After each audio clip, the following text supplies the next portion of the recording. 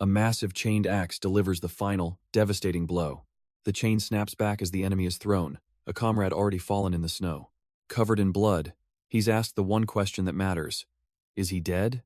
With cold fury, he retorts, "Can't you see his severed head?" But his master confesses a terrible truth. "I haven't been able to see anything for a moment now." "That's unfortunate," the warrior mutters, his steps heavy as he turns away. His master finally collapses, admitting it's all done and praising his student's work. The warrior can only offer a simple, exhausted reply.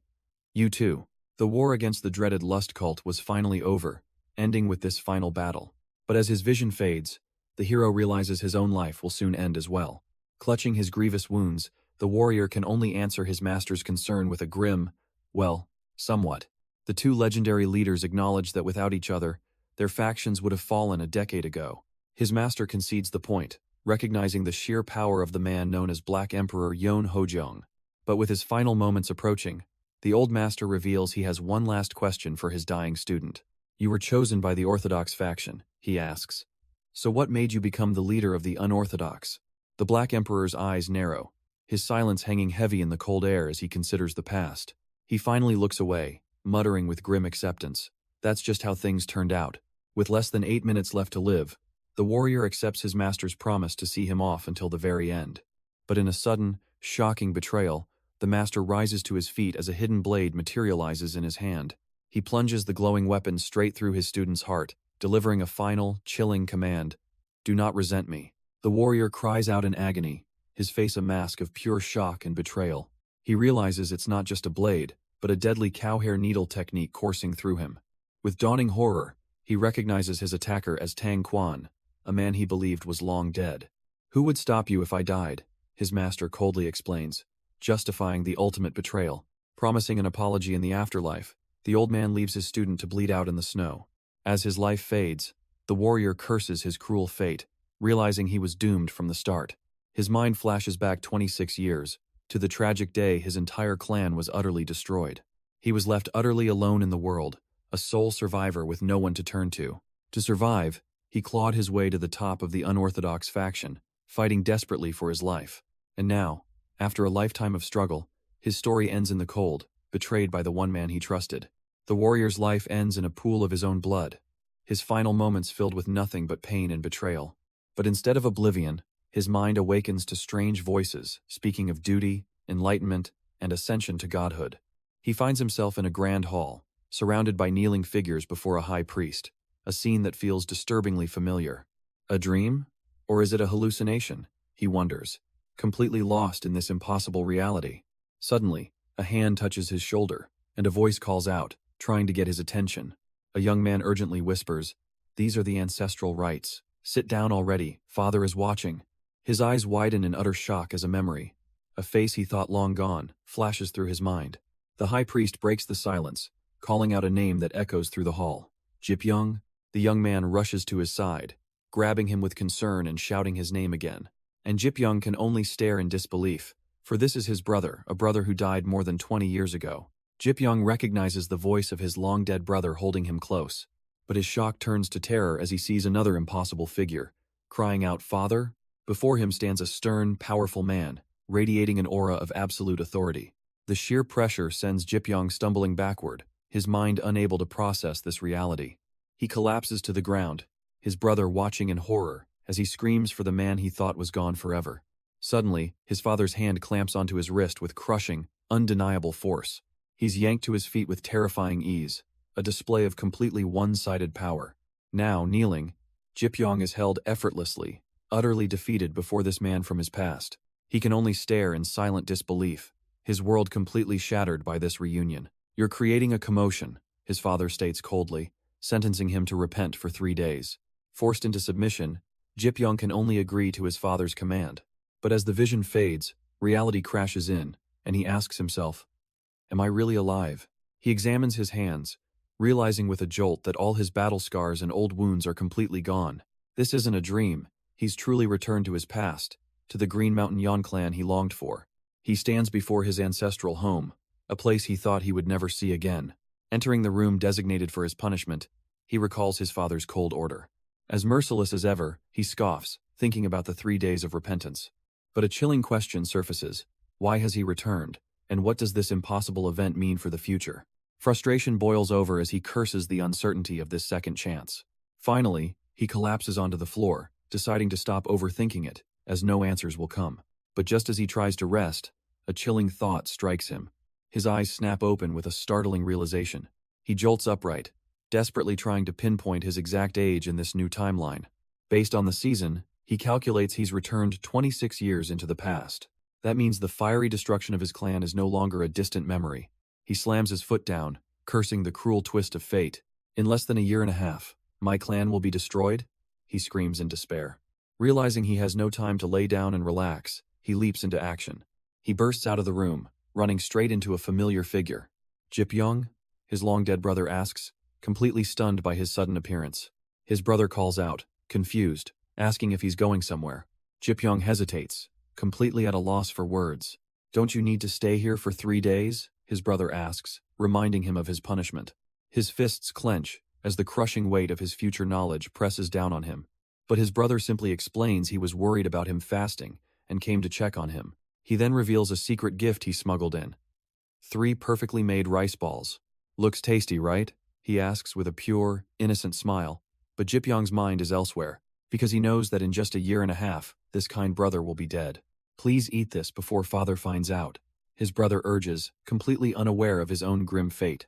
The mention of their father sends a chill down Jipyong's spine, as another piece of the tragic puzzle falls into place. He remembers the grim future where his father and clan are slaughtered by a villain's sword, a fate he now scoffs at. I'll strike you down first, he vows, his eyes burning with the resolve to rewrite history. He pulls his brother into a tight embrace, promising to stop the tragedy, and leaving the boy utterly confused. The blood-soaked warrior he once was awakens within him, screaming a silent vow, I'll slaughter you all. With his mind made up, he bursts out of his confinement, his punishment now meaningless. He strides purposefully through the clan grounds, a man on a mission no one else can understand. Servants greet the young master with deep bows, unaware of the storm brewing inside him. But his determined path comes to a sudden halt. His way is blocked by 2 imposing guards, standing sentinel before a grand entrance. What brings you to the patriarch's residence? They ask, questioning his presence at the clan's very heart.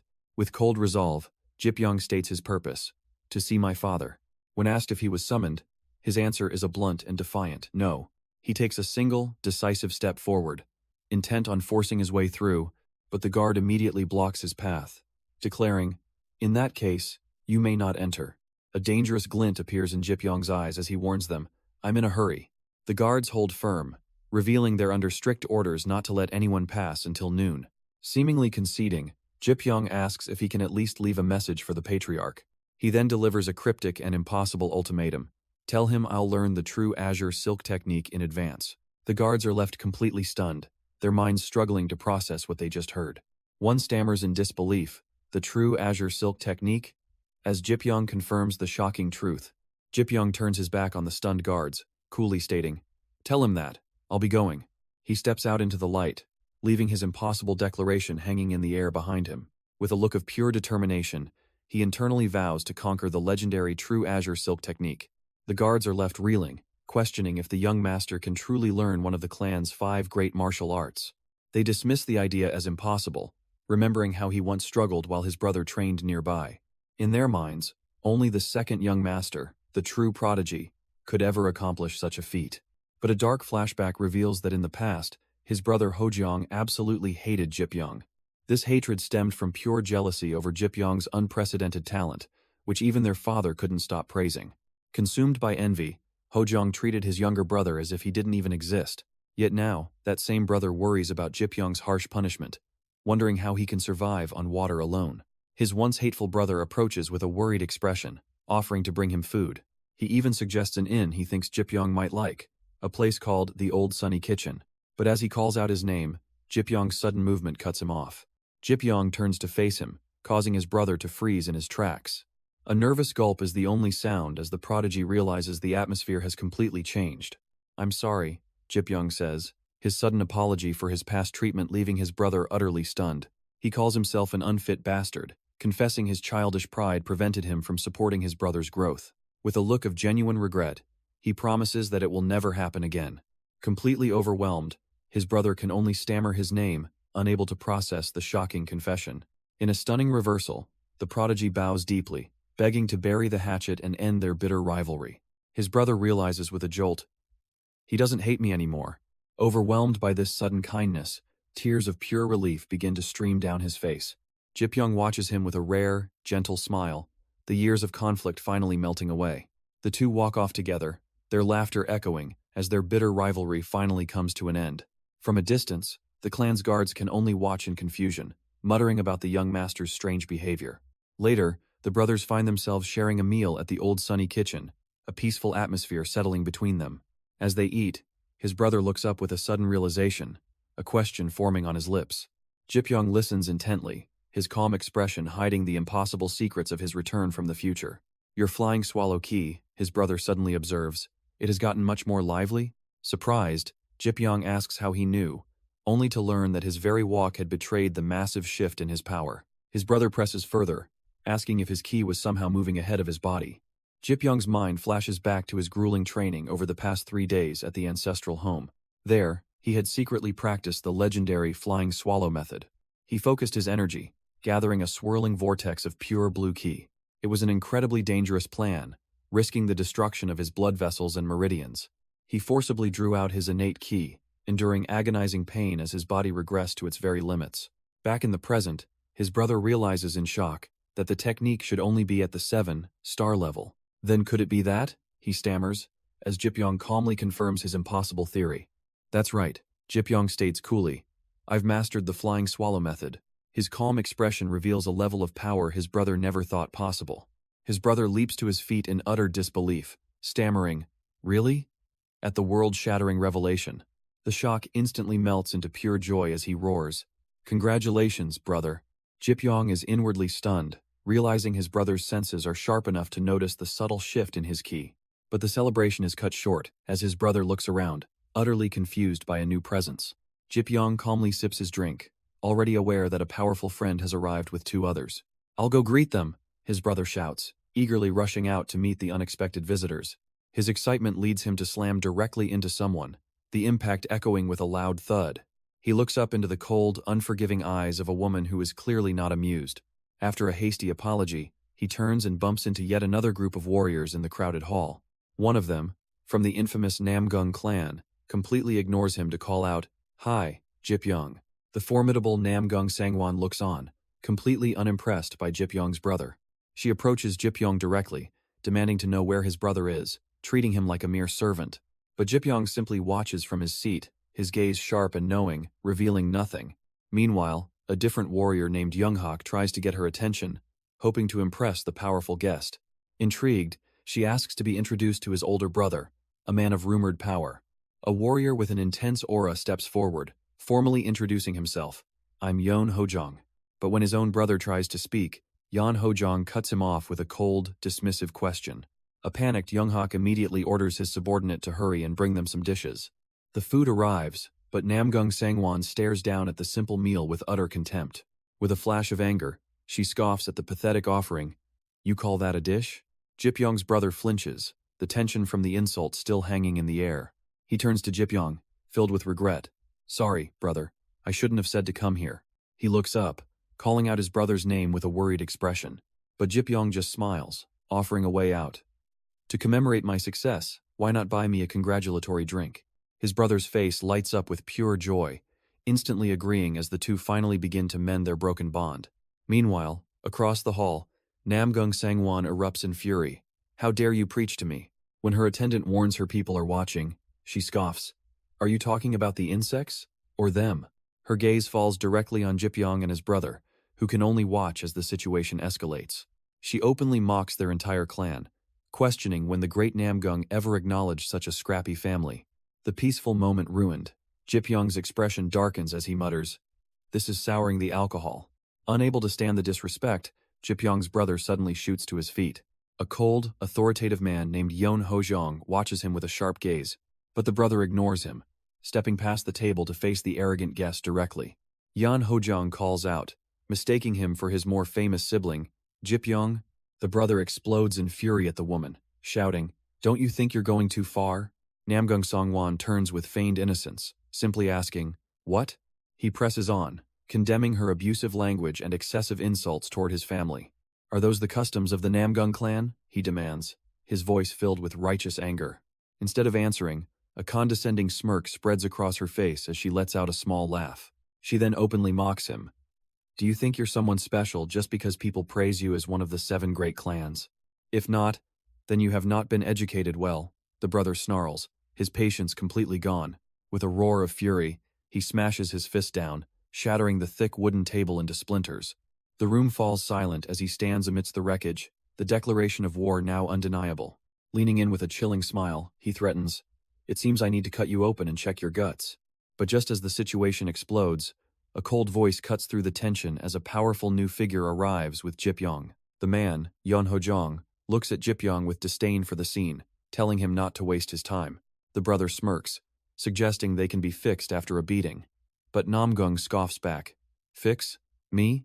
Yeonho-jong simply points a finger directly at the arrogant young lady, his intent crystal clear as he says, "You." He then turns to Jipyong, his voice devoid of emotion, and gives a shocking command.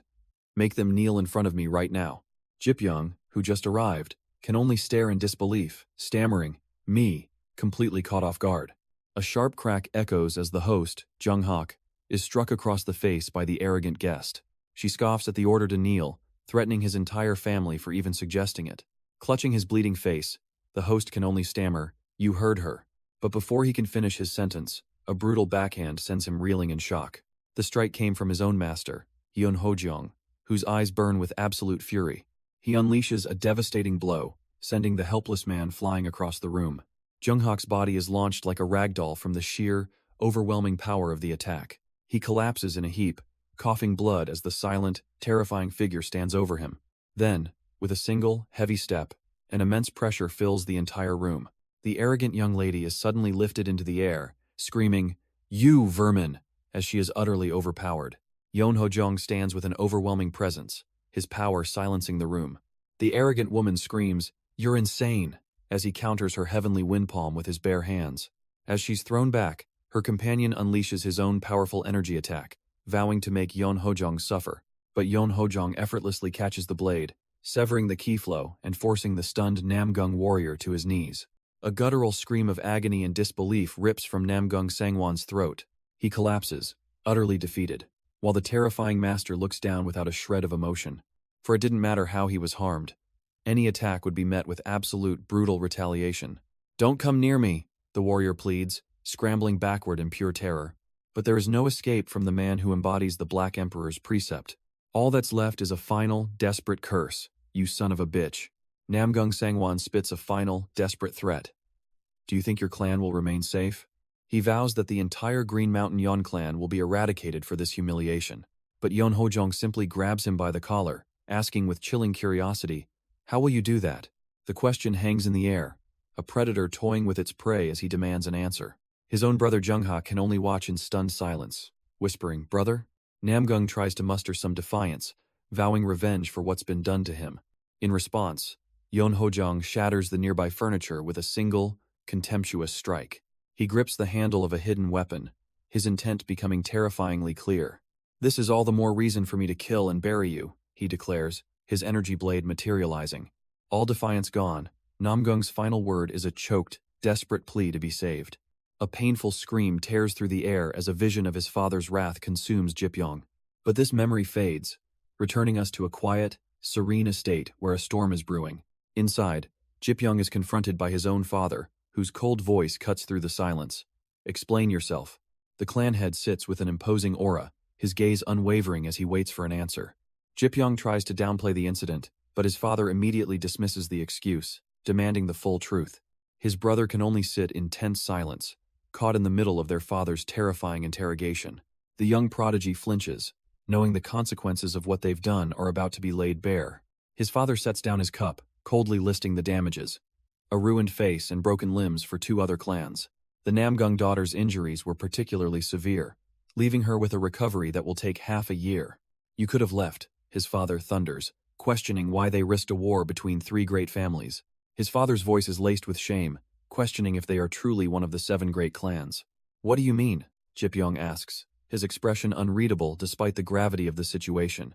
The clan head reveals the Namgung girl showed them no respect, a direct insult to their family's honor.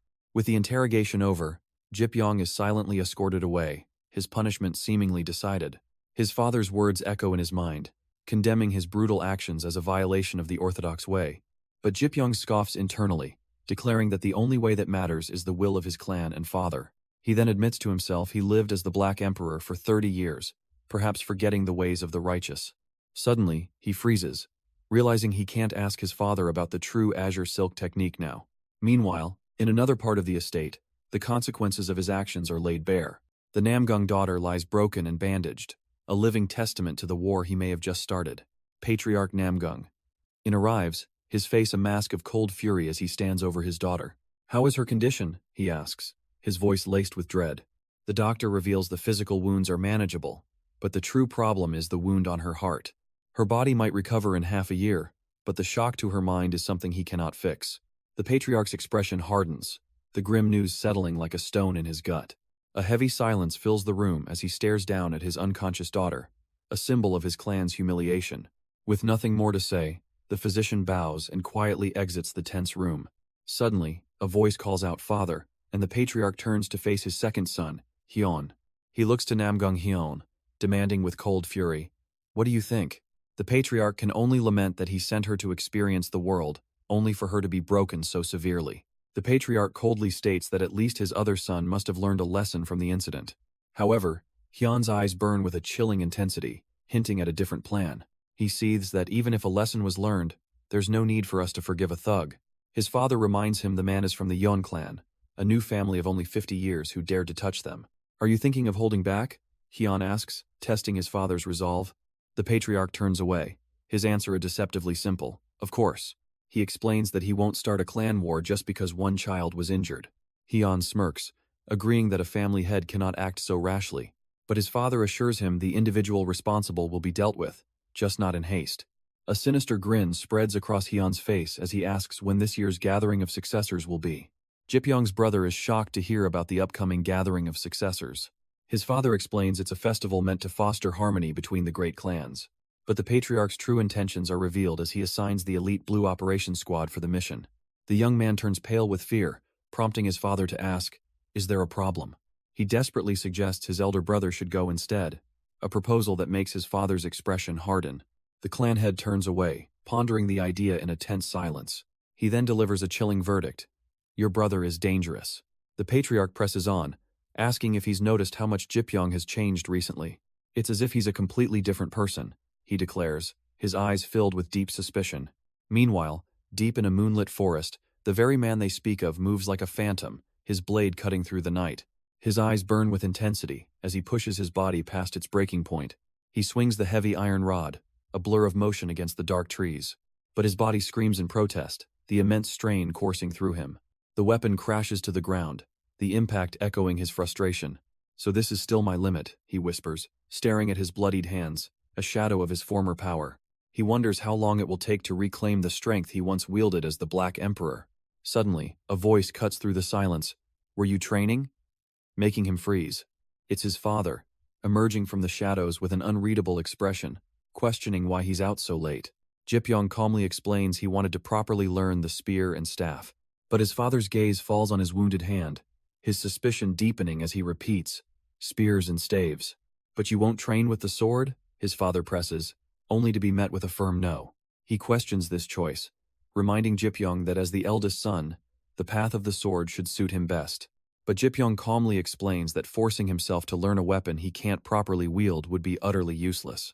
His father's surprise is palpable, a sharp "who?" cutting through the night air. "The martial path is felt through the body," Jipyong declares, "and I must walk the path that fits me." A heavy silence falls between them as his father considers his son's unexpected resolve.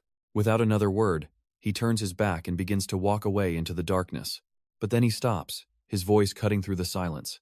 "I heard from gatekeeper Sangguoi." He turns back with a sharp gaze, asking if it's true Jipyong wants to learn the true azure silk technique. His father reveals this is a forbidden divine art, then ominously adds, "I have something I wish to ask you." His father's voice is low and demanding.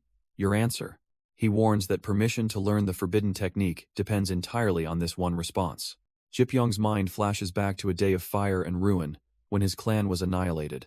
He remembers the desperate screams of his clansmen as they tried to defend the patriarch's study. Even his prodigious brother was swept up in the chaos, fighting for his life. The memory shifts to an earlier, peaceful day, as his father explained the 5 great divine arts. Both he and his brother were stunned into silence by the revelation. But his brother's voice had cut through the shock. "Father, I will also fight." In that moment, his father had entrusted him with the original manual of the divine arts. As the memory fades, Jipyoung is left watching his father's back, the weight of the past hanging between them. Jipyoung's father falls silent, a grim resolve hardening his features as he turns away from his son. In a flash of memory, his father's energy erupts as he screams a final command, "Hurry and go." He stands as the last line of defense, facing an overwhelming wave of destruction all alone. His final roar echoes through the halls, a desperate order to defend the Yeon clan to the very last man. The memory fades, leaving Jipyoung with only the sacred manual and the crushing weight of his father's sacrifice. But back in the present, his father's voice cuts through the silence. "Let me ask you." The question hangs in the air, sharp and suspicious. "Did you know the forms of the true azure silk technique?" He accuses Jipyoung of knowing the forbidden art long before he should have, a secret that defies all logic. The patriarch's eyes narrow, unable to comprehend how his son could possess such impossible knowledge. But Jipyoung's answer shatters his father's suspicion with an even greater mystery. "I know all the forms of the 5 great divine arts." His father stares in disbelief, unable to process the impossible claim of knowing all 5 great divine arts. "That's right," Jipyoung confirms, calmly attributing his knowledge to his father's own teachings from the past. A flash of his bloody future as the Black Emperor reminds him of the dangers he can't yet reveal. He looks down, holding back the crushing truth of his regression for the sake of his family. His hand tightens on his staff, a silent vow that it's not yet time to tell his story. Instead, he offers a plausible lie, claiming he remembers everything from a single visit to the martial arts library as a child. The patriarch's eyes narrow, desperately searching for any sign of deception in his son's story. But Jipyoung's gaze is unwavering, forcing his father to accept the unbelievable truth that he genuinely knows the forms. This only deepens the mystery, prompting his father to ask the real question, "Why are you in such a hurry?" Seeing his son's resolve, the patriarch finally relents, offering to personally help him master the forbidden technique. The next morning, Jipyoung's special training begins. His father transfers the true azure silk key, expecting the process to take at least half a month. "That will be more than enough," he mutters, recalling how long it took him to master it. But in a single moment, Jipyoung's hand erupts with a power that leaves his father utterly speechless. A shock wave of pure energy blasts through the room, shattering everything in its path. Jipyoung grits his teeth, struggling to control the overwhelming ki now flowing through his body. His eyes blaze with an ethereal blue light, a sign of impossible and immediate mastery. The entire building trembles under the sheer force of his awakened power. A blinding flash of azure energy completely consumes the training hall. The patriarch is thrown back, stunned by a feat that defies all logic. The patriarch's eye widens in pure, unadulterated shock. "I can't believe it," he stammers, realizing it hasn't even been an hour. As the overwhelming energy finally settles, Jipyoung lets out a steady breath.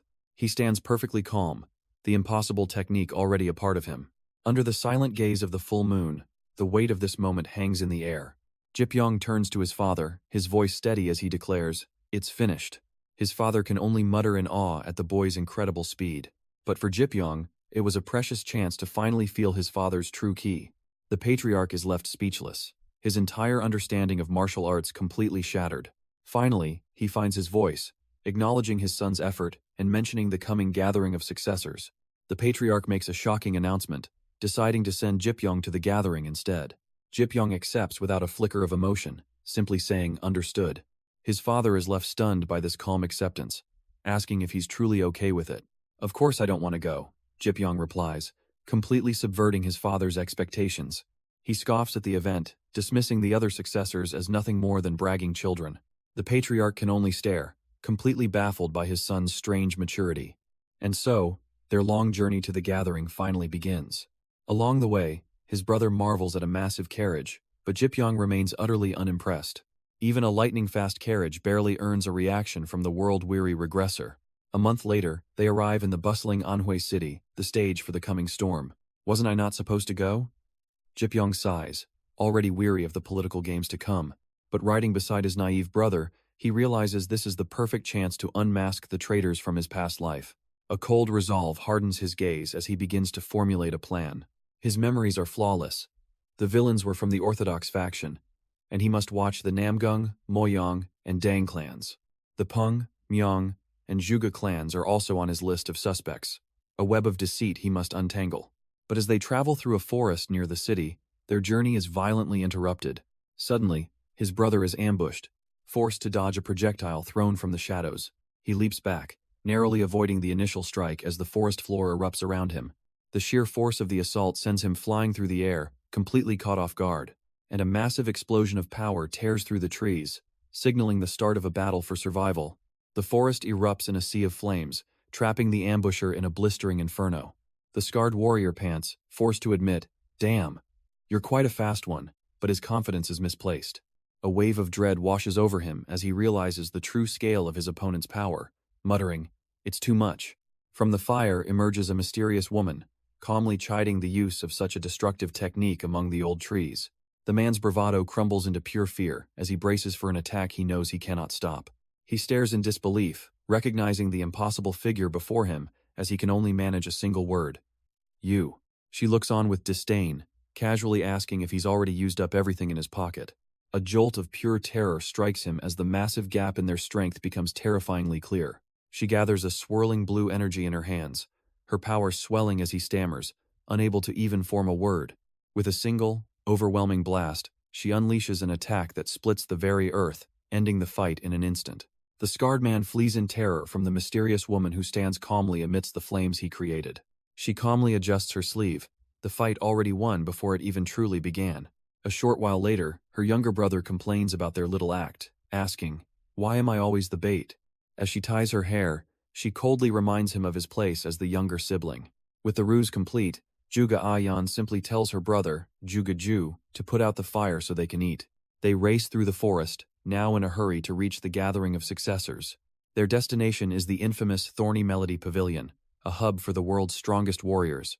Inside, the hall is already packed with powerful figures, the air thick with tension and ambition. The siblings find a table, her brother sipping tea while she observes the room with calculating eyes.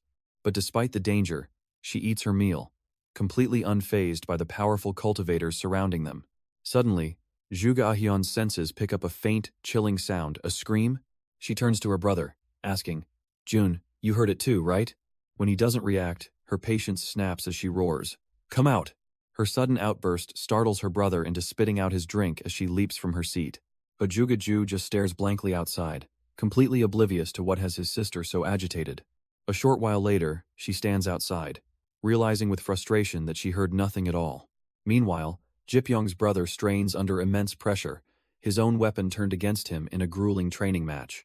Jipyong watches with a critical eye, noting his brother's refined form but seeing a fatal flaw. With a simple, almost lazy flick of his wrist, he effortlessly parries his brother's full-force strike. He glares at his sibling, demanding with cold intensity, "Can't you fight like it's a real battle?" His brother trembles, pushed to his absolute limit by the relentless training. But they are not alone, as a mysterious woman watches their every move from the shadows. Refusing to give up, he begs, "Please let me try one more time." Startled, the onlookers watch as the young warrior leaps over the wall to continue his grueling session. He unleashes a flurry of strikes, only to be met by Jipyong's impossibly fast counter. A blade of pure energy. The exchange is completely one-sided, ending with the prodigy slammed brutally into the ground. The woman realizes with a start, "That's the sound I heard," finally understanding the source of the disturbance. Exhausted but triumphant, his brother manages to get up, muttering, "I did it," having finally passed the test. A rare smile crosses Jipyong's face as he notes his own body feels light from the constant training. He channels his power, realizing the true Azure Silk technique is now more stable than ever before. Jipyong feels his power surge, confident he'll soon master the legendary Four Guardian Gods technique. His training is suddenly interrupted by the arrival of an unexpected but familiar face. The man introduces himself as Shinmo, the formidable Blue Operation Squad leader. "I'll leave the guest to you," Jipyong says, entrusting a secret mission to his subordinate. Left alone, the loyal squad leader stands guard, his expression unreadable and stoic. He mutters to himself that he can wait all day, prepared for whatever comes next. But a sudden rustle from the nearby bushes signals that he's not alone. Two figures emerge. A woman and her startled younger brother, caught spying on the private training. "My name is Jegalahian." The woman apologizes, admitting she was drawn in by the sound of their battle. She then grabs her brother by his hair, dragging the embarrassed boy away from the scene. Jipyong watches the confrontation, instantly recognizing the woman is from the powerful Jaegul clan. He admits to himself that he'd faintly sensed their ki all along, but something felt off. The woman quickly blames her brother for the intrusion, promising to scold him for his carelessness. As they flee, Jipyong analyzes their energy, concluding their ki is different from the true perpetrator. Yet he remains suspicious, knowing that in this world, anyone can be a killer in disguise. But as she departs, the woman from Jaegul glances back with a knowing look.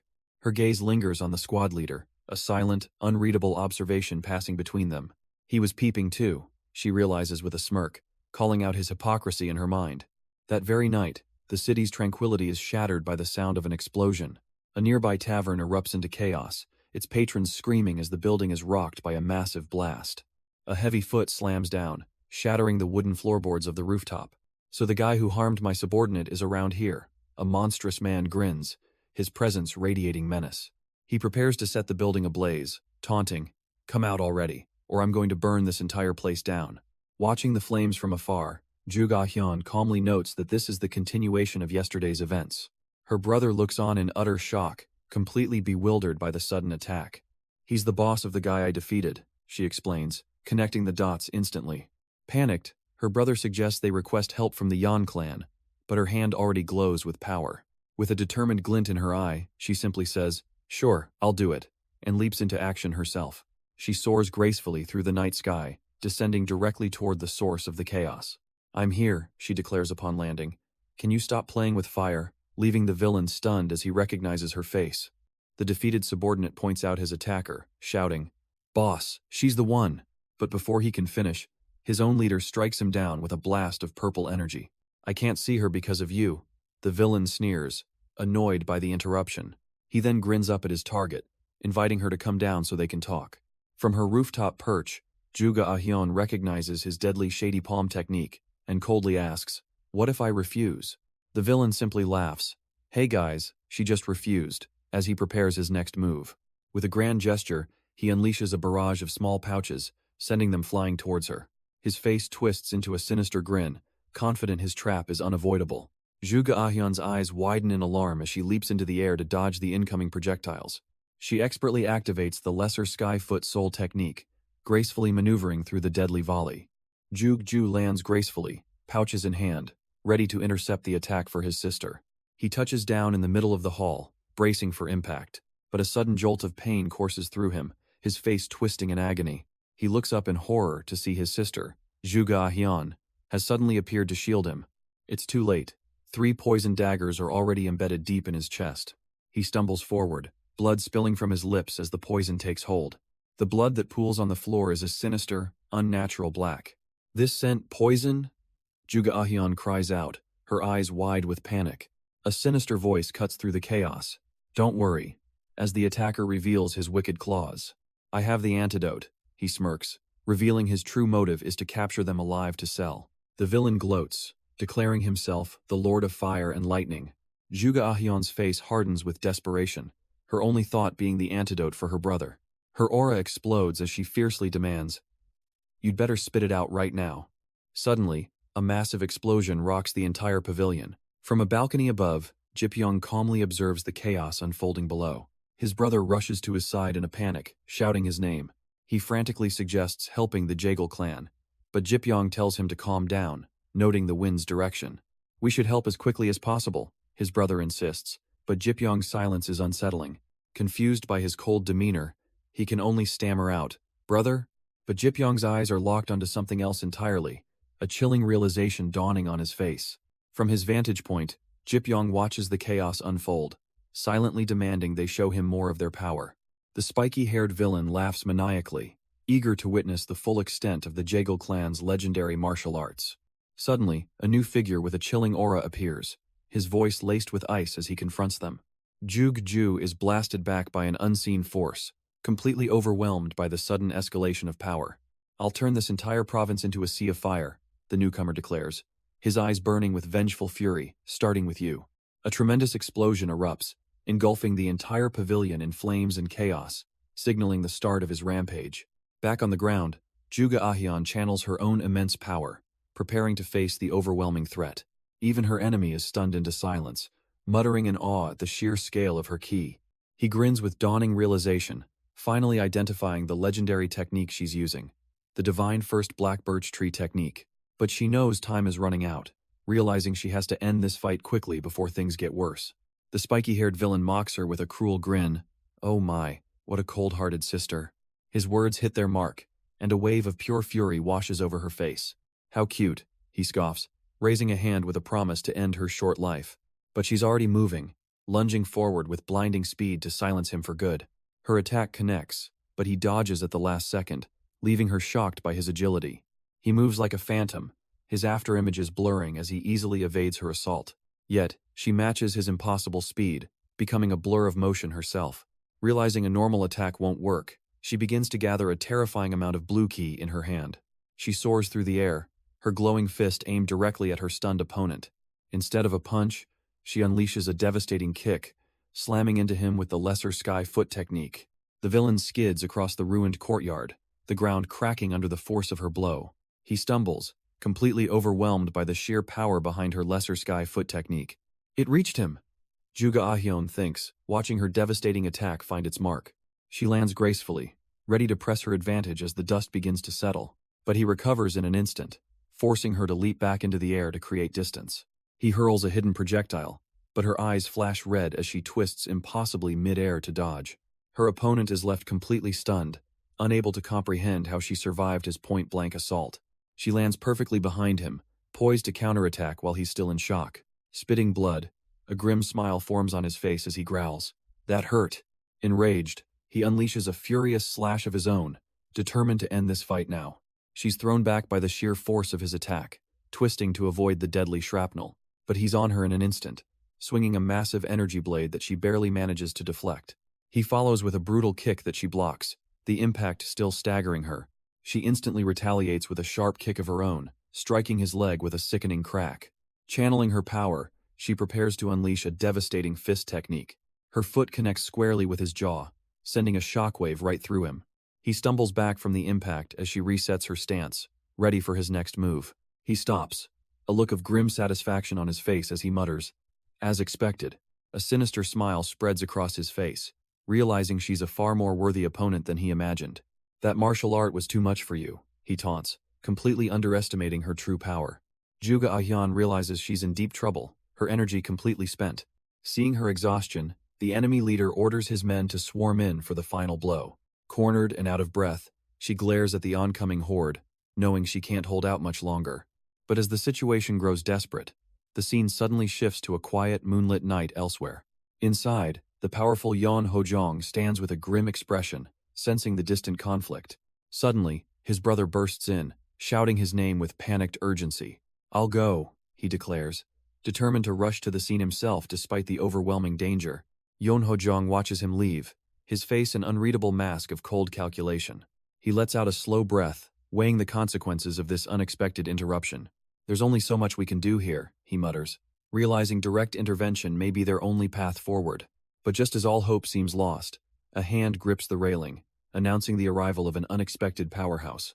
It's Yeon Hojong, wielding a massive mace as he steps out of the shadows, his expression cold as ice. With a death grip on his weapon, he channels an incredible amount of energy for one devastating strike.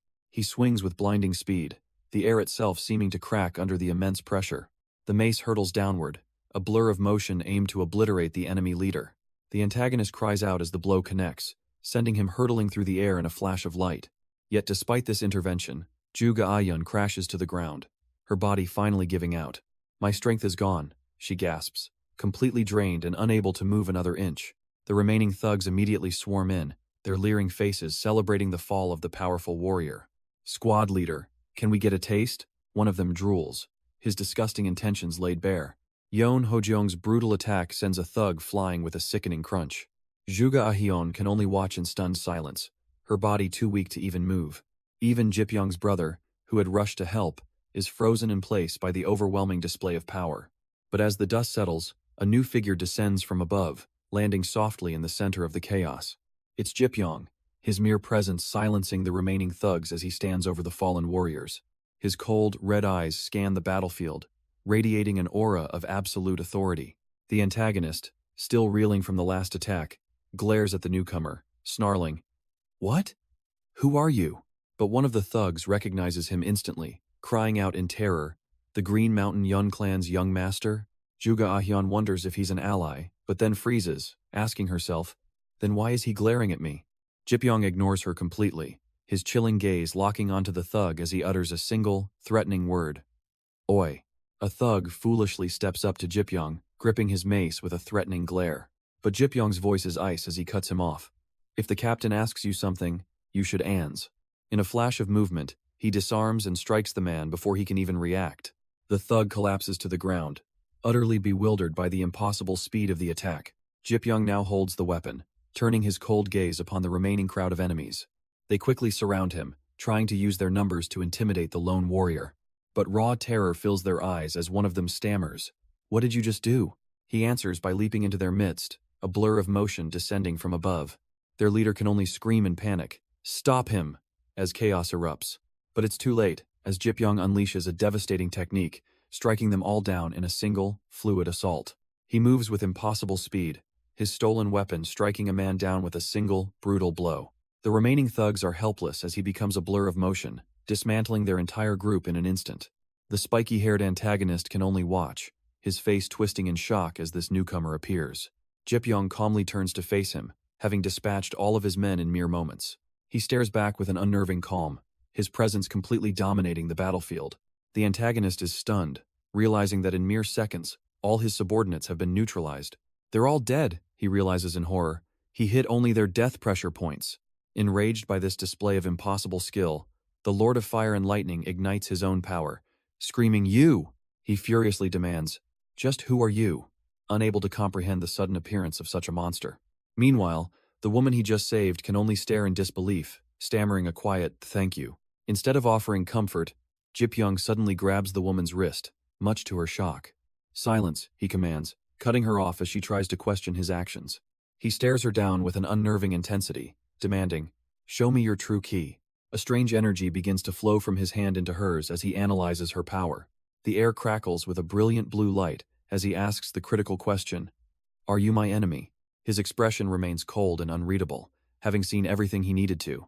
He abruptly releases her hand, his mysterious test now seemingly complete. Turning his back on her, he gives a simple order, "Take your brother and leave."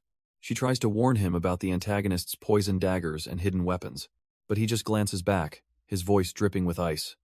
"Didn't you hear me?" He coldly tells her, "Get out of here, you're in the way," causing her to flinch in surprise. As she retreats with her brother, Jipyong turns to the antagonist and asks, "Are you done?" His gaze remains locked on the enemy, ensuring the others can escape safely. The spiky-haired man scoffs at his bravado, correctly guessing his art is not from the Silent White Frost. But his confidence shatters when Jipyong correctly identifies his school as the Silent Red Fire. "How do you know my martial art?" he stammers, while Jipyong calmly takes a fighting stance. Holding the mace forward, Jipyong poses a chilling question of his own. "Which technique do you think I'll show you now?" he asks before leaping into the sky. Silhouetted against the full moon, he prepares to unleash an overwhelming attack.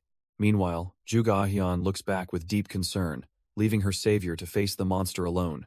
So annoying, she thinks, frustrated by her own powerlessness. Carrying her brother, she vows to make the eldest son of the Yun clan indebted to her next time. Meanwhile, Shinmo looks up in awe as Jipyong descends from the sky like a god of war. He reports that the southwestern gate is secure, asking Jipyong's brother if they should offer support. But the young master simply stares, stunned into silence by the spectacle. "Blue Operation Squad Leader," he finally says, turning to his subordinate. Looking over the field of defeated thugs, he asks a chilling question. "Do you think my brother needs our help?" he finishes, as they both witness the completely one-sided fight from afar. The spiky-haired villain can only scream as Jipyong's overwhelming power shatters his defenses.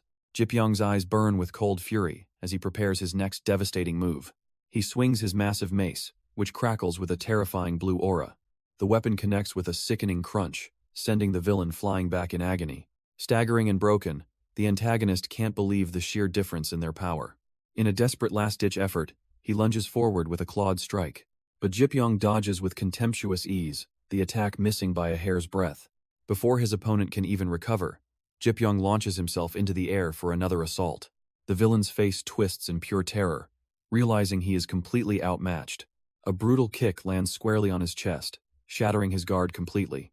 The self-proclaimed Lord of Fire and Lightning can only groan in agony, utterly broken. The broken antagonist grits his teeth, declaring, "Let's end this." But Jipyong simply scoffs. "I'm starting to get bored," leaving his opponent stunned by the sheer disrespect. He reveals he knows the man's technique, a teaching from the legendary assassin known as the Silent God. "Are you not ashamed?" Jipyong asks, mocking him for using such a profound art to simply enhance his daggers. The villain rages, but Jipyong continues his verbal assault, questioning how a lord could have no fire key. With a bored yawn, he asks if the man truly learned from the Silent God at all. Jipyong lands the final blow, asking if he's ever even witnessed the real teachings of Silent Red Fire. The scene shifts as Jipyong recalls a different power, the Four Guardian Gods technique, which begins with North Divine Energy. In his memory, a single finger touches a wall of pure energy, shattering it with an explosive crack. The demonstration is absolute, a casual display of power that pierces the impossible with ease. Jipyong's mind drifts back to a lesson on the Water God's Key, a power both firm and delicate. In his memory, his master Tang Quan begins the demonstration with a simple, humming gesture. At its peak, he explained, it can block even battering rams and cannons, forming a perfect shield of energy. The young Jipyong watched silently, absorbing every word about this legendary power. With a single touch, his master proved how this immense force could also be impossibly precise. It was a technique that could not only defend but also delicately refine one's own martial arts. This was the true power of the North, the water god of the 60th year of the sexagenary cycle. Back in the present, Jipyong wonders, if I want to awaken the four guardian gods, what must I do? His master's voice echoes from the past. To tell the truth, you are not at that stage. But another memory surfaces a hidden key to unlocking this power through the hellfire of one's own rage. The spiky-haired beast grits his teeth, consumed by pure, unadulterated rage. If it's your wish, I'll show you, he snarls, unleashing a storm of daggers from his fiery aura. But the projectiles shatter harmlessly around Jipyong, who stands completely still, utterly unimpressed. He watches his opponent's tantrum with a cold, almost bored expression on his face. These are the teachings of the Silent Red Fire, the man roars, his power flaring in a desperate attempt to intimidate. Yet Jipyong effortlessly parries the furious lunge with a single, glowing fingertip. He then closes the distance in an instant, landing a devastating blow that sends shockwaves through his opponent's body. Weak, Jipyong declares, his grip crushing the man's pathetic imitation of a divine art. He mocks his foe's limited power, asking, with only this much fire, you can't even get rid of the piss of an ant? The enraged beast can only scream in humiliation, vowing to destroy him down to his very internal organs. But suddenly, his eyes flare with a murderous, fiery light. I'll burn you, he roars, unleashing a desperate, all-consuming flame attack. Yet his inferno is instantly blocked by a mysterious newcomer wielding a massive mace. The backlash sizzles against the antagonist's hand, his ultimate technique completely nullified. The stranger, Yon Hojong, simply smirks, utterly unimpressed by the display. You're laughing? The beast bellows, his pride shattered by this new, overwhelming power. Yon Hojong begins a relentless assault, calmly thinking to himself, a bit more.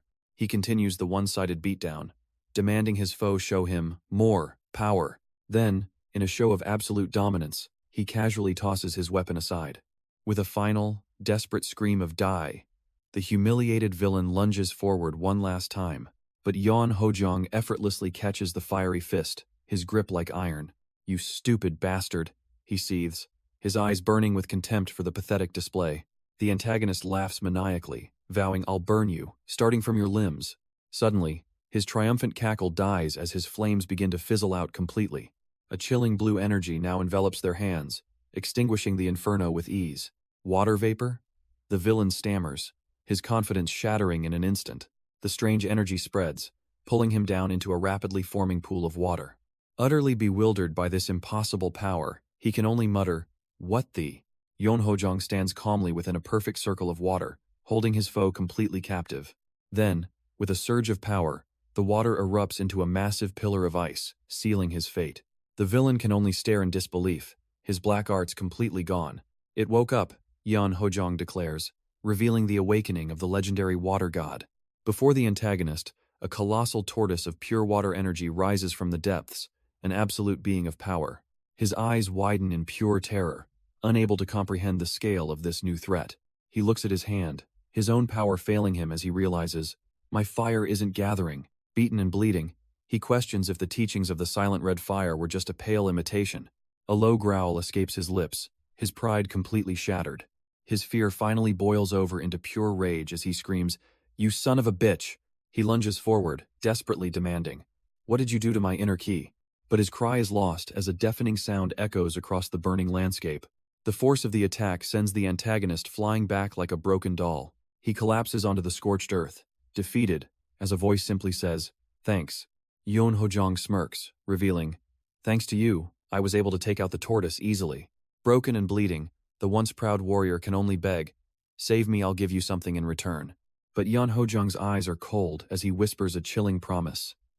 "Play as much as you want with the fire you love so much." He raises a hand, gathering an immense, terrifying power that spells certain doom. With a single, devastating motion, he unleashes a torrent of pure energy straight at his helpless foe. The beam slams into the ground, driving the antagonist deep into the fiery earth below. His final, agonizing screams echo as he is consumed by the very flames he once commanded. And through it all, Yeon Hojong watches with an unnervingly calm and empty gaze, his judgment delivered. Jipyong's brother can only stare in horror, completely shaken by the cold-blooded execution he just witnessed. Meanwhile, at the Thorny Melody Pavilion, the sounds of hammers ring out as the city begins to rebuild from a devastating attack. Workers survey the damage, remarking that it's a miracle the burnt outer walls are still standing. A rumor starts to circulate among them that the young master of the Yun clan personally captured the arsonist. The conversation is light at first, with one man asking another to share a piece of what he's chewing. But the gossip takes a shocking turn as he adds, "I heard he didn't just catch him, he burned him to death." "What kind of nonsense is that?" his friend scoffs, unable to believe it. But the first man insists the brutal story is true. Suddenly, their argument is cut short by the arrival of a powerful-looking official overseeing the reconstruction. The official approaches one of the men, surprised, asking, "You journeyed all the way here?" With a humble smile, the man shakes his hand, explaining he came as a simple beggar to check on the pavilion's restoration. The pavilion lord thanks the mysterious man for the beggar's sect's help, leaving the workers completely baffled. As the scruffy visitor walks away, the lord watches over the bustling reconstruction site. "Who is that person?" the workers ask, only to be told he's the one who hired them to help. Their faces drain of all color as the shocking realization begins to dawn on them. The man is revealed to be the successor of the beggar sect, the Orthodox faction's legendary information network. He recalls the rumors of how the Yun clan's master beat one of the faction's 13 with no difficulty. "I'm dying of curiosity," Ga Duksong smirks, deciding he must see this monster for himself. With a jaunty wave, he declares his next stop is the gathering of successors. Meanwhile, deep in a forest, Jipyong unleashes a devastating blast of pure energy from his weapon. His mind recalls a core teaching, the guardian tortoise, a defensive art that can become a great offensive power. He reflects on the ancient power of the guardian tortoise, a technique that purifies the very essence of one's ki. His focus is absolute, honing a power that will rewrite his tragic destiny. Meanwhile, his brother is approached by the Blue Operation Squad leader, who asks if his training is complete. He said he wanted to be left alone for a bit, Shinmo reports, relaying Jipyong's strange request. His brother is taken aback, finding this sudden desire for solitude completely out of character. But Jipyong's concentration is suddenly broken as he senses an unexpected presence nearby. He turns to find a group of warriors standing in silence, the atmosphere thick with an unspoken tension. And from the crowd steps a familiar face, the mysterious woman he saved, Juga Ayun. "If you've recovered, then return to the Juge clan," he says coldly, turning his back on her. But she refuses to leave, her voice firm as she declares, "I want to ask you something." Jipyong's brother lets out a troubled sigh, his mind racing with unanswered questions. Hidden high in the trees, he watches from afar, struggling to understand the man his brother has become. The memory of Jipyong's terrifying power makes him question everything he thought he knew about his own flesh and blood. He then overhears Jipyong's cold command to the mysterious woman, "Stop following me." But she refuses to back down, and he realizes with a shock that she's from the powerful Juge clan. Torn between honor and curiosity, his inner demons convince him that he must eavesdrop on their tense conversation. "I'm sorry, father," he thinks, slapping his own face as he commits to the dishonorable act. He quietly pursues them through the forest, determined to uncover the truth behind his brother's secrets. They finally stop in a secluded clearing, giving him the perfect vantage point to listen in. Jipyong finally relents, turning to face her with a sigh of pure irritation. "Fine. What is it?" She reveals her ultimate power, the divine first black birch tree technique, a potent wood-based key. And I struck a blow filled with this key into his abdomen, she explains, recalling her attack on the monstrous foe. But her most powerful art was completely useless, leaving her to wonder how he was left completely undamaged. Jipyong cuts her off with an unnervingly simple question. Your key. It's wood key, right? He turns his head slightly, a knowing look on his face as he instantly analyzes the nature of her power. A cool, soft, refreshing scent, he observes with impossible calm. Your key smells like birch trees. He then gestures towards a broken tree, beginning to explain the fundamental difference in their powers. The bastard's martial arts is fire key, he states, comparing it to a raging inferno that her wood key only fueled. The realization hits her like a physical blow. He was simply not a good match for her. She's left completely stunned, admitting she never even considered the fundamental properties of their opposing key. Zhuge Ahian approaches him with one final, burning question. She grabs his arm, her voice trembling slightly as she asks, "Didn't you think it was a bit cruel?" Jipyong turns, his expression unreadable, as he questions why killing the Lord of Fire and Lightning was cruel. She insists that any normal person would have been horrified by the brutal execution they witnessed. He finally seems to understand her shock, realizing why his dark aura pushed everyone away. This place is the Orthodox faction, he admits, and I acted like the Black Emperor. His gaze hardens as a single word hangs in the air. However, he reminds her that the villain had threatened not only his brother, but her life as well. Furthermore, he was a monster who endangered countless innocents, a fact she cannot deny. He concludes with a chilling philosophy as they stand apart. Death is fair to everyone, good or bad. Zhuge Ahian confronts him, questioning his cold philosophy on life and death. But Jipyong's conviction is absolute, declaring that villains must die painfully for true justice to be served.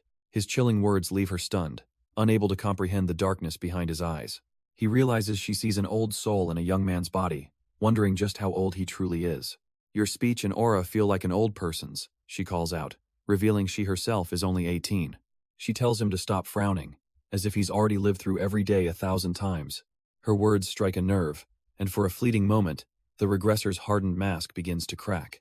She watches him walk away, believing that one day he will finally understand her point of view. But for now, a different thought consumes her as she reflects on their recent encounters. She recalls how, despite his terrifying nature, she only ever seems to receive help from this mysterious man. Zhuge Ahian grumbles about being indebted, but Jipyong coldly tells her to simply repay it. She suddenly tries to pull rank, teasingly demanding he call her Nuna since she's a year older. 2 days later, the stage is set as warriors converge on Anhui City for the gathering of successors. Jipyong's party, the Green Mountain Yon clan, rides through the crowded streets with grim determination. Their squad leader announces their arrival, his face set like stone as they reach their destination. They approach a grand estate, their designated lodging for the tense days ahead. Shinmo pounds on the door, announcing their clan's name with authority. This is the Green Mountain Yon clan. The heavy gates slowly creak open, revealing the figures waiting inside. But instead of a warm welcome, they're met by an imposing man and his entourage blocking the entrance. The man scoffs with a look of disdain, questioning their very presence. The Green Mountain Yon clan? Shinmo steps forward to formally announce their arrival, his authority clear. But their host is none other than Han Homyong of the Sichuan clan, a name that carries terrifying weight. Jipyong's eyes narrow with suspicion, recognizing the clan from his past life. But his attention is stolen by the figure, standing just behind their host. A face he never expected to see again sends a chill down his spine.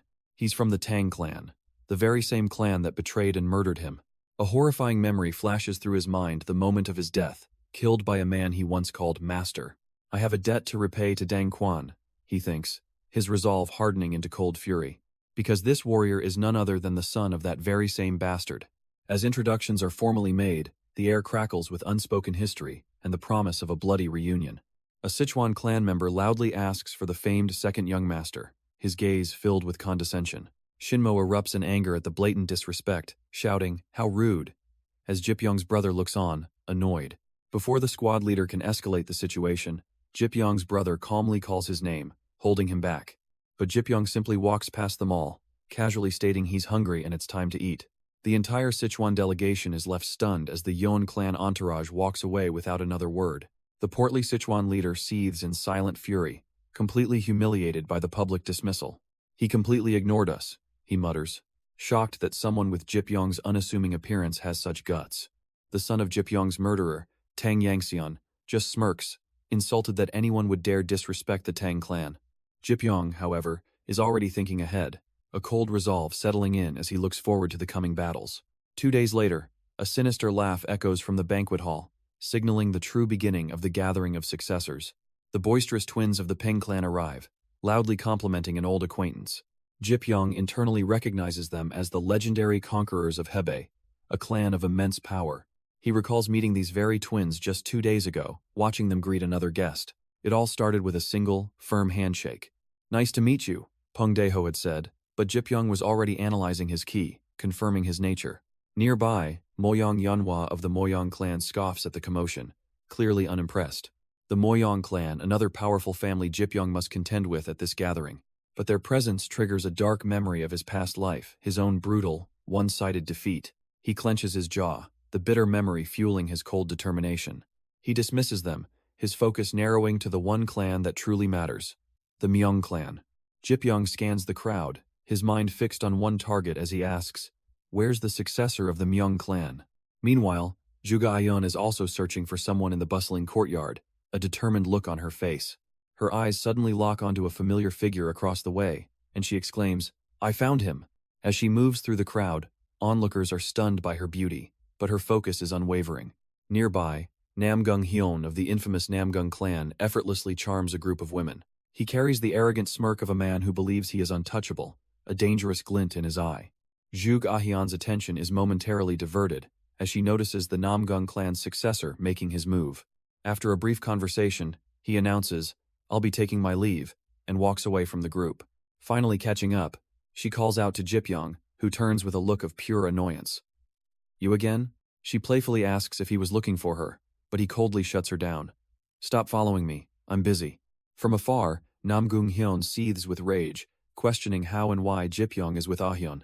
Meanwhile, she casually remarks, "I didn't know that the Yan clan's martial art was so powerful," but Jipyong remains unimpressed, stating he still needs to get stronger. Intrigued, she leans in and asks if he's trying to become the strongest in the world.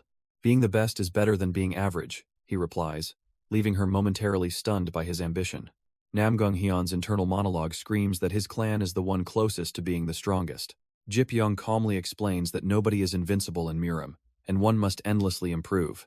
Yet she counters, insisting there is one person who deserves to be called the strongest. She speaks of the legendary Four Directions martial emperor, though Jipyong scoffs that his name is childish. As she details the emperor's mastery of 4 different arts, Jipyong's hand clenches with a sudden, hidden understanding. Jipyong casually dismisses the legend of the Four Directions martial emperor as an exaggeration, shocking Juga Ahyeon. But inwardly, he knows the truth. It's all connected to the Four Guardian Gods technique and its ultimate form. He has a sudden epiphany. The legendary emperor must have inherited that very power. Just as he's about to demand more information, a smug voice cuts in. "It looks like you are having fun." It's Tang Yangseon, the son of the man who murdered him in his past life, a face filled with chilling arrogance. With a condescending smile, he asks, "Can I join you?" An uncomfortable silence falls over the table as the uninvited guest makes himself at home. Juga Ahyeon glances nervously at Jipyong, waiting to see how he'll handle this sudden intrusion. To her complete surprise, Jipyong simply nods and says, "Sure." And just like that, an enemy from a forgotten lifetime sits across from him, the air thick with unspoken history. As his companion tries to introduce him, the arrogant Tang Yangseon cuts her off, claiming he already knows who Jipyong is. "And I'm not here to see him anyway," he smirks, his gaze landing on someone far more interesting. His companion sweats nervously, realizing the air has suddenly turned toxic and hostile. He places a cup before Juga Ahyeon with a single, blunt command, "Pour the tea." But she only offers a sweet, questioning smile, feigning complete ignorance of his demand. In a flash of defiance, she flicks the cup away, sending it spinning off the table. Tang Yangxian's smug expression finally cracks, his amusement turning into cold annoyance. "Pour it yourself," she states calmly, refusing to be treated like a servant. His patience snaps as his voice drops into a low, dangerous threat. "Pour the tea," I said. Yet with a serene smile that hides an iron will, she gives him a simple, final answer. "No. Jiang is my friend." Tang Yangxian smirks, insisting he was just helping him out. His companion offers a sweet but cutting reply. "Sure. If only you weren't so rude." The pleasant atmosphere instantly shatters, as the air between them grows cold and tense. But his annoyance quickly twists into a predatory grin, intrigued by her defiance. She simply holds her smile, her silence a mask for her true thoughts. "You're pretty cute," he muses, finding her spirit a refreshing change from obedient girls. Her expression finally hardens as she cuts him off with a sharp, "Hey." Suddenly, a new challenger steps in, placing a firm hand on his shoulder and warning, "You'd better stop." It's Namgung Hyun, who coldly orders him to stop bothering people and stand up. Tang Yangxian scoffs, questioning if even a swordsman from the Namgung clan dares to challenge him. Tang Yangxian whips around, furious at the sudden interruption. He arrogantly declares that even the strongest swordsman is nothing compared to the true strongest in the world, the Sichuan Tang clan. But from his seat, Jipyong simply scoffs at the pathetic argument, dismissing it as child's play. He slowly rises to his feet, his voice cutting through the tension as he asks who the real strongest is. Stepping forward, he mocks them all. "What kind of idiots call themselves the strongest when our Gujumyong clan is here?" The entire restaurant falls silent, every head turning in shock towards the source of this bold claim. As Jipyong calmly picks up a cup, the crowd begins to realize who he is, whispering, "That man." Suddenly, a new figure is identified, Myung Horim, the Gujumyong clan's third young master. With an overwhelming presence, Myung Horim ascends the stairs, his arrival shifting the balance of power completely. The once proud heirs can only stare in stunned silence, their petty conflict instantly forgotten.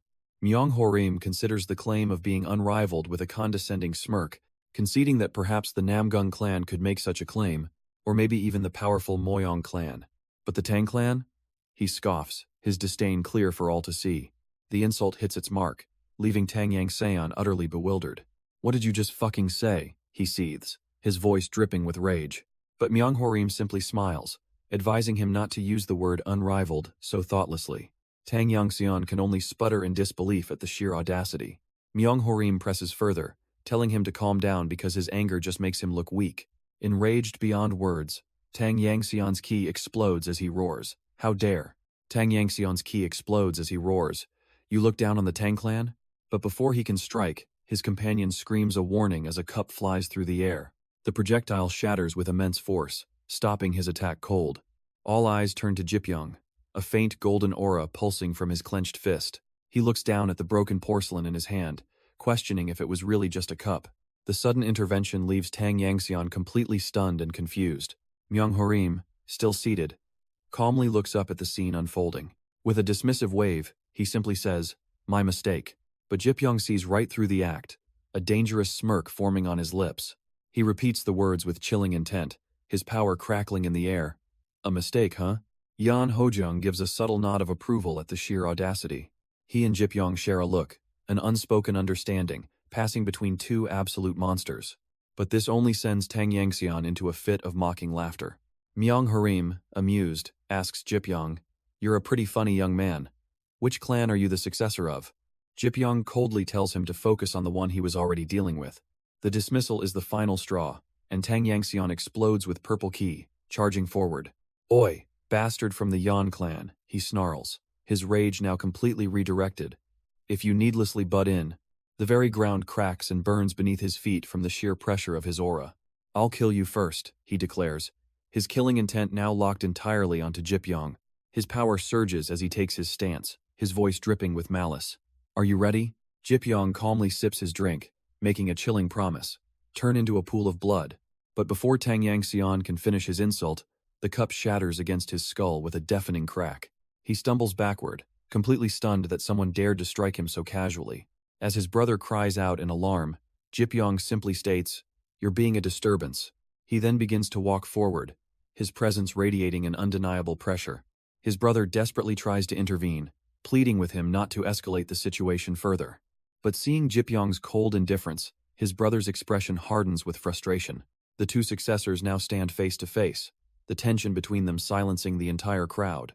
Meanwhile, the powerful Yon Hojong observes from afar, sensing a familiar yet different ki emanating from Jipyong. He unleashes his own aura to investigate, and Jipyong instantly realizes he's being scanned by an absolute monster. Jipyong scoffs, completely unimpressed by the immense pressure being directed at him. Instead of backing down, his own unique ki begins to swirl in silent defiance. Yon Hojong's eyes narrow, a flicker of genuine intrigue crossing his face for the very first time. "Brother!"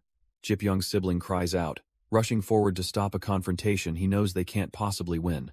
But he's stopped by an unexpected hand, as Tang Yangxian's companion warns him, Don't go any closer. She admits she doesn't understand what's happening, her expression filled with a strange mix of fear and awe. However, you cannot stop a man with such eyes, she says, recognizing Jipyong's unshakable resolve. Just then, Tang Yangxian is rocked by a sudden, invisible impact that no one saw coming. He stumbles, clutching his head in agony and confusion, asking, "What the? Why am I?" His face contorts with pure rage, completely humiliated by an attack he can't even comprehend. "Let go of me!" Tang Yangxian screams, struggling against his own men in a blind rage. His mind reels with the humiliation of a legitimate Tang clan member fainting from a mere cup. As his subordinate tries to calm him, a sinister purple ki begins to gather around his fist. He unleashes the devastating three-yang ki, shocking everyone present with his power. Jipyong's brother can only cry out in terror, completely helpless to intervene. But Jipyong remains perfectly calm, watching his enemy mutter with pure killing intent. The purple aura explodes as Tang Yangxian lunges forward, ready to end this now. "Die, die, die, die!" he roars, his face twisted with unrestrained fury. A massive wave of destructive energy hurtles directly towards Jipyong, who doesn't even flinch. And with a single hand, glowing with a serene blue light, he effortlessly stops the attack cold.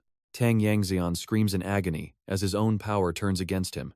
"It's going to shatter!" he shrieks, watching Jipyong's serene blue ki completely overwhelm his own. The violent purple energy is forced back, the sheer difference in power leaving him utterly helpless. In an instant, Jipyong closes the distance, grabbing his arm and nullifying the attack entirely. "My shoulder!" he cries out as Jipyong unleashes the northern 12 heavenly walls, crushing him with overwhelming force.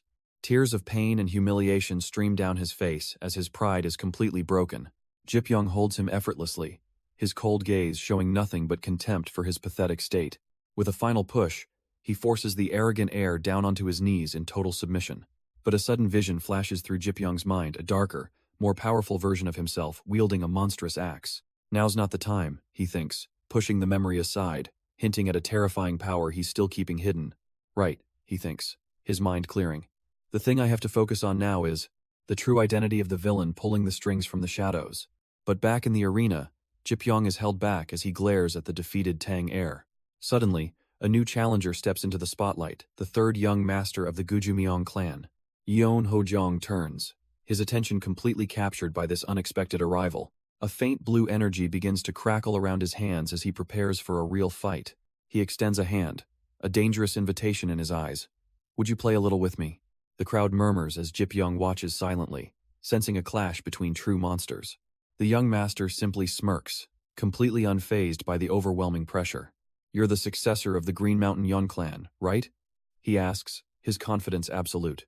The young master extends a hand, sarcastically thanking his opponent for being mature. He continues, mocking him for catching the crazy dog that was ruining the atmosphere. But his tone suddenly shifts, a dangerous glint in his eyes. He tries to postpone the fight, suggesting they drink now and play properly later. Yeon Hojong cuts him off with a chillingly simple response. "You talk too much." The young master's confident facade cracks, caught completely off guard by the blunt dismissal. "If you don't come to me," Yeon Hojong declares. Stepping forward, "I'll go to you."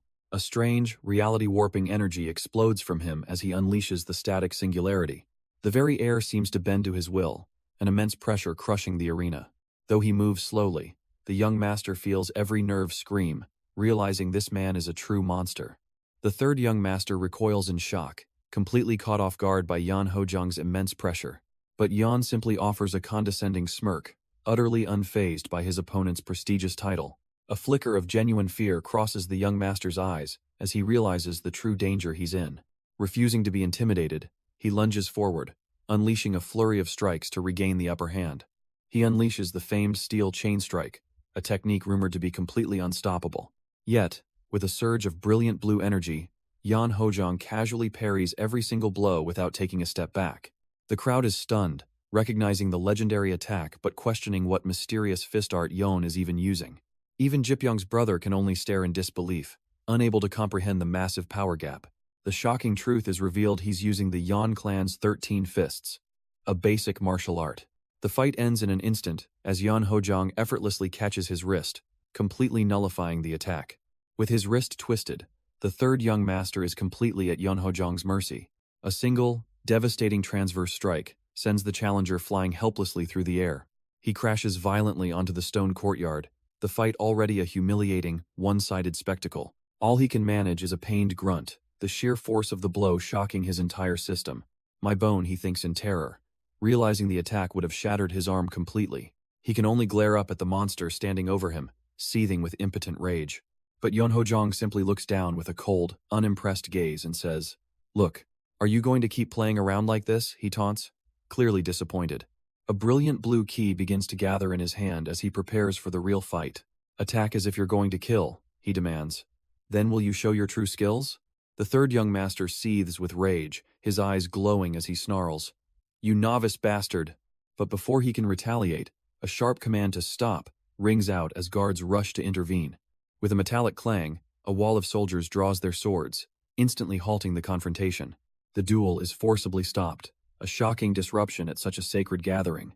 An official storms forward, demanding, "What do you think you're doing?" While the third young master and the official are furious, Yeonho-jong remains utterly unfazed. The official first reprimands the third young master, questioning why the oldest participant is acting so foolishly. Yeonho-jong simply listens, a silent, almost condescending look on his face.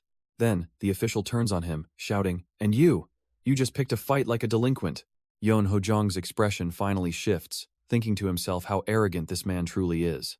The official erupts in fury, screaming about the honor of the Namgung clan. But as he demands to know who dares interfere, a calm voice cuts through the tension. He turns in shock, recognizing the unexpected arrival of little Ah-hyun. She walks past him with an air of authority, her entourage following close behind. "We are in an official meeting," she states coldly, demanding he address her properly. Stunned, he can only listen as she calls him by his full name, "Young Master Namgung-hyun." With everyone's attention now on her, she begins to dismantle his entire argument. She declares that it was Tang Yangxian who truly ruined the gathering, not Yeonho-jong. "Why are you trying to blame young Master Yeon for everything?" she challenges, looking down at the defeated.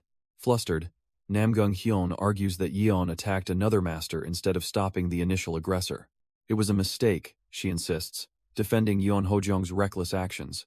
She then turns the blame onto the other master, questioning his lack of generosity. A slight smirk crosses Yeonho-jong's face as he watches her dismantle the accusations.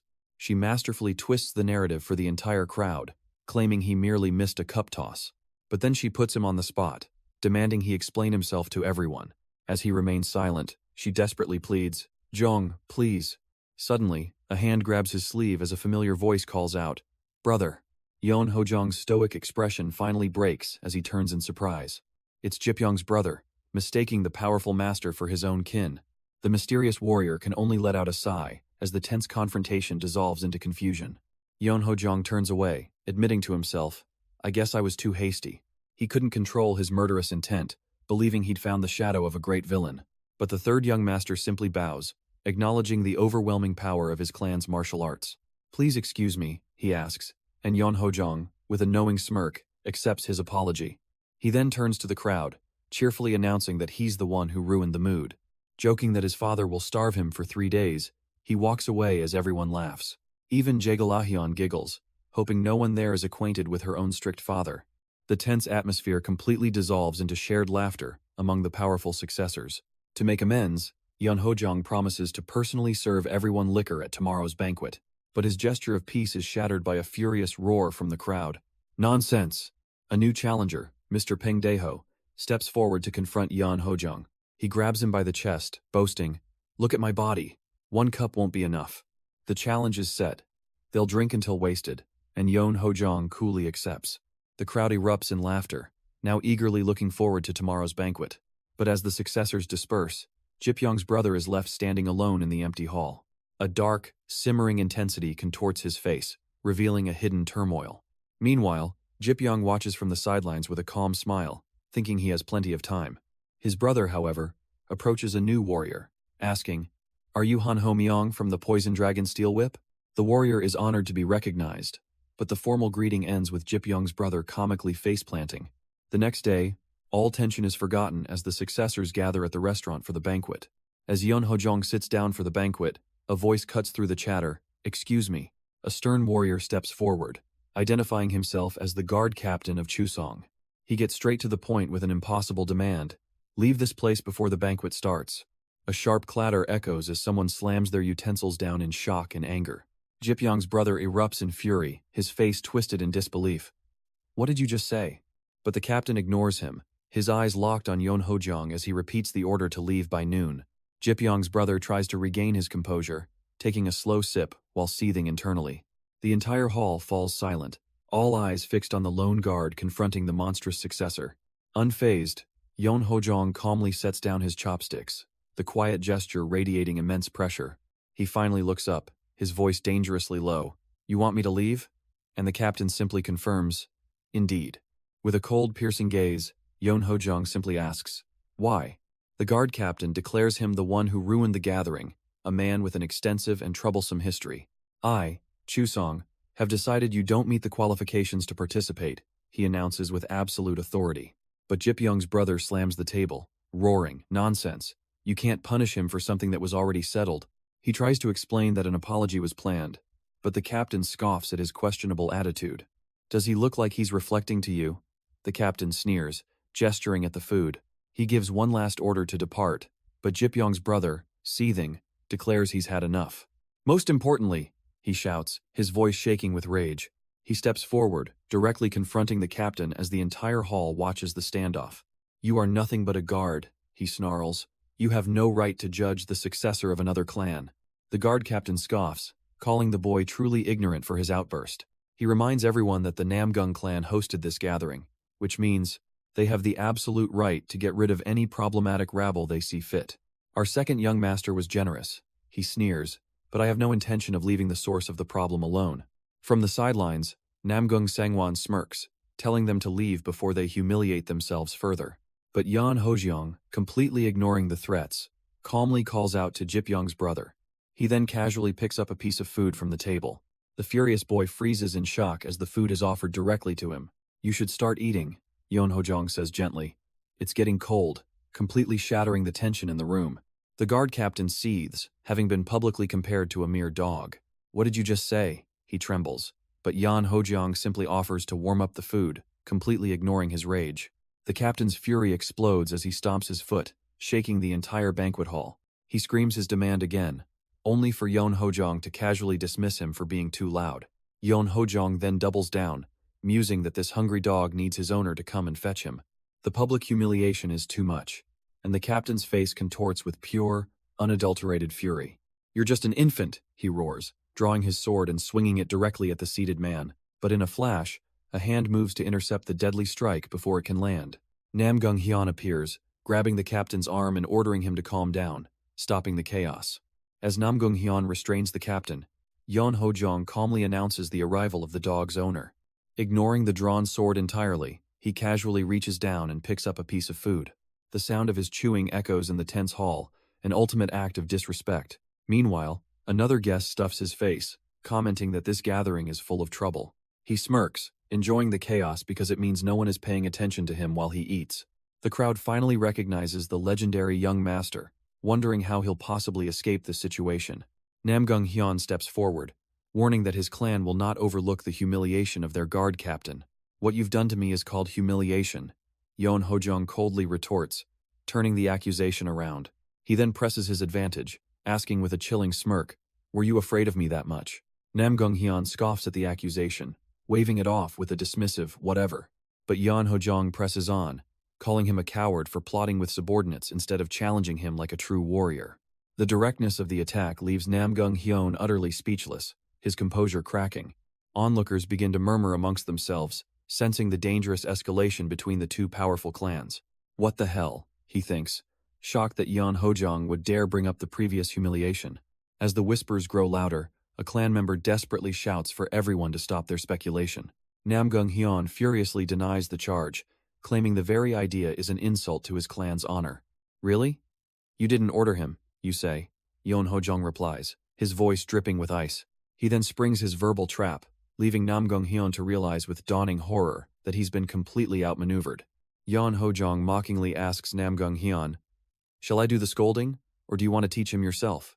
Namgung Hyun seethes in silent fury, completely trapped by the public accusation. But the guard captain steps up, defiantly declaring, everything I've done was my own decision. A predatory smile spreads across Yon Hojong's face as he suggests they settle this with a simple spar. He frames it as a painful lesson to build friendship before the main event, his words dripping with menace. The captain, blinded by rage, accepts the challenge as Yon Ho-jong warns him not to back down. The entire banquet hall falls silent, all eyes fixed on the impending, one-sided confrontation. From a distance, Jipyong watches the drama unfold with an amused smirk, enjoying the chaos he anticipated.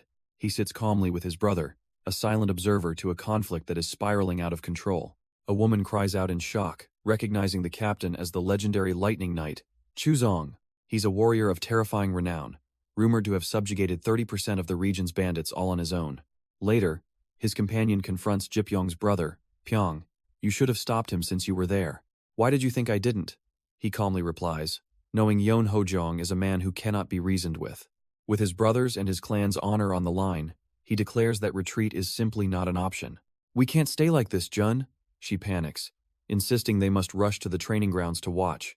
Her sudden outburst leaves her flustered and momentarily speechless when he doesn't immediately react. But he was already one step ahead, calmly handing her the outer garments he had prepared for the occasion. With a quick thanks, she bolts from the room, yelling back, I'll see you over there. Jipyong's brother and his companion share a quiet moment, both understanding the immense pressure they're under.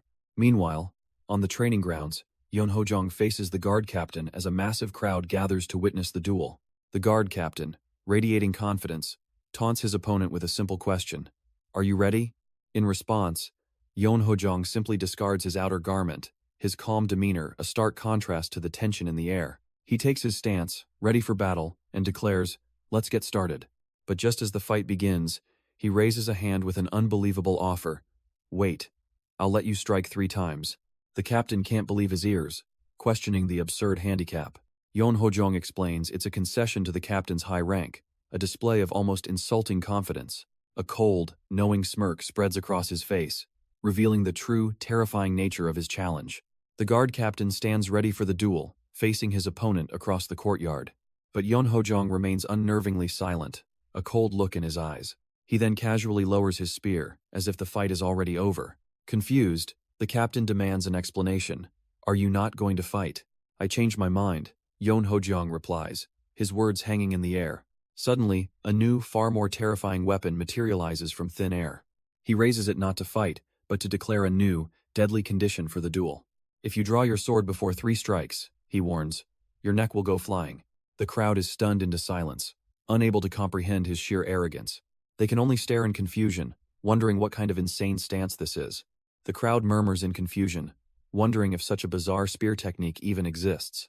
But before anyone can process it, Yon Ho-jong explodes forward, prompting a shocked cry. Leader Chu, what are you doing? The captain realizes with dawning horror that this isn't a spear at all, it's a colossal, terrifying axe. With a ground-shattering stomp, Yon Ho-jong channels immense power for his first move. He unleashes the first strike, a devastating horizontal swing meant to cleave the captain in 2. The guard captain is forced to block with his bare arms, grunting as the sheer force slams into him. He's driven back, his feet carving trenches in the earth as he struggles against the unbelievable pressure. Without a moment's pause, Yon Ho-jong raises his weapon high for the second strike. The massive blade descends in a brutal overhead arc, a blur of motion aimed to crush him completely. The captain barely gets his guard up again, the weapon's edge inches from his face as he's completely overwhelmed. The captain's arms scream in protest as he's violently pushed back, the sheer force of the second strike cracking his defense. But with a defiant glare, he grits his teeth, refusing to yield to the monstrous pressure. Suddenly, Yon Ho-jong unleashes his third strike, a terrifying rain of countless energy blades descending from the heavens. In that instant, the captain's mind screams with a single, horrifying thought. Death? With no other choice, he's forced to draw his sword, abandoning the terms of the handicap to save his own life. A deafening clang echoes as Yon Ho-jong's attack is finally met with the captain's desperate defense. The captain barely manages to deflect the onslaught, his blade the only thing between him and annihilation. He pants, admitting to himself with a cold sweat. That was really dangerous just now. He knows with chilling certainty that if he hadn't blocked, he would have been instantly impaled. But Yon Ho-jong simply looks down on him with cold disappointment and declares, You failed. I told you, didn't I? Yon Ho-jong asks coldly, reminding the captain of the deadly stakes he just ignored. The captain freezes in terror, recalling the chilling promise. If you can't last 3 strikes, I'll kill you. With a furious declaration, I'll make you pay the price for running your mouth. Yan Hojong explodes into action. He unleashes a blinding flash of power, forcing the captain into a desperate, last-ditch defense. Meanwhile, the crowd can only watch in stunned silence as the so-called Lightning Knight is completely dismantled. Even powerful warriors like Peng Deho can only look on with grim expressions, realizing the immense gap in their abilities. Brother, this means one of them stammers, the horrifying conclusion dawning on him and his companion. As another blow rings out across the courtyard, Peng Deho can only state the obvious with a grim certainty. We have our victor. Suddenly, the captain is struck by mysterious water projectiles, his movements slowing to a halt as his guard is shattered. In a final, terrifying display of power, Yan Hojong soars through the air, his materialized spear aimed for a killing blow. The spear smashes into the captain's guard, sending him reeling back in pain. He clutches his head in agony, his stance completely broken from the overwhelming force. But Yan Hojong isn't finished, as his weapon flies through the air for the final blow. The captain can only scream, raising his sword in a futile attempt to block the incoming death. From above, Yan Hojong watches with cold indifference, the victor already decided. In a moment of pure desperation, the proud warrior uses a humiliating technique. Lazy donkey roll. The spear carves through the ground where he just stood, a testament to the power he barely evaded. Gasping for breath, the captain looks back, having narrowly escaped with his life. Sweat pours down his face as the sheer terror of the moment finally sinks in. Did I feel relieved? He thinks, ashamed to have used such a pathetic move just to survive. The captain roars his name, I am Kuzing, trying to reclaim his shattered pride. His blade hums with a vibrant green key, ready to unleash his full power. He prepares his stance while Yan Hojong watches with utter disinterest, the power gap already clear. I apologize for showing an indecent side of myself, he declares, trying to salvage his honor. But before he can finish his vow, a flash of light tears across his chest. Gritting his teeth in disbelief, he glares at his opponent, muttering, You! His rage finally explodes as he screams, Son of a bitch, and lunges forward. In response, Yan Hojong unleashes a devastating wave of energy in a completely one-sided assault. The captain desperately counters with his ultimate technique, life-chasing three swords. But his attack is swallowed whole by an overwhelming torrent of power that promises only annihilation. Yan Hojong swings his materialized weapon, effortlessly deflecting the captain's desperate assault. With his glowing blade held ready, he prepares his counter, the power difference now undeniable. Watching from the crowd, Jun can only scream out in shock, Brother! Yan Hojong's cold gaze remains fixed on his target, completely unfazed by the commotion. He calmly announces his next move, a technique that defies all logic. Footwork, static singularity. A single stomp shatters the ground, unleashing a wave of freezing energy that traps his opponent. The captain stares in disbelief, his feet frozen in place as he mutters, What is this? He's helplessly thrown off balance, unable to move as his momentum is completely stolen. Yan Hojong follows up instantly, a blinding flash of ki erupting from his open palm. The blast slams into the captain's chest, sending him flying in a final, humiliating defeat. Yan Hojong reveals his technique, the Northern 12 Heavenly Walls, leaving the captain screaming in agony. The proud warrior can only clutch his shattered wrist, the pain completely overwhelming him. But through the agony, his eyes burn with pure, unadulterated hatred for the man who broke him. Yan Hojong remains unfazed, his immense power manifesting as a shimmering water god's spirit behind him. He looks down on his foe with an expression of utter disappointment, as if this was all just a waste of time. Fueled by humiliation, the captain forces himself up, his arm glowing with a desperate surge of ki, screaming, You bastard! He raises his sword for one final, suicidal charge, roaring his intent to kill. In response, Yan Hojong simply materializes his own weapon from pure energy, its power dwarfing the captain's. The captain unleashes his ultimate technique, a flurry of desperate slashes meant to tear his opponent apart.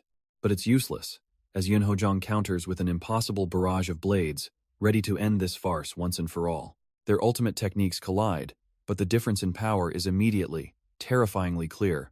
Yan Hojong reveals his own hidden move, the devastating Savage Beast Spear Art. An immense spectral beast of pure energy manifests, its jaws open wide to devour the captain. The captain can only scream in agony as the overwhelming force tears through his defenses. In an instant, the duel is decided, the proud warrior sent flying back in a humiliating defeat. Yan Hojong lands without a scratch, his cold gaze following his broken opponent. But the assault isn't over, as another brutal strike slams into the captain's back. The once proud, Lightning Knight chokes, utterly broken before the stunned, silent crowd. Even the boisterous Peng Deho can only watch in awe, muttering, "Mr. Yan won." Just as the fight seems over, Yan Hojong looks up, his expression shifting to confusion. Huh? As the captain screams for someone to stop him, Yan Hojong lunges forward to deliver the final, merciless blow. But his spear is suddenly stopped, frozen in midair just inches from its helpless target. The defeated captain can only groan as his sword finally clatters from his grasp, his will completely broken. An unknown warrior's hand grips the spear, effortlessly halting the attack with brute force alone. The mysterious man grins with surprising confidence, a new, unpredictable variable in this deadly game. Yon Hojong's cold expression cracks with shock as he recognizes the man who shouldn't be here, whispering, "You are." This is no mere brawler, but the infamous Dragonhead Union leader, a true powerhouse stepping onto the stage. Blood drips from his hand, yet he casually dismisses the attempt on the captain's life as a sweet sentiment. He then makes a shocking request, revealing he's a successor and asking Yon Hojong to tell his master to retire. "Ugh, you are so strong," he complains, struggling against the immense pressure. "Can you stop this before we talk?" Yon Hojong releases his grip, the immense pressure finally gone. "Why would you do that?" he questions coldly. "If you had made a mistake, your hand would have been severed." The beggar then asks, "By the way, do you know me?" claiming he's never been anywhere near the Yeon clan's lands.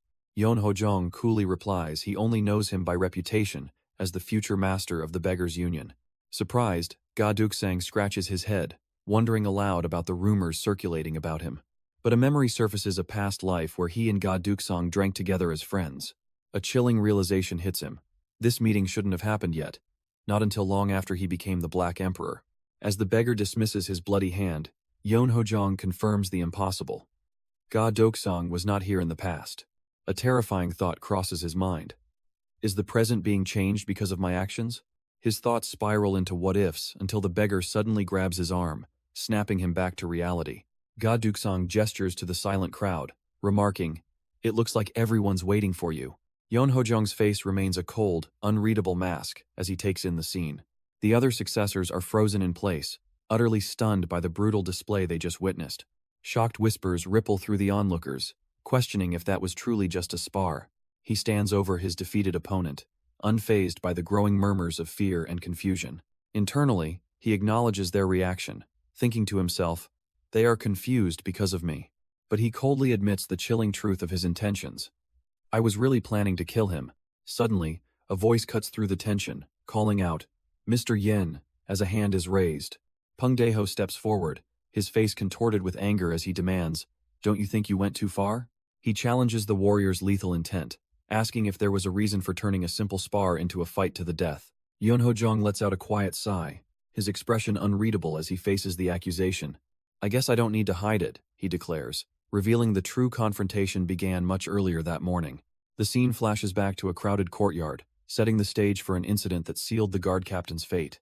There, Namgung Hyun stood in the center, clearly agitated, as the other successors watched on. But Yoon Hojong simply clicked his tongue, completely unimpressed by the official's authority. He then points directly at the man, his voice dripping with condescension. "Namgung Hyun, it was your fault." The accusation strikes a nerve, sending Namgung Hyun into a silent, trembling rage. Unfazed, Yoon Hojong coldly lectures him. "You should have praised your subordinate more often." A chilling smirk spreads across his face as he explains the guard captain's desperate craving for approval. He lands the final, humiliating blow, demanding an apology for failing to properly manage his own man. Namgung Hyun realizes he's been perfectly cornered by his opponent's scheme. But the hulking Ga Duksang isn't buying the cover-up, asking, "Is that how you're trying to wrap this up?" The disgraced official stands silently before Yon Hojong, the architect of his downfall. Yon Hojong gives a slight, condescending nod, savoring his victory. A cold smile spreads across his face as he patronizingly praises the official's supposed loyalty. He then twists the knife, comparing the guard captain to a certain person, which sends Namgung Hyun trembling with rage. Yon Hojong feigns ignorance to the jab, letting the tension build to its breaking point. But in a stunning reversal, Namgung Hyun bows deeply, confessing, "I apologize. I purposefully ordered him to do so." The confession shatters Yon Hojong's composure, his mind screaming, "But why? I prepared the entire situation for you." With every successor as a witness, Namgung Hyun offers a sincere apology, completely derailing the manipulator's grand plan. Namgung Hyun continues his shocking confession, trying to end the conflict on his terms. He bows deeply, pleading, "Please blame my lack of virtue, don't mention anything. And nothing else about the matter with Namgung Sangwon," he begs, taking all responsibility. But Yeon Ho-jong stands over him, utterly silent and unmoved by the display of humility. With ice in his veins, he flatly rejects the plea, stating coldly, "I don't want to." Later, as dusk settles over the estate, the true feelings behind the apology begin to surface. Alone within the quiet walls of his quarters, Namgung Hyun's carefully constructed facade finally cracks. A thunderous crash echoes as his fist smashes into the ground in pure frustration. The shattered remains of his composure lie on the floor as he screams, "Damn it!" His face twists with rage, his true thoughts finally revealed. "You dare humiliate me?" His humiliation burns even hotter, realizing it all happened in front of Ah Hyun. With his composure shattered, he clenches a fist, trembling with pure rage. He unleashes his fury on the ground, screaming as the stone cracks beneath his blow. But the physical release does nothing to quell the storm brewing inside him.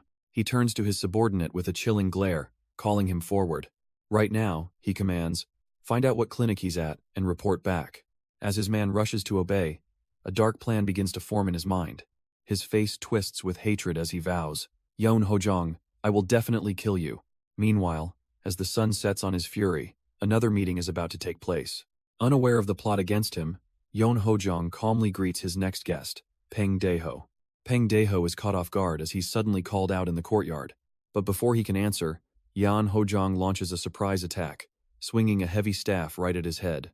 In a flash, Jipyong's brother Jun intercepts the blow as Jipyong's voice cuts in. "Can you give my brother a lesson?" Stunned by the sudden turn of events, Peng Dae-ho can only stammer in confusion. Jipyong steps forward, declaring his brother's immense talent but admitting he needs a true test against a strong opponent. With a sly smile, Yeon Ho-jong diffuses the tension, suggesting they move on to friendly spars as intended. Jipyong smirks back, his plan falling perfectly into place, while Jun watches his brother's manipulation. Shaking his head, Jun realizes just how incredibly cunning his older brother has become. Jipyong formally requests the match, and Peng Dae-ho laughs heartily, readily accepting the challenge. Inspired by the confrontation, the crowd erupts with excitement, their own bodies itching for action. A warrior eagerly calls out, "I've always wanted to have a match with the Zhug clan's young lady." Elsewhere, another brawler grins, accepting his sister's challenge to finally test her martial arts. But Jun steps forward, humbly asking the enigmatic senior, Ga Duksang, for guidance in a spar. The ragged master erupts into a wild, booming laugh, clearly amused by the boy's audacity. "Let's do it. Let's have some fun," he declares, leading Jun away as Yeon Ho-jong watches. Meanwhile, Yeon Ho-jong turns to his old rival, reminding him that their last duel was cut short. With a cold glare, he takes his stance and issues a chilling invitation. "Let's do it. Round 2. The entire arena explodes into chaos as multiple duels begin all at once, shocking the spectators. The crowd watches in disbelief, questioning if this is the same person who fought against Chusong. Yeon Ho-jong immediately proves them wrong, unleashing a devastating kick that showcases his true, overwhelming power. The third young master brings his staff down in a furious strike, but Yeon Ho-jong meets it head-on, their weapons clashing with immense force. With a powerful grunt, Yeon Ho-jong begins to push forward, his strength completely overwhelming his opponent's stance. The third young master desperately tries to hold his ground, his arms trembling under the sheer pressure of the assault. "How is it?" Yeon Ho-jong asks with an ice-cold glare, already knowing the answer. His opponent is suddenly launched into the air, his defense utterly broken by the relentless attack. A look of pure, strained disbelief flashes across the third young master's face. "I can't block it?" He thinks in a panic as his weapon begins to give way. He grits his teeth, pouring every ounce of energy into his defense, as his staff bends to its breaking point. But it's useless, as his weapon shatters into pieces from the unstoppable blow. Yeon Ho-jong swings his staff with immense force. The third young master desperately tries to parry the relentless barrage of attacks. A strange golden energy suddenly erupts from Yeon Ho-jong's body. "That's?" The third young master thinks in disbelief, recognizing the impossible power. Yeon Ho-jong follows up with a devastating kick, his form glowing with power. But from nowhere, a mysterious warrior appears, materializing a massive blue energy axe. The intervener brings the axe down with terrifying force, aiming to stop the fight. The impact is immense, sending Yeon Ho-jong flying backward from the sheer power of the blow. He lands, catching his broken staff, as the intervener warns. "It would be wise to end the fight here." Yan Hojong can only stare in confusion, wondering who this man is and why he interfered. With a cryptic, "I learned a lot," Yan Hojong turns his back on the chaos and begins to walk away. Jipyong watches him go, a silent observer amidst the stunned crowd, his own plans ticking away in his mind. He then turns and walks away with purpose, leaving the unresolved conflict behind him. Suddenly, a memory flashes through Yeon's mind, a vision of his past self, training relentlessly with a golden aura. He recalls his determined steps, each one a testament to his grueling journey for power. He remembers the monstrous figure of his master, a man whose power seemed to eclipse the sun itself. The training was brutal, a one-sided beatdown where he was pushed far beyond his limits, spitting blood with every blow. Yet even in agony, he gritted his teeth, refusing to break under the immense pressure.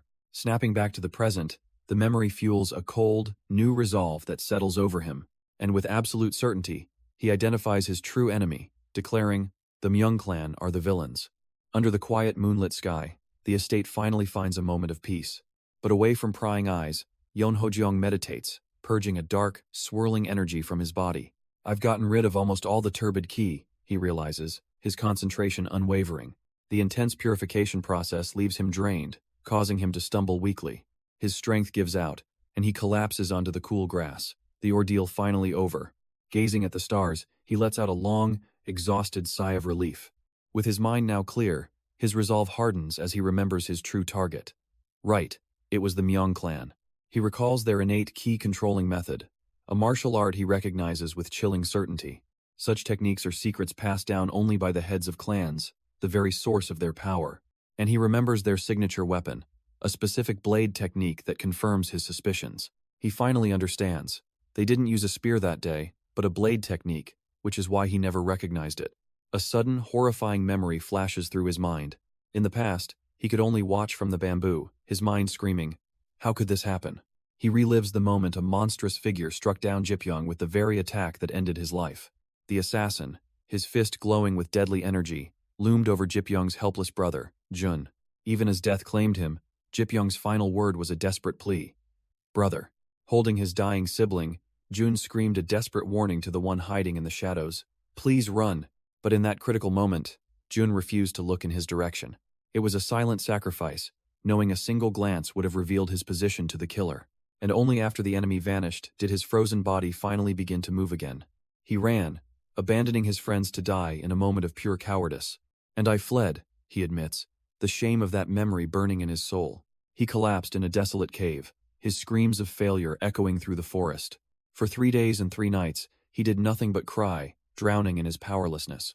But from that absolute despair, a dark and terrifying power began to awaken within him. He stood and made a promise, his ki flaring with newfound resolve. Never again would he live with regret, no matter who he had to destroy. Back in the present, he purges the bitter taste of his past weakness. But his intense meditation is suddenly interrupted by a massive, unknown figure. The man warns him, "All the plants near you are dead from your murderous intent."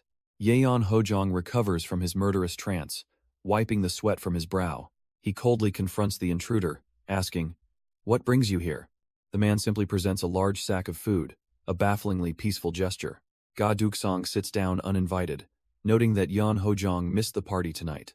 He then pulls out a massive jug of wine, offering a drink to the deadliest man at the gathering.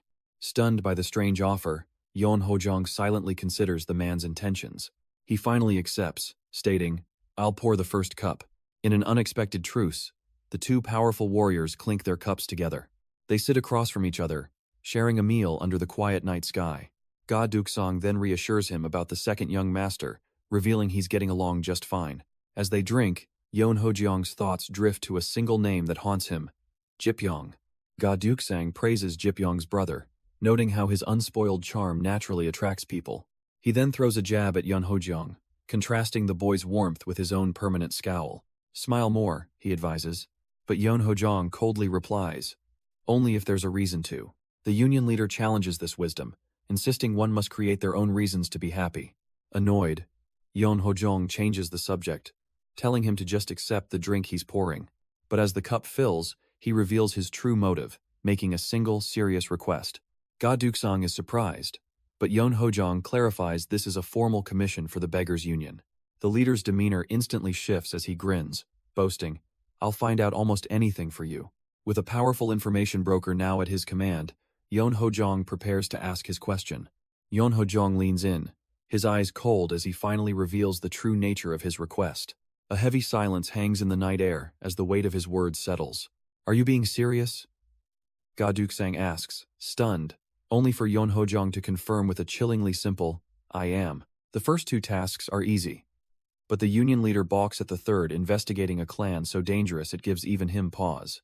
But then his resolve hardens as he slams the table, shouting, I can do it, but you must tell me why.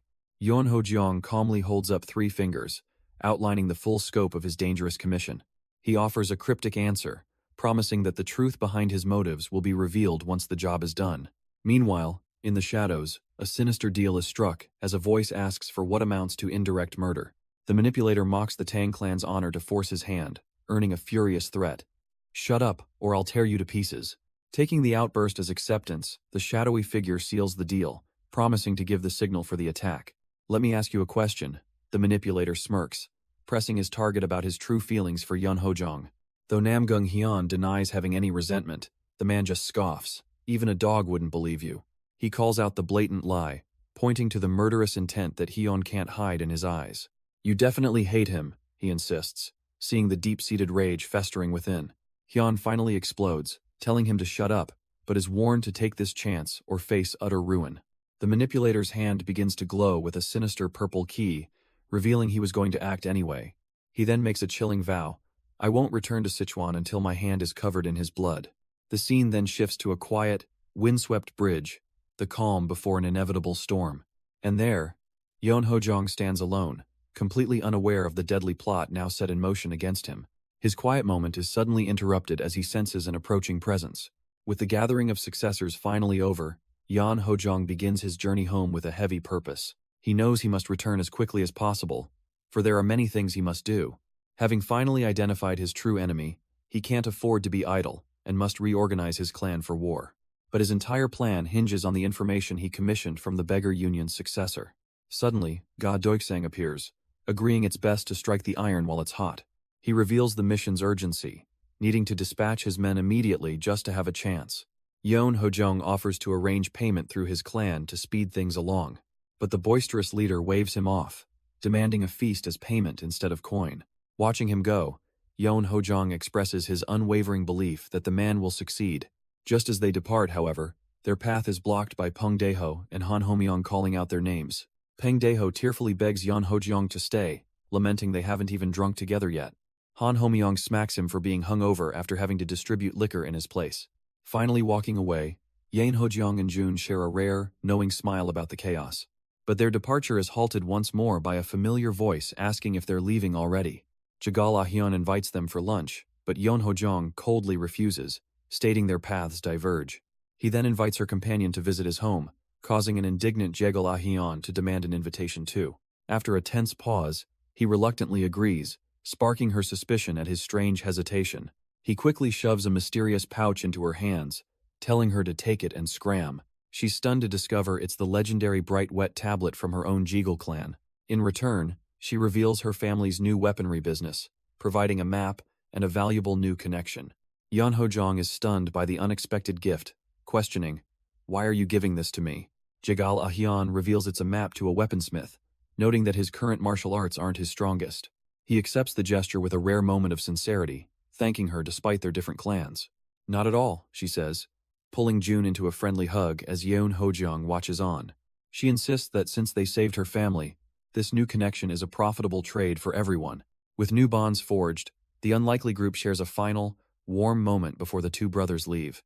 As they walk away from the grand gate, their new acquaintances wave a heartfelt goodbye. Peng Daeho is overcome with emotion, dramatically crying out that he left without even a glance back. But a mysterious red-haired man emerges from the crowd, his eyes fixed on their path as he praises Hojong's power. He then turns to Jagal Ahyeon's companion, revealing he knows her name. "Oh, Yeonhwa." Jagal Ahyeon reflects on Yan Hojong's power, now understanding how his clan rose so quickly. But from the shadows, the mysterious red-haired man watches with a calculating gaze. He wonders what kind of relationship they'll have when they inevitably cross paths again. Will they be trustworthy allies or an enemy that must be destroyed? Meanwhile, in a secluded room, Namgung Hyun stews over his public humiliation. He scoffs, his pride shattered as he watches the warriors depart from his window. A burning rage consumes him as he admits, "I can't stand the sight of him." Clenching his fist, he gives a chilling order to his co-conspirator. "Our target is leaving right now," Namgung Songwon replies with a sinister grin, confirming the assassination plot is a go. And back at the Yon clan's residence, the target himself sits in quiet contemplation, completely unaware of the death sentence just placed on his head. A knock echoes through the hall as an administrator approaches the patriarch's chambers. Jipyong's father turns, acknowledging the general administrator's presence. The man reports that the young masters are returning, but that's not the most pressing news. "The Moyong clan sent us a letter," he reveals, presenting a mysterious scroll. Confused, the patriarch unfurls it, knowing they have no ties to that powerful clan. But as he reads the contents, his eyes flash with pure shock. "What is this?" he mutters, his composure completely shattered by the message. They want an alliance, a proposal to combine the forces of the two great clans. Meanwhile, at the Moyong clan estate, their own patriarch calmly puts his plans to paper. A single bird watches him from a branch, a silent witness to the political storm about to be unleashed. A small bird lands on a writing brush, a tiny messenger interrupting the flow of ink. It hops across the fresh calligraphy, leaving tiny tracks like a secret code only it understands. The writer, the fearsome sword god Moyong Gun, looks down with an unreadable expression. The bird then lands gently on his hand, a strange moment of trust between man and beast. He continues his work, penning a message that will shake the foundations of the martial world. With a flash of blue energy, he crushes a golden seal, finalizing his dangerous gambit. This is the sword god Moyong Gun, a man whose every stroke carries immense weight and hidden intent. Meanwhile, in the Yan clan study, Jipyong's father receives the very same letter. "A business proposal?" he scoffs, utterly bewildered by the powerful Moyong clan's sudden interest. He recalls their history, a clan that relocated 300 years ago after a bloody disaster, a clan that never just trades. He questions their true intentions, knowing a clan that settled on land should have no interest in sea trade. A heavy silence fills the room as he contemplates the hidden dangers of this unprecedented alliance. As expected, this won't do, he finally decides, his expression hardening with conviction. He immediately summons his general, preparing to write a response that could alter the fate of his clan. With his mind made up, he slides open the door, his gaze drifting towards the distant horizon. He watches the autumn leaves fall, his thoughts clearly far from the room he just left. "The weather's quite cold," he murmurs, his concern shifting to his sons on their perilous journey.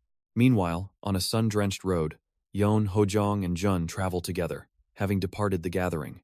But the journey is clearly taking a toll on Jun, who grimaces under the unexpected warmth. "Sigh, it's hot," he complains, wiping sweat from his brow, oblivious to his father's distant worries.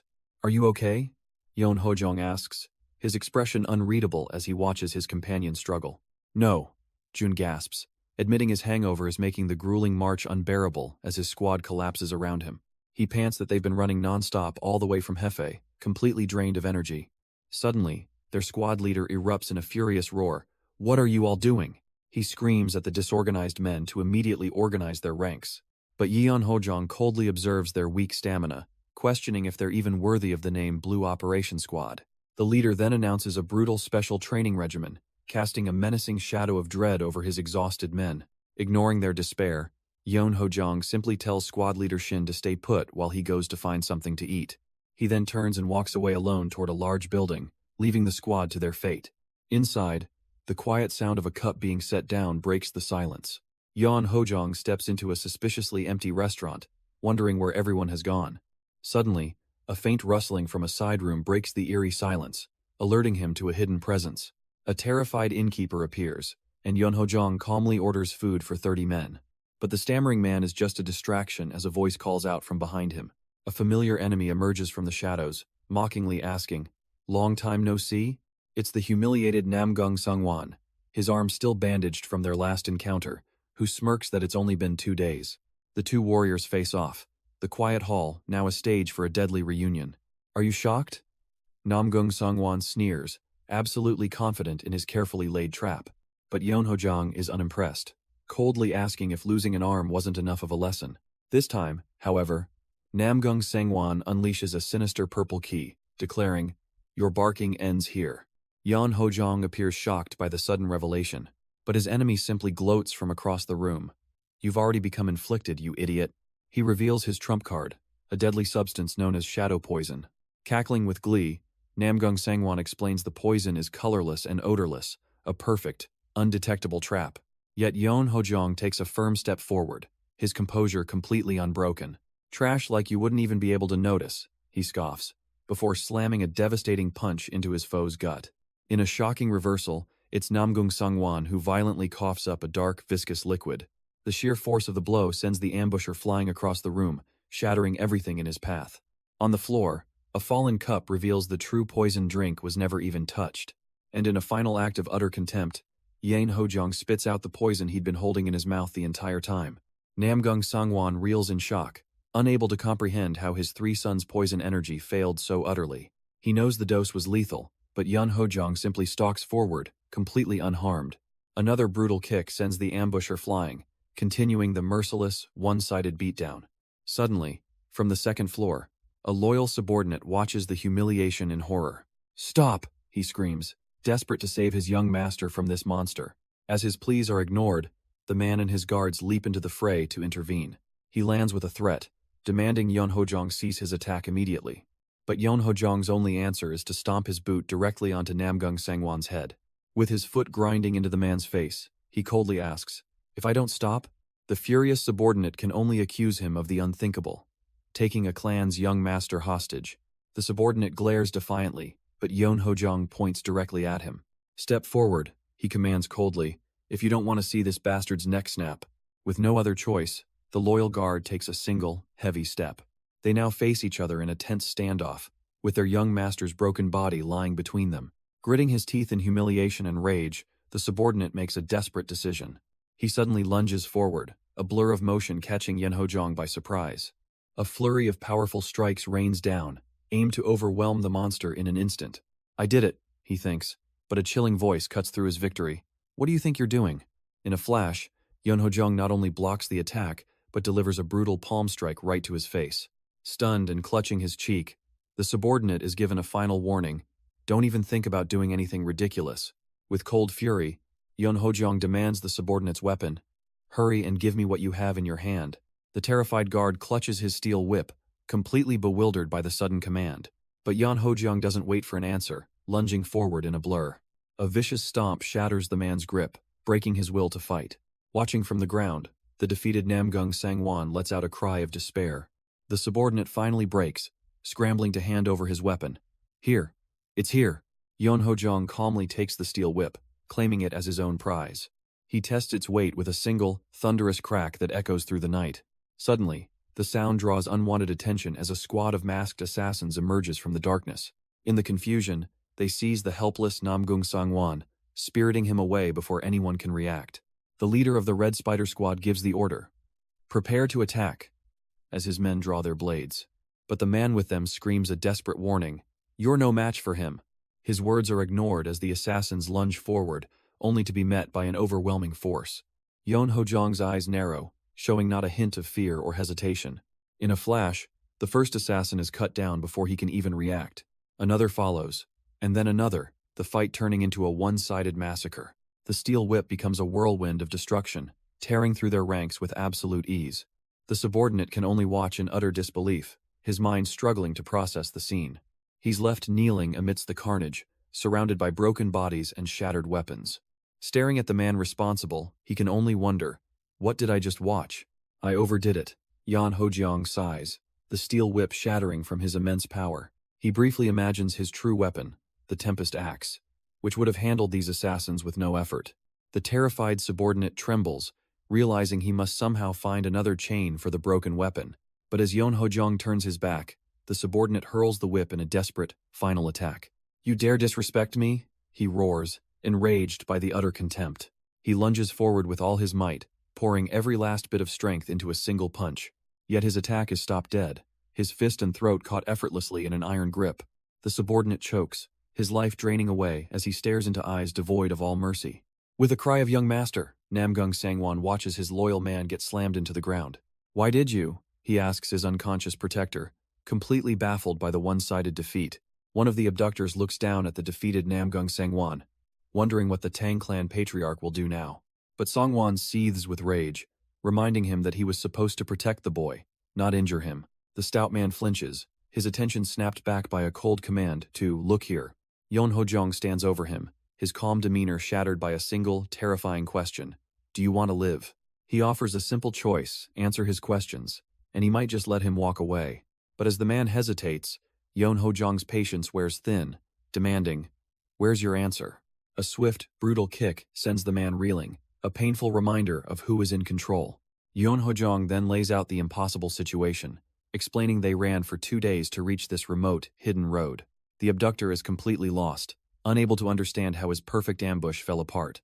Grabbing his face, Yeon Hojong roars the final, critical question. How did you know we would take this exact road? Yeon Hojong's interrogation continues with a chilling smile, suggesting they not make things too difficult for themselves. He grabs the terrified man by the throat, his voice like ice as he demands, who told you that we were heading this way? Meanwhile, Jipyong's father and brother stand guard over arresting Jipyong, wondering where their protector has gone. The father suddenly turns, sensing a presence emerging from the woods. Jun's eyes widen in absolute disbelief at the figure walking towards them. It's Yeon Hojong, splattered in blood, who calmly asks, Did I keep you waiting? Jipyong's father stares in shock, pointing to the stains and demanding to know what happened. Jun recoils, realizing the sheer amount of blood covering his young master's robes. It's not my blood, Yeon Hojong says dismissively, wiping his hand clean of the carnage. He tells Jipyong to rest, confirming to the stunned father that he has already taken care of everything himself. I didn't kill them, Yeon Hojong casually explains, though I might have turned them into vegetables, leaving Jun utterly horrified. But his cold retribution didn't end there, as he reveals with a faint smile that he took even further measures. He smirks, knowing that sometimes an unfounded rumor is stronger than the sword. Meanwhile, a lone carriage rumbles through the heavily guarded gates of the Namgung clan's fortress. A single, determined figure steps out, their arrival clearly an important event. It is young Master Namgung Hyun, who has finally returned to his home. The crowd parts before him, whispering as he strides purposefully through the courtyard. He pauses, immediately sensing the unnervingly tense atmosphere that hangs in the air. Undeterred, he marches straight towards his father's private chambers, pushing open the doors. I've returned, father, he announces, only to freeze in shock at the bloody, horrifying scene unfolding before his very eyes. The brush freezes mid-stroke, a silent, ominous pause filling the room. Namgung Hyun enters the chaotic study, shocked to find his father amidst scattered scrolls. He realizes with dread his father only paints orchids when he's furious, and a chilling voice calls his name, Hyun. Is it true? His father asks, the question hanging heavy in the air. The accusation is laid bare. Did you use the blade of another to attempt murder? Hyun flinches, desperately trying to find the right words to defend his actions. But his father cuts him off, demanding to know if he truly ordered the assassination of the Young clan's young master. He scoffs at his son's incompetence, mocking him for failing to even keep his name hidden from the plot. Was I wrong? The patriarch presses, leaving his son absolutely no room to escape. Hyun can only apologize as his father berates him for making such an absurd mistake, a failure even the injured Sangwon would have avoided. Patriarch Namgung coldly analyzes his son's catastrophic failure, trying to pinpoint the exact reason. He considers two options. Either Hyun's composure was shattered, or Yeon Hojong's power was simply overwhelming. But a third, more damning possibility hangs in the air. Or it was both. A conclusion that sends Hyun spiraling into a panic. Did you like the eldest daughter of the Zhu clan that much? His father asks, cutting straight to the heart of the matter. The patriarch's furious glare silences any excuse his son could possibly make. He lectures that a man only becomes weak when he's caught up in love, losing all composure and making a mess of things. Just like how you are right now, he states, leaving Hyun with absolutely no excuses. Then comes the bombshell. I've sent a hawk to the Zhuge clan, he reveals, as Hyun's eyes widen in horror. Sorry? His father roars, reminding him of his status as a Namgung son, far too good for the daughter of the Zhuge clan. Don't kid yourself, the patriarch scolds, shattering his son's foolish pride over a woman. He commands Hyun to use her not as a wife, but as a grinding stone to sharpen his composure. With a clenched fist, a new, cold determination fills Namgung Hyun's eyes. I will never lose to him twice, he vows, earning a rare, that's my boy from his father. He immediately begins his harsh training, channeling his humiliation into raw power. As his son departs, the patriarch decides it's finally time to settle things with the Yeon clan. 20 days pass in the blink of an eye, and the scene shifts back to the Yeon estate. Jipyong and his brother Jun finally return, announcing their arrival to their father with a confident smile. But their father remains silent, his piercing gaze analyzing his two sons who have changed so much. He finally dismisses Jipyong to get some rest, who internally sobs with relief, having survived the tense reunion. Jun offers his brother a drink to break the tense silence, but Jipyong chugs it down in one go, leaving his brother completely stunned. Jun can only stare, speechless at this uncharacteristic behavior. He finally asks, "Right, why are you in that state?" Jipyong calmly dismisses his concern, explaining he did some light training on the way back. With a confident smirk, he reveals his simple method. "I ran." He describes a brutal routine of sprinting for nearly 8 minutes straight, then increasing the time daily. His father, overhearing this, asks in disbelief if he dragged Jipyong along for such a trial. "No," Jipyong replies, revealing he trained with the entire Blue Operation Squad instead. The patriarch is left utterly shocked, realizing his son put an elite unit through that hell for 20 days straight. Jipyong calmly sets down his cup, declaring his brutal training was only the start. He confidently explains this is the beginning of his journey to the absolute peak of martial arts. His father's eyes widen in understanding, finally realizing the source of his son's impossible growth. The patriarch recalls the exact moment his son changed, remembering a boy who could barely stand. In his mind, he saw that child transform into a determined adult before his very eyes. He falls silent, processing the profound and sudden shift in his once weak son. The conversation then turns, as his father asks about the toxic interactions with the Namgung clan. Jipyong confirms that the second young master was indeed the one behind the trouble. But his explanation is cut short, as he notices a sudden, chilling change in his father. For the first time, Jipyong sees a cold, murderous intent burning in his father's eyes. Jipyong's father listens intently to the report, asking, "So that's what happened?" As Yon Hojong sits before him, the patriarch reveals a shocking development. The Namgung clan has formally apologized, and their successor confessed to everything. Yon Hojong processes this, realizing the deeper political games at play behind the simple apology. His father explains the cold truth. The Namgung patriarch abandoned his own to save face, dismissing the assassination attempt as a personal grudge. The patriarch of the Namgung clan is a sly snake, Hojong concludes, seeing the man for the venomous politician he truly is. His father agrees, admitting that the ways of their rival clan are indeed surprising and ruthless. Impressed by his son's insight, the patriarch then poses a critical question. "Do you think we should accept the apology?" But Hojong is unfazed, calmly stating it's more advantageous to accept and increase their clan's reputation. Understanding his son's logic, the patriarch dismisses him to get some rest, the matter seemingly settled. Just as he reaches the door, however, his father's voice stops him cold with a single word. "Hojong." As Hojong turns to leave, his father's voice stops him cold, prompting a simple yes. But instead of another command, the patriarch offers a rare compliment. "You did well." Hojong's eyes widen in genuine surprise, caught completely off guard by the unexpected praise. He closes his eyes for a moment, composing himself after the rare moment of paternal recognition.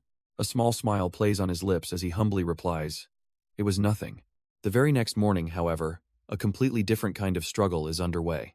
Elsewhere, Jipyong is bound in impossibly heavy chains, pushing his body to its absolute breaking point. With a grunt of pure determination, he prepares for the next grueling phase of his hellish training. He then explodes into motion, swinging the massive chains around him like deadly whips. This brutal regimen continues relentlessly for months, forging a power beyond any known human threshold. And after 4 long months of hellish training, Jipyong finally reaches a new plateau of power. As fireworks light up the sky, he moves with a speed and grace he never possessed before. The new year arrives, marking the end of his seclusion and the beginning of his true plan. With a single flex of his power, the unbreakable chains that bound him shatter into pieces. His body, now a perfectly honed weapon, stands ready for the wars to come. "I've finally gotten somewhere," he whispers, a quiet satisfaction on his face. A confident smirk spreads across his face, his eyes burning with resolve as he declares, "I'm prepared to face the villain." Meanwhile, Ga Doiksung reports back on his investigation, complaining that the job was far more dangerous than he ever expected. He then makes a bold demand of his client, warning him to prepare a feast in half a month's time. And as the pieces fall into place, Yon Hojong reads the report with a cunning smile, his own schemes quietly unfolding. Yon Hojong ponders why the informant came in person, thinking he specifically said he'd come meet me. The fact that it wasn't a simple letter means there are only 2 possibilities. Either the intel is dangerously sensitive, or there's far too much to report. With all the information now in hand, his fist clenches with deadly purpose. "It'll finally be my time to start taking real action," he vows, his power flaring. But just as he's about to leave, he's stopped by the imposing figure of Jipyong's father. The patriarch stares down at him with a silent, calculating expression. Suddenly approached, Yen Hojiang turns, completely caught off guard by the clan head's presence. "Have you finished today's training?" the man asks, his voice cutting through the silence. He is then given a direct command to follow, leaving him to wonder what could possibly be happening now. Summoned without explanation, Yon Hojung silently follows his father, a sense of unease growing within him. Did I do something wrong, he wonders, knowing he's done nothing but train relentlessly. The patriarch leads him deep into a misty bamboo forest, a place heavy with unspoken history. Suddenly, Yan Hojong recognizes the familiar surroundings with a jolt of dread. This is the very forest where they once discussed the legendary True Azure innate key. His father then gestures towards a rack of deadly weapons, breaking the suffocating silence. "Take one," the patriarch commands, his voice echoing with an undeniable challenge. The chilling implication of the order dawns on him as he stares at the waiting arsenal. His fist clenches involuntarily, his entire body tensing for an unimaginable confrontation. The horrifying truth hits him as he realizes he's being forced into a spar with his own father. "Are you going to face me seriously?" the patriarch asks, his voice heavy with challenge. The father's expression hardens, confirming this is no mere test but a deadly serious confrontation. Without hesitation, Yan Hojong chooses a spear, its cold steel, a promise of the violence to come. He immediately takes a battle stance, the weapon becoming a seamless extension of his will. "A spear, huh?" his father mutters, watching his son's choice with a critical eye. In response, the patriarch's hand tightens around the hilt of his own blade. He casts the scabbard aside, the metallic clang echoing through the silent bamboo forest. His posture shifts, signaling the beginning of a fight between the two most powerful men in the clan. Suddenly, an immense blue aura erupts from his sword, the sheer pressure cracking the very earth beneath him. Yon Hojong instantly recognizes the legendary techniques, realizing with a chill his father is truly trying to kill him. Despite the killing intent, Yan Hojiang feels a thrill of excitement for the battle to come. "Before we start," he says, his gaze locked on the patriarch. He questions his father's motive, asking if this is merely a test of his growth. But his father reveals there's another, more definitive reason for this sudden duel. His hand tightens on his sword, the unspoken threat hanging heavy in the air. "I'll tell you after the spar," he declares, leaving the true purpose shrouded in mystery. With the term set, their immense auras erupt, shaking the very foundations of the bamboo forest. Yon Hojong slams his spear into the earth, unleashing the full force of his power. Yet his father moves like a phantom, his blade instantly closing the distance and shattering his son's defense. "That easily?" Yon Hojong recoils in shock, realizing the terrifying, impossible gap in their strength. But Yon Hojong pushes back, unleashing an even stronger wave of power than before. He channels his ki into his spear, swinging with everything he has to close the impossible gap. Yet his father effortlessly parries every single strike, his expression never once changing. Realizing his weapon is useless, Yon Hojong switches tactics, gathering immense energy into his bare hands. He unleashes the Yan clan's flying swallowtail palm against his father's own devastating technique. Their techniques collide in a blinding explosion that tears through the bamboo forest. As the dust settles, the true victor of the exchange is finally revealed. Yan Hojong is forced to his knee, completely spent, while his father stands without a single scratch. "Impressive," the father admits, but his son can only reply with the same bitter praise. In that case, his father murmurs, preparing to show him what true power really looks like. His father draws his blade, its edge humming with a terrifying blue key as he asks, "What about this?" Yan Hojong's eyes widen in horror, recognizing a stance that should be impossible. With a single, effortless swing, the patriarch's sword cuts clean through the dense bamboo grove. He unleashes a technique that seems to warp the very space around him, a true display of mastery. In that instant, Yon Hojiang understands the catastrophic difference in their power levels. A blinding wave of sword ki erupts from the blade, a torrent of pure destructive force. The attack carves a massive, desolate path straight through the entire forest. Caught in the aftershock, Yen Hojong is violently thrown back, his body screaming in protest. He can only gasp out the name of the legendary technique, single steadfast bullet sword. The young master is sent flying, utterly defeated by a power he never knew his own father possessed. Refusing to stay down, Yen Hojong roars, "Here I come," as he charges back with his spear ablaze. He spins his weapon with blinding speed, creating a vortex of pure ki to deflect the patriarch's overwhelming power. Their weapons collide in a shower of sparks, a desperate son against a legendary father. Yan Hojong relentlessly presses the attack, refusing to give his father a single moment to recover his stance. That surprised me, the patriarch admits, realizing his son intentionally met the blast head-on to weaken it. He sees the truth in his son's eyes, an endless onslaught where offense is the only defense. The father realizes with a jolt that these are not training forms, but techniques meant for actual combat. But the patriarch's own power is on another level as he prepares a devastating counter with his bare fist. Their clash erupts in a massive explosion of energy that tears through the bamboo forest. And once again, the young master is sent flying, utterly helpless before his father's absolute might. Yeonhojong lands hard, the ground cracking under the immense pressure of his father's assault. He seethes in frustration, realizing even the perfect opening he created was effortlessly blocked. His father's martial arts are like an impenetrable fortress, a style that has reached the absolute pinnacle of completion.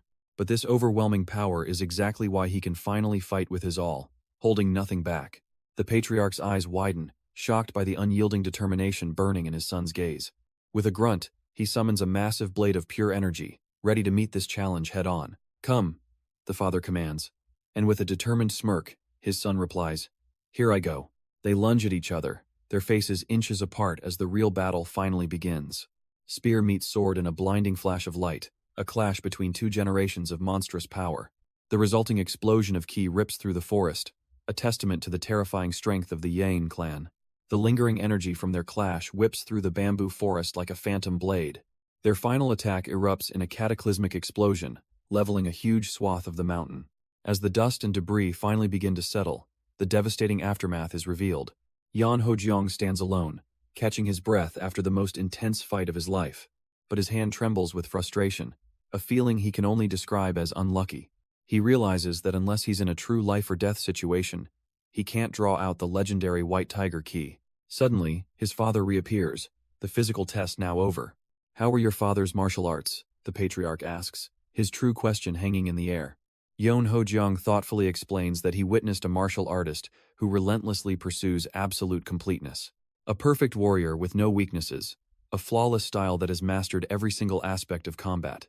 The patriarch is stunned, realizing, with just one sparring session, "You saw right through me." Yeonhojong simply confirms his father's shock with a quiet yes. The old master clenches his fist, a silent acknowledgement of his son's incredible perception. He then confesses his true hope, that his son would take the same path as him. As a father, he wanted his sons to follow in his footsteps, putting his title aside. But he now sees his son as on a different path, a truth he felt when their swords crossed. "You have no intention of becoming the patriarch," the father declares, his words cutting through the air. He explains that his son's true desires are not found within the Green Mountain Yon clan. Instead, his ambitions extend far beyond their home, reaching out to the whole world. Finally, he reveals the true reason for their spar was to see if he even wanted the position of vice patriarch. Stunned by the offer of vice patriarch, Yeonhojong listens as his father accepts that he cannot control his son's future. The patriarch turns away, his expression stern and resolute as he prepares to leave. "Your martial arts was impressive," he states, walking away with a final request to spar more often.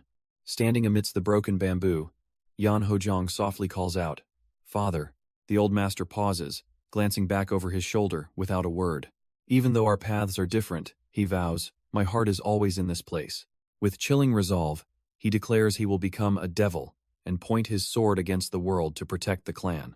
The patriarch is left utterly speechless, shocked by the darkness in his son's vow. "Nonsense," he suddenly scoffs, his tone shifting dramatically. "If the world is to call my son a devil," he begins, ready to defy the heavens for his child.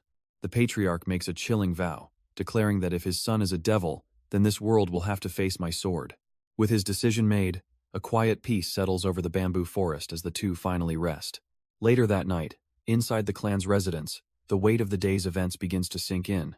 Yeonhojong collapses in exhaustion, the emotional and physical toll of the duel finally hitting him. He mulls over a new title he's been given, muttering to himself, "Vice Patriarch, huh?"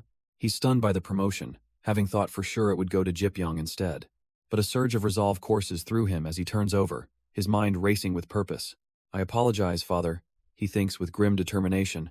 "I have something I must do." Memories of a past life flood his mind, a villain, the three great cults, and a blade soaked in blood. The crushing weight of his knowledge returns, and as he clutches his head in pain, he knows the path ahead will be agonizing. The patriarch stands alone, contemplating the future of his clan as the night deepens. He reaches for his tea, the weight of his position palpable in the silence. So if nothing else, his heart is here, he murmurs, knowing the road ahead is perilous. Suddenly, a voice cuts through the silence, questioning his distraction. General Administrator Taekyung enters the room, sensing the tense atmosphere. He brings urgent news, announcing, "I received a reply from the Moyong clan." The patriarch unrolls the scroll, his face hardening as he reads their proposal. Truly tenacious, he scoffs, annoyed that the Moyong clan still hasn't quit. He turns to his trusted advisor, demanding to know what he thinks. But Taekyung gives a surprising answer, declaring his full support for the Moyong clan's offer. Taekyung argues the alliance is for the people's livelihoods, a noble cause the patriarch can't ignore. But acknowledging the risk of betrayal, he proposes a clever way to bind their clans together. His solution is simple yet shocking. The daughter of the Moyong clan. Have her marry the first young master, he declares, leaving the patriarch stunned by the idea of marriage. Later that night, under a crescent moon, the clan leader contemplates this radical proposal alone. The idea of tying his son, Hojong, to the Moyong clan's daughter weighs heavily on his mind. He recalls Moyong Yunhwa, a woman praised for her sharp intellect and worthy personality. His advisor's words echo, reminding him that the future patriarch will need powerful allies by his side. The patriarch realizes his son will indeed need someone strong to protect his flank. The weight of this dynastic decision settles upon him as he strokes his beard in deep thought. The patriarch considers the weight of a political marriage, a decision that could change everything. 10 days later, a quiet morning in the clan's courtyard is about to be shattered. A young clan member calls out to Hojong, completely unaware of the guest who is about to arrive. Suddenly, a familiar yet disheveled senior appears, greeting them with a booming, "Long time no see, you thieves." He stumbles forward, complaining he's been starving for 3 whole days and demanding food. Hojong smirks, warning him, "If you leave behind even a single grain of rice, don't expect any soup." But the feast prepared for him vanishes in the blink of an eye, leaving nothing but empty plates. Staring at the man's impossibly bloated stomach, the younger disciple can only ask in disbelief, "Are you a monster?" The senior just laughs, boasting that back in his prime, he could easily devour over 12 pounds of pork. That's enough food for 6 men, a fact that leaves the young disciple utterly speechless as Hojong watches on. "Tea, my ass.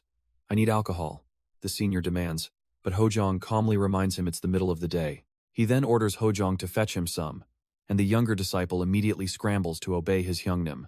With the feast devoured, the senior finally wipes his mouth, ready to discuss the real reason for his visit. His first task: to report back on the current state of the entire Murim world. He reports that things are quiet, save for some monks from the small Thunderclap temple beginning to stir. But Hojong presses him for more, specifically asking about the movements of the infamous demon cults. The senior confirms the world is strangely peaceful, noting the 3 major cults have yet to make any significant moves. Then, he moves on to the second request intel on Moyong Gun's youngest brother, a man named Moyong Wu. "The details are in here," he says, producing a sealed scroll containing the vital information. A heavy silence falls as the weight of this new intelligence hangs ominously in the air. The senior wonders why Hojong is so fixated on Moyong Gun's obscure half-brother. Hojong is stunned to learn the man is involved in sea trading in Zhejiang province. "That's right," the senior confirms, revealing his profits are so vast they rival the entire Moyong clan's fortune. A man of immense talent and skill, Hojong thinks, processing the shocking revelation. But as the senior notes his personality is completely different, Hojong simply replies, "I know." A memory flashes back to his past life, where this same man once bowed to him, the leader of the unorthodox faction. He remembers him not as a rival, but as a humble and benevolent man. And now, Hojong realizes this man is the key to uniting the orthodox factions, something strength alone cannot achieve. But the senior's tone shifts, leaning in with a serious question about Hojong's final request. "How did you know?" he asks, catching Hojong completely off guard as the source of his impossible knowledge is finally questioned. The senior's question hangs in the air, a test of knowledge about the strongest in the world. With glowing eyes, Hojong reveals a clan's darkest secret, prompting the inevitable question, "How did you know that?" Elsewhere, the sound of striking earth signals a sinister project is underway. Under the watchful eye of a ruthless patriarch, countless workers toil away in a desolate wasteland. "How's it going?" the patriarch asks, receiving the answer that their goal is only 5 days away. A cruel smile spreads across his face as he gives a final, chilling command. "Bury all the workers," orders Myung-chun, the patriarch of the Gujumyeong clan, leaving no witnesses. His subordinate observes, "You seem excited," as they stand atop the windswept cliff. "Of course," he sneers, for the legendary martial arts of his ancestors will soon be in his hands. A power thought lost for 300 years, a secret buried deep within the earth, is finally about to be unearthed. Patriarch Myeongchun declares that with these recovered arts, his power will soon surpass even the legendary Seongcheon 13. He then asks about the Moyong clan, learning that the Yeon clan is stalling on their proposal. Moyong Gun is quite a soft-hearted man, it seems. He sneers, his patience wearing thin. He decides that if they can't be appeased, force will be the only answer, shocking his subordinate. But the patriarch simply turns with a sinister grin, asking if his subordinate isn't curious. Curious about the true power of the Gujumyeong clan's recovered martial arts. "Let's test it," he proclaims, his hand glowing with immense energy. "How long will the Yeon clan survive?" The scene shifts to a desolate, frozen forest under the cold moonlight. Suddenly, a blinding flash of energy slices through the silent woods. It culminates in a devastating explosion, a terrifying demonstration of newfound power. Yeon Hojong stands amidst the chilling aftermath, sensing the distant destruction. A surge of pure rage fills him as he realizes who is responsible. The Myeong clan. Back in his room, this murderous intent leaks out, startling the senior relaxing on the floor. The scruffy man looks up in confusion, barely managing to ask, "Young Master Yoon?" But before he can react, Yeon Hojong unleashes a devastating wave of raw power directly at him. The senior is thrown violently against the wall, crying out in pure shock. Yeon Hojong's face is a mask of cold fury, his killing intent completely unrestrained. The senior clutches his chest, stunned by the sheer force of the unexpected assault. He's sent flying across the room, shouting, "You bastard, that hurts!" Finally catching his breath, the senior questions the source of such profound hatred. "Did you have a grudge in your past life or something?" Yeon Hojong stands alone in the desolate woods, his rage manifesting as raw, destructive power. "My chest is burning," he thinks, as the memories of his past life surge within him. His ki flares uncontrollably as he shouts internally, "I can't calm down." He remembers the faces of his enemies, screaming, "It was those bastards that dared to kill my father." The memory of his final command echoes in his mind. "Bury my brothers and burn down the clan." He cries out in agony, overwhelmed by the phantom pain and fury of a life he already lost. The entire forest seems to tremble from the sheer force of his emotional outburst. As the wave of power subsides, he stands panting, trying to regain his composure. But a calm voice cuts through the night. "It looks like you're venting your anger," revealing his father has been watching.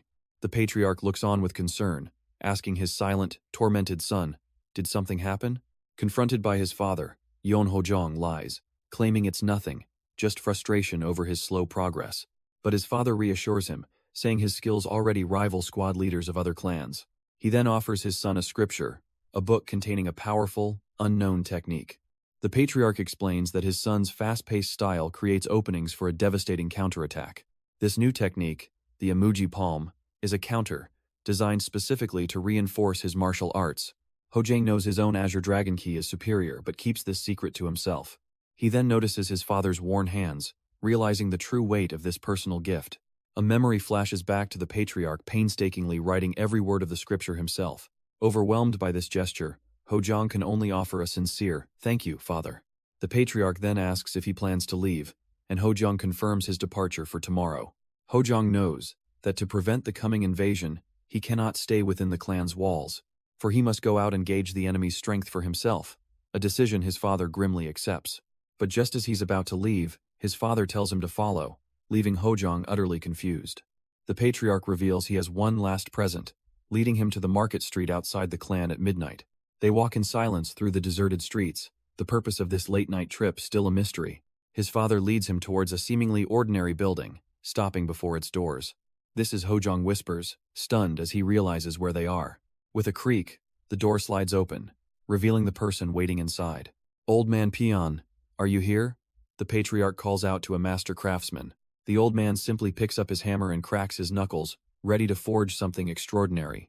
The legendary craftsman Peon Ilkang greets them. "I've been waiting, clan leader Yeon." "A blacksmith?" Hojong thinks, stunned as the old man announces the item is ready. The craftsman dismisses the difficulty, explaining that 15 days was more than enough time for the task. With a swift motion, he reaches for a large, cloth-covered object. The sheet is ripped away, dramatically unveiling the patriarch's final gift. Hojong's eyes widen in utter disbelief at the sight before him. It's not a sword, but a monstrous, gleaming, double-bladed battle axe. This is," he stammers, completely overwhelmed by the unexpected weapon. But his father's command cuts through his shock. "What are you doing? Hold it." As he grips the sturdy 6-foot weapon, its immense weight transfers directly into his hands. With a single, effortless swing, the monstrous axe sings through the air, a perfect extension of his will. "How is it?" his father asks.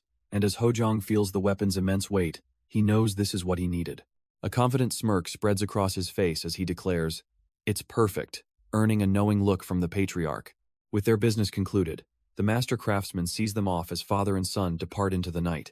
They walk under the moonlight, overlooking the vast city below, as Hojong carries the instrument of his future vengeance. Their path takes them deep into a silent, snow-covered forest, the atmosphere turning serious and cold. Suddenly, his father breaks the silence, turning to broach a topic that has clearly been on his mind. He asks a question that catches Hojong completely off guard. "Are you thinking of getting married?" Hojong denies it for now, but his own curiosity reveals his father has already found a candidate for him. And the name his father drops is a bombshell, the talented daughter of the Moyong clan, Moyong Manhwa. Hojong questions his father's choice, asking, "But why the Moyong clan specifically?" The patriarch reveals it's a business alliance, a common way for powerful families to forge stronger ties. Yet he quickly dismisses the idea, stating firmly, "Forget it. I'm against loveless marriage." But the sudden offer triggers Hojong's regression memories, making him wonder why they would join hands now. He recalls a chilling truth. After his clan's destruction, the greatest power to rise was the Moyong clan. It wasn't the Gujumeong clan, who were mysteriously in a state of slow decline during that era. This contradiction makes no sense, and a single question burns in his mind. Why did the Meong clan decline? Connecting the pieces, he feels a strange sense of discomfort, a premonition that something is deeply wrong. He confronts his father, knowing he wouldn't sell his son for business, and demands to know who suggested the marriage. The answer is a single name that changes everything. General Administrator Taekyung. The culprit is Taekyung, the clan's good-natured administrator, who never seemed to have a presence. His father confirms it was for the clan's sake before walking away into the night. As Hojong clenches his fist, a chilling realization begins to dawn on him. The pieces click into place with terrifying certainty. There's a traitor. Meanwhile, Taekyung walks through the snow, completely unaware of the suspicion now aimed directly at him. He enters his room, shivering from a sudden cold that has nothing to do with the weather. A calm voice greets him from the darkness, making him jump in utter shock. He turns to find Yan Hojong waiting for him, a predator sitting calmly in his den. "Young master?" he stammers, but Hojong simply smiles, saying he has something to discuss. With an unnerving intensity, Hojong leans in and asks, "Do you have some time?" Inside the quiet room, Taekyung nervously faces the young master who cornered him. He pours tea, his hands trembling as he tries to maintain a facade of calm. But Hojong cuts straight to the point, asking, "I heard you brought up the idea of my marriage?" The administrator immediately prostrates himself, apologizing profusely for overstepping any boundaries. Hojong's calm reply, "Not at all," only confuses the terrified man. He even claims the suggestion made him feel good, disarming Taekyung with a seemingly genuine smile. But as he places his cup down with a sharp tap, the word "however" hangs ominously in the air. His friendly demeanor vanishes in an instant as he coldly states, "It's a shame that you had poor insight." He admits that Moyong Yeonhwa is indeed beautiful, elegant, and graceful. However, a predatory grin spreads across his face as he leans in, ready to expose the traitor's true motive. He reveals that a woman like Yeonhwa would devour her husband, a truth the administrator is forced to accept. So on that note, Hojong continues, leaning in with a strange request that freezes the man in place. He asks Taekyung to introduce him to another woman from the Moyong clan, a completely unexpected twist. Since he has to marry anyway, he wants someone just as noble, but more manageable than Yeonhwa. His true motive is revealed with a chilling smile. "So that I'm able to be one step closer to the seat of patriarch than Jipyong." The administrator stammers in confusion, reminding him that he's the eldest son who will lead the family. But Hojong grabs him, his voice dropping as he tells the terrified man to be realistic. He lays the final piece of his trap, stating everyone knows his father will choose Jipyong as the next vice-patriarch. Turning his back, he offers a veiled promise, telling Taekyung to play a big role in the clan's future. As the terrified man stammers his agreement, Hojong's final words hang ominously in the air, "Then I'll trust you." With a final, chilling command to just trust me, Hojong leaves the administrator to his fate. The very next morning, Taekyung reports to the clan patriarch, his mind reeling from the previous night's encounter. He presents a list of documents for review, but his unease is palpable. As the patriarch reads, Taekyung nervously hesitates, struggling to find the right moment to speak. Finally, he breaks the heavy silence. Patriarch. He cautiously brings up the sensitive topic of the first young master's marriage, causing his leader's hands to clench tightly. How about finding another wife instead of Moyong Yeonhwa, he asks, a suggestion that instantly darkens the patriarch's expression. The book is slammed shut with a resounding thud, all pretense of patience gone. For what reason? The patriarch demands, forcing Taekyung to stammer that Yeonhwa is simply too outstanding. Sweat pours down his face as he awaits judgment, having fallen perfectly into Hojeong's trap. Taekyung argues that a simpler woman would be a better fit, even suggesting the powerful Moyong clan might reject the marriage proposal. Reject it? The patriarch questions, his gaze sharp and unconvinced by the sudden change of heart. Taekyung explains that asking for the Moyong patriarch's cherished daughter could be seen as an insult, risking their entire business alliance. As the patriarch falls into thoughtful silence, he suddenly calls out Taekyung's name, breaking the tension. Do you feel that the business with the Moyong clan is that important? He probes, to which Taekyung firmly replies, yes, since money is power. He passionately argues that securing more funds through this alliance will greatly reduce the hardships their people face. The patriarch seems to accept the reasoning, musing aloud, for the sake of the people's livelihood. To Taekyung's utter shock, his leader suddenly agrees. Fine. I'll accept it. He agrees to find a new bride for his son, stating it's fine if it's not Moyong Yeonhwa. With his mission accomplished, a relieved Taekyung quietly exits the room, unaware of the deeper game at play. The patriarch formally addresses General Administrator Taekyung, who stands at attention. Thank you for your hard work, the clan leader says, seemingly accepting the counsel. Taekyung bows deeply, glad to have been of service to his lord. A letter is then dispatched with a simple order. Send this to the Moyong clan. Once outside, Taekyung lets out a long sigh, as if a heavy burden has been lifted. But the relief quickly twists into a dark, triumphant smirk. It was long, he thinks, his true nature finally surfacing with a sinister grin. After 10 long years, his life of pretending to serve 2 different clans is finally over. Now, his true patriarch can use this business as an excuse to devour the Yeon clan's territory. He walks away, praising Lady Yeonhwa for her impressive part in clouding their enemy's judgment. The traitor Taekyung strolls through the clan grounds, greeting everyone with a pleasant smile. But his inner thoughts reveal a sinister goal. His true patriarch is one step closer to becoming the strongest in the world. He gazes upon the Moyong clan's territory, dreaming of the day they will finally conquer everything.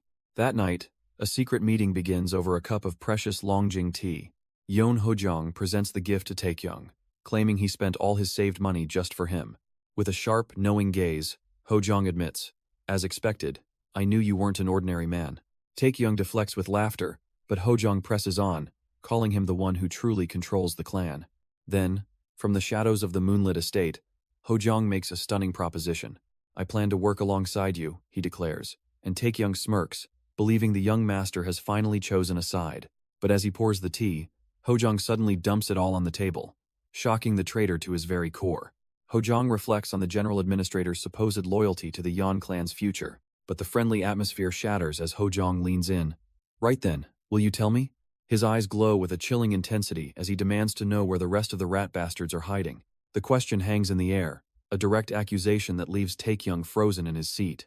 Taekyung feigns confusion, asking, What are you talking about, young master, trying to play dumb? With a sudden crack, Hojong shatters his cup, his voice like ice. I mean, you are a spy. While Taekyung scoffs in disbelief, Hojong begins to lay out the 3 simple rules every spy is supposed to follow. A spy should have a low profile, a humble position, and an ordinary personality to avoid any suspicion. But you did exactly the opposite, Hojong declares, pointing out his high-profile position right next to the clan head. The final blow lands as Taekyung sweats, realizing he was understood not as an ordinary spy, but a special one. Taekyung forces a laugh, claiming a misunderstanding, but Hojong's voice is ice. Come here, old man. The traitor is suddenly struck, his face twisting in shock as the confrontation turns physical. Just then, a scruffy senior enters, grabbing the stunned Taekyung while complaining about being dragged into a family quarrel. But he holds the final piece of the puzzle. A secret report sent to the Moyong clan, written in a complex code. Taekyung trembles, his mind reeling as he wonders how they could have possibly gotten their hands on it. His hand shakes uncontrollably against the table, his composure completely shattered. Enough acting, Hojong sneers, offering a final, terrifying choice: crawl away or be imprisoned. Defeated and exposed, Taekyung can only grit his teeth and curse his fate.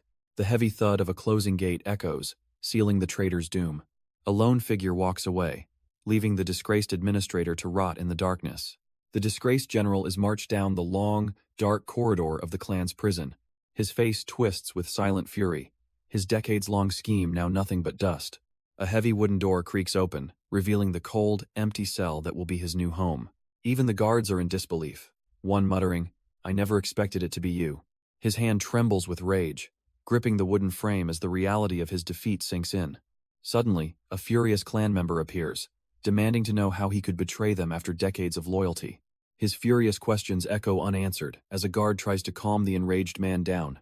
But the betrayal runs too deep, and the guard can only walk away in frustration. Just then, Hojong appears, his voice cutting through the noise. "General, no, spy, be ready." He turns away, leaving a final, chilling promise. "Otherwise you will not die an easy death." The disgraced General Taekyung listens intently from the shadows of his prison cell. Outside, a fellow administrator stares back, his face an unreadable mask of conflicted loyalty. Beneath the silent, watching moon, a secret plan begins to unfold. The man turns his back, making a show of leaving the traitor to his fate. But Taekyung remains perfectly still, a listener waiting for the true message. The speaker's voice drops to a whisper, meant only for the prisoner's ears. "The sky is wide," he murmurs, a coded phrase hinting at an opportunity. Suddenly, a key clatters onto the stone floor, a glint of impossible hope. His duty done, the mysterious ally turns to leave without another word. He gives one last instruction, pointing to the escape route.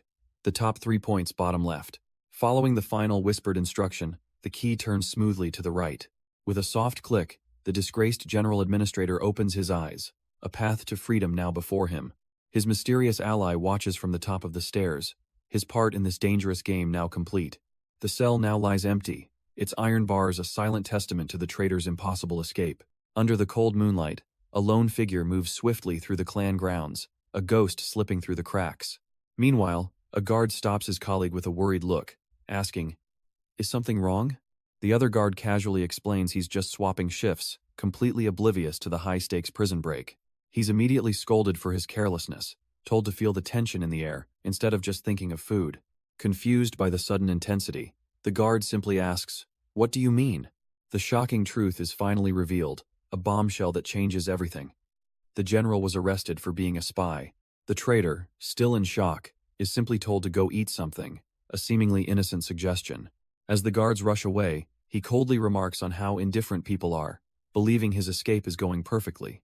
He moves like a shadow across the snowy rooftops, a ghost slipping away from the clan's grasp. Following his instructions, he arrives at a desolate tavern, the final stop on his path to freedom. But a sudden, chilling realization washes over him as he steps inside.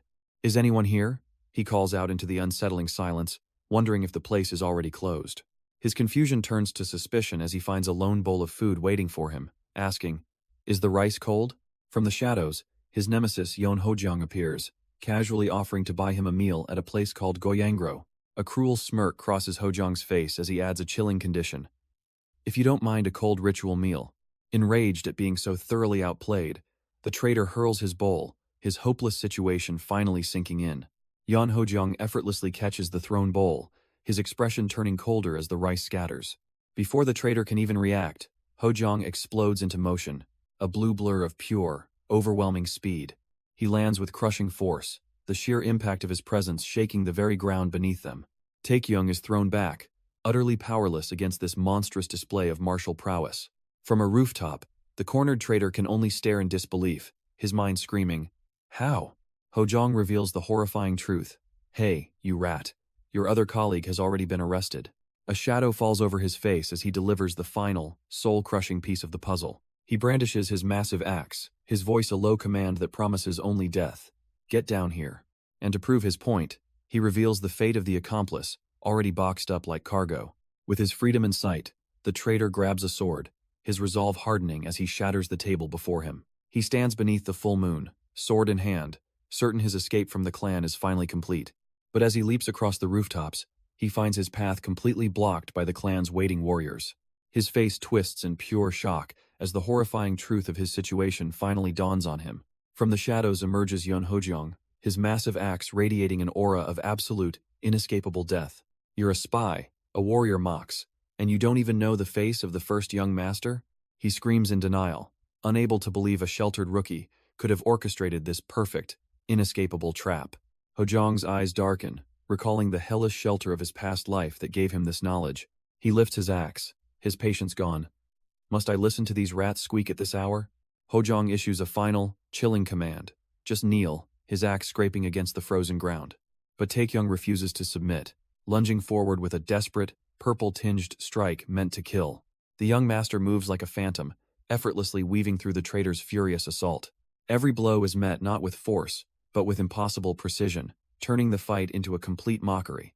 With a single hand, Hojong stops the attack cold, his control absolute and terrifying. He's deflecting my attacks, Taekyung realizes in horror, his confidence finally shattering.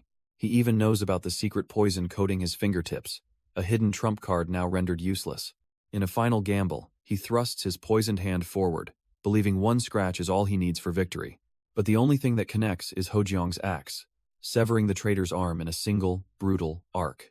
Taekyung stares in utter shock as blood splatters across his face, and he collapses, screaming in agony, as the reality of his dismemberment sinks in. You weren't even prepared to die, Hojong scoffs, his voice dripping with contempt for the traitor's pathetic resolve. Without a moment's hesitation, he swings his axe again in a merciless flash of steel. The blade pins Taekyung's other arm to the frozen ground, ending any hope of resistance. As the moon watches silently, a voice declares, "We're done on this end." Meanwhile, across a vast and snowy mountain range, another part of the plan is in motion. The administrator who helped the traitor escape runs for his life, believing he's finally free. But his desperate flight leads him right into a dead end, where a voice mockingly asks, "Was that all?" The captured accomplice is forced to witness a pathetic sight as the patriarch stands over him, sword drawn.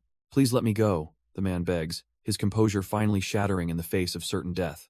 But the patriarch is unmoved, even as the traitor threatens that a cold wind will blow over the clan if he is killed.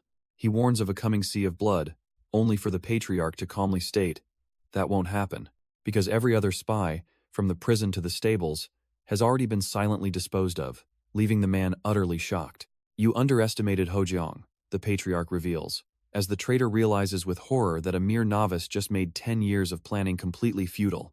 Asked for any last words, the cornered man can only tremble with impotent rage. He finally screams a curse at Yeon Hojong, but a swift flash of steel cuts his words and his life short. The patriarch's gaze remains cold and unwavering, the final loose end of the betrayal now severed for good. The traitor's body slumps to the ground, his final curse silenced forever. "Your filthy last words," the patriarch declares with cold finality. "I've heard enough." The moon hangs silently in the sky, a witness to the clan's brutal but necessary purge. 5 days later, a heavy silence falls over the Yeon clan compound as the patriarch watches his men. The courtyard is prepared for a somber ceremony, with guards standing vigilant against any lingering threats. But the shadow of betrayal still looms, a haunting memory of the enemies who plotted from within. Alone, the patriarch reflects on the recent turmoil, gazing out at the unchanging night sky. His son then delivers a shocking revelation, claiming the Moyong and Myeong clans have joined forces. When asked how he knows, Hojong can only hint at a deeper secret he cannot yet share. Yeon Hojong trains in the dead of night, swinging his new axe with deadly grace, declaring, "I'm certain." He grips the massive weapon, its blade glowing with an ominous blue light as he channels his power. His eyes close as he focuses, recalling the enemies that brought his clan to ruin in his past life. He remembers the spies of the Moyong clan and the death-wielding swordsmen of the Myeong clan who will destroy everything. A horrifying vision of his home engulfed in flames flashes through his mind, a future he must prevent. His eyes snap open with cold fury as he roars, "Now it's our turn," and prepares to unleash his full might. The custom-forged axe hums with terrifying energy, ready to carve a new destiny for his clan. With a single, earth-shattering swing, he releases a wave of pure, destructive power through the forest. The resulting explosion obliterates the landscape, a terrifying display of the power he now commands. Under the cold moonlight, Yeon Hojong returns to the clan estate, his massive axe resting on his shoulder. He finds the scruffy senior waiting for him in the desolate courtyard, a silent meeting arranged in the dead of night. The senior turns with a grim expression, clearly bearing urgent news that couldn't wait until morning. Without a word of explanation, Hojong simply says, "Let's go," and the senior agrees, ready to follow him into the unknown. But the senior is left stunned, as Hojong suddenly vanishes from his side at an impossible speed. Moments later, A distant wall explodes outward, shattered by a blast of pure, destructive energy. The shockwave ripples through the estate, a clear sign that an attack has begun from within. A shadowy figure leaps from the destruction, revealing an intruder has breached their defenses.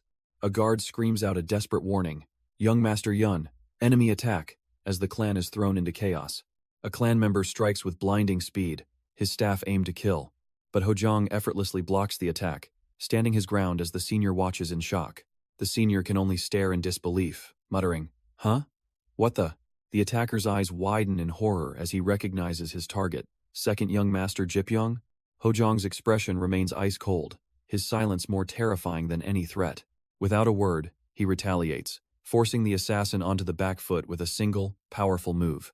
He presses the advantage, his axe becoming a blur of motion as he completely overwhelms his opponent. The senior is utterly bewildered, questioning, "Why is the second young master?" as the fight escalates. Suddenly, more assassins appear from the shadows, surrounding Hojong in a coordinated attack. Their blades are drawn, revealing this was no misunderstanding, it's a full-blown internal rebellion. One of the assassins lunges, his sword glowing with killing intent in a furious strike. But Hojong meets the attack with chilling calm, his massive axe deflecting the blade with contemptuous ease. He moves like a phantom, instantly closing the distance, and flashing past his bewildered opponent. For a terrifying second, a clean line appears across the attacker's throat, a testament to Hojong's impossible speed. The exchange is over before it began, a completely one-sided demonstration of absolute martial dominance. But instead of falling, the young man simply sighs, scratching his head in utter defeat. As expected, "I can't beat you," he concedes, revealing this was never a real fight, but a final farewell. He sheathes his sword with grim determination, admitting he must rush to chase someone he fears he will lose to. When he asks if Hojong is truly leaving, the answer is a quiet, resolute, "Yes." "You could have said something," the boy laments, his selfish wish to stay together hanging in the cold night air. "I'll be back soon," Hojong states, recalling the lonely path of an Asura he's determined never to walk again. His younger clan brother can only offer a quiet, somber, "Take care." He then turns away, his gaze fixed on the comrades waiting for him in the distance. Clenching his fist, he makes a solemn vow. "I'll diligently chase after you, brother." Meanwhile, across a vast and treacherous mountain range, a new power begins to stir. A small bird takes flight, carrying a message that will shift the balance of the world. It lands on the shoulder of the meditating Moyong clan patriarch, who is interrupted by a familiar face. His daughter, Manhwa, approaches, and he greets her warmly despite the chilly air. She delivers a scroll with grave news. Their spies confirm the Myung clan has found their ancestors' lost martial arts. The report reveals a horrifying truth: the Myung patriarch buried hundreds of workers alive, a truly evil act. A small bird flutters down, its message for the Moyong patriarch alone. "What is the Yin clan's response?" he asks, but his daughter reveals there has been no reply. She calls it caution, but he knows the Yeon patriarch is a frustratingly great man. He then reveals a chilling fact: their spies have gone silent, and this is the fifth one. A dawning horror crosses Yeonhwa's face as she realizes the terrifying implications. But she dismisses it, confident that their master spy Taekyung could never be discovered. Just then, another subordinate rushes forward with an urgent report for the patriarch. A massive information lockdown has been imposed on the entire province where the Yeon clan resides. This scale is impossible for the Yeon clan alone, meaning they have a powerful, hidden ally. An expert in information control, could it possibly be the legendary beggars? The Moyong patriarch stands before his daughter, a sinister laugh escaping his lips as he remarks, "Hoo, this is quite." A cruel smile spreads across his face as he relishes the challenge, declaring this is fun.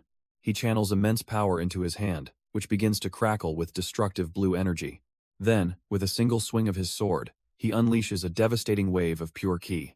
His eyes gleam with focus, a true master demonstrating his overwhelming strength against the very landscape. The attack carves a massive, permanent canyon through the earth, a testament to his terrifying power. He stands calmly amidst the aftermath, the sheer scale of his power hanging heavy in the air. Looking at the destruction, he coldly tells Yeonhwa they must now bury the person they anticipated. But 5 days later, the scene shifts to a quiet pavilion, far from the show of force. Inside, the Yeon clan's scruffy informant enjoys a meal, while Hojong's signature battle axe rests ominously in the background. The waitress can only stare in shock, wondering if the man is a glutton. His loud eating startles the other patrons, causing a commotion in the quiet restaurant. But Yeon Hojong sits in stoic silence, his massive battle axe a menacing presence beside him. The weapon suddenly shifts, terrifying a nearby diner who can only shriek in fear. Onlookers whisper about the strange pair, a delicate young man with a brutal weapon and a beggar. "Slow down," Hojong warns. But the informant frantically yells back, "Let me be." He complains about running all the way from Jiangsu, the hungriest he's been in his 30-year beggar life. "You rode a horse. I ran with my 2 feet, he accuses, but Hojong calmly reminds him he offered a ride. A kind stranger, amused by the scene, offers to pay for the entire meal. But once the food is gone, the informant's expression turns deadly serious as he finally gets down to business. The informant finally demands answers, asking, "When are you going to tell me?" He points out their location in Henan is dangerously close to the territory of the Myung clan. "Just why did you come here?" he presses, desperate to understand the young master's reckless plan. But Hojong simply smirks, revealing his presence here is for a very simple reason. Meanwhile, the Moyang clan receives the shocking report that the Yan's first young master has entered Henan. Just as Hojong predicted, the news has reached his enemies, sowing the first seeds of chaos. He explains that with their spies dead, his own network now controls all information in the province. By moving so abnormally fast, he's given their rival no time to think, forcing them into a state of pure anxiety. Across the land, Moyang Yonhwa senses the ploy, admitting that something about this situation isn't clear. Her father grapples with the same mystery, unable to fathom why his enemy would walk straight into hostile territory. The senior suggests they wait for the Moyang clan, but Hojong flatly refuses, confusing his ally. He declares with absolute certainty, "Moyang Gun, you won't move." He knows the rival patriarch is far too cautious, a man who only acts when he is absolutely certain of victory. Just as he predicted, Moyang Gun hesitates while his subordinate urges him to act before it's too late. The patriarch falls for the bait, deciding to send the Myung clan to investigate instead of moving himself. 6 days pass, and the pieces of Hojong's grand scheme begin to fall into place. A messenger arrives at a tavern, asking for the first young master of the Yan clan. The man he seeks is none other than Hojong himself, who calmly asks from the shadows, "Who is it?" The messenger announces that the Gujumyong clan has come, and someone important wishes to see him. With a confident smirk, Hojong accepts the invitation, his trap now perfectly sprung. Hojong coolly agrees to the meeting, declaring, "I'll free up time, even if I have none." Later that night, he moves swiftly through the dark forest, heading towards the rendezvous point. Accompanied by a Myung clan escort, he spots his target in the distance, a lone figure by a campfire. But as his escort prepares to move, Hojong calmly stops him, redirecting his attention with a simple gesture. "You should drop that before you go," he commands, his massive axe hanging ready as a silent threat. A chilling smirk spreads across Hojong's face as his true intentions for this meeting become terrifyingly clear. The enraged subordinate lunges forward screaming, but Hojong simply stands his ground, ordering the man to back off. Suddenly, the woman they were watching speaks, her eyes fixed on his weapon as she questions the rumors about his clan. She is revealed as Myung Onji, the Gujumyong clan's assassin squad leader, and she taunts him about his enormous axe. In response, Hojong slams the massive weapon into the ground, a silent and devastating declaration of his power. Hojong stands before the assassin leader, the campfire crackling between them in the tense silence. She questions his lack of concern, but his gaze remains cold and unwavering. "At the very least, you're bold," she scoffs, demanding he state his business immediately. He ignores her, instead asking a cryptic question about a missing beggar he was supposedly looking for. She tries to placate him, but he seizes control of the conversation, deciding he'll be the one to speak. He then reveals a shocking truth. A spy had been hiding in his clan for 10 long years. He and his father fought desperately to cleanse their home, but the conspiracy ran far deeper. There were jackals, he explains, outside forces allied with the traitors, aiming to devour his clan. With a chilling smirk, he points out her clan arrived first, as if sent on a mission to capture him. She realizes the horrifying truth, he's the bait, as he coldly promises to kill them all anyway. With his axe ready, Hojong confronts the assassins, his voice dripping with contempt as he asks, "Are you guys those jackals?" The assassin leader, Myung Onji, simply sighs, a hint of annoyance on her face. She confirms his suspicions, admitting her squad was sent to discover his plans, even by force if necessary. With a deceptive smile, she drops the pretense, admitting there's no point in fooling him now that he knows everything. She gives the order, her voice cold and absolute as her assassins leap into action. "Make him kneel." An assassin lunges forward with a ki-infused punch, aiming to overwhelm Hojong instantly. But Hojong dodges with contemptuous ease, swinging his massive axe in a devastating counter-arc. The assassin's face twists in shock and fury, realizing the power gap is far greater than he imagined. The brutal impact sends the man flying, blood erupting from his mouth as he screams in agony. As he's thrown back, he screams out a desperate warning to his comrades. Myung faction. The assassin leader Myung Onji unleashes a bizarre technique, her purple ki flaring around her. Gathering the dark energy in her hands, she prepares to turn her own men into weapons. Her pear tree flower root touch ensnares her subordinates, lifting them off the ground. She then hurls them through the air like cannonballs, straight towards Yon Hojong. But as they land, the assassins can only stare up in utter disbelief. Hojong meets their assault with a single, overwhelming swing of his axe that shatters the earth itself. What? The squad leader screams, her confident smirk completely wiped from her face. A massive cloud of dust and debris instantly blankets the entire battlefield, obscuring everything. Her assassins cry out in the chaos, "Shit, if this happens we'll lose visibility." And through the haze, Myung Onji is horrified to realize she's already bleeding. Myung Onji's eyes flare with shock as the dust clears. "What? Where did he go?" she screams, frantically searching the empty space before her. Her eyes dart upwards, sensing a presence lurking in the darkness above. Suddenly, one of her men points into the sky, shouting north. Yan Hojong descends from the heavens like a meteor, surrounded by the assassins he's about to obliterate. An assassin can only gasp "huh?" as death plummets towards him. Their desperate volley of projectiles shatters against an invisible barrier of pure ki. The counterattack lands with devastating force, sending bodies flying through the air. "What is that?" she gasps, as Hojong manifests the divine spirit of the Black Tortoise. With absolute authority, he gives one final, chilling command. "K kneel." Under the pale moonlight, a patrol moves silently through the rustling grass. A squad of elite assassins scours the area, their blades ready for a kill. Finding nothing, their leader gives the order to fall back, convinced the coast is clear. But from the shadows, a hand lunges out, grabbing the rearguard before he can even scream. The assassin's eyes widen in pure terror as he's pulled into the darkness. "WH what?" his comrades yell, spinning around to face the unseen threat. A scruffy figure emerges from the tree line, revealing the ambush has just begun. Suddenly, they're surrounded not by warriors, but by an army of beggars rising from the earth. "Yon Hojong, it's just as you said," a voice confirms, revealing this was all part of his plan. The beggar leader can only ask in awe, "How did you predict this so perfectly, successor of the beggars?" "Honestly, I was a bit doubtful," the senior admits, now splattered with the blood of his enemies. The scene flashes back to their meeting, where he questioned how two orthodox clans could ever conspire to bury another. He had grabbed Hojong, still unable to believe such a treacherous plot was possible. But back in the present, the scouts recognized him instantly, proving every single one of Hojong's predictions. A grim resolve settles on his face as the real fight begins. "Strongest clan in the world, my ass," he roars, leading the charge with his army of beggars. They descend with brutal, overwhelming force, smashing the elite warriors with their crude clubs. The assassins' trained movements are completely useless against the sheer ferocity of the ambush. Suddenly, a dark figure wielding a massive battle axe cleaves through an enemy, revealing Yon Hojong has joined the slaughter. He moves like a phantom between their blades, effortlessly turning their coordinated attack into a dance of death. He plants his foot, the ground itself cracking under his sheer presence. His battle axe, glowing with an ethereal blue light, carves through the air towards the terrified assassins. In a single, fluid motion, he cuts down an entire squad, their bodies falling like leaves.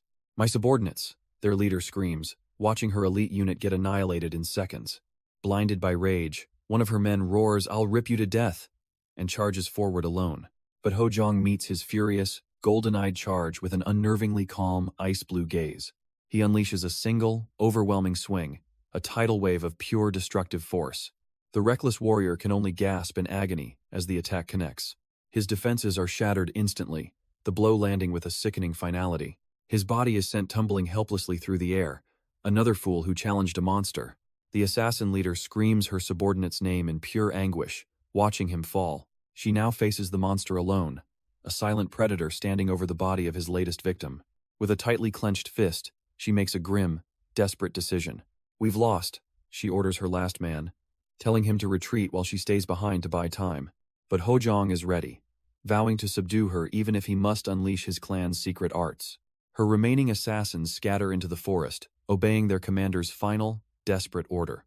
He watches them flee with a cold, almost curious expression, finding the situation amusing.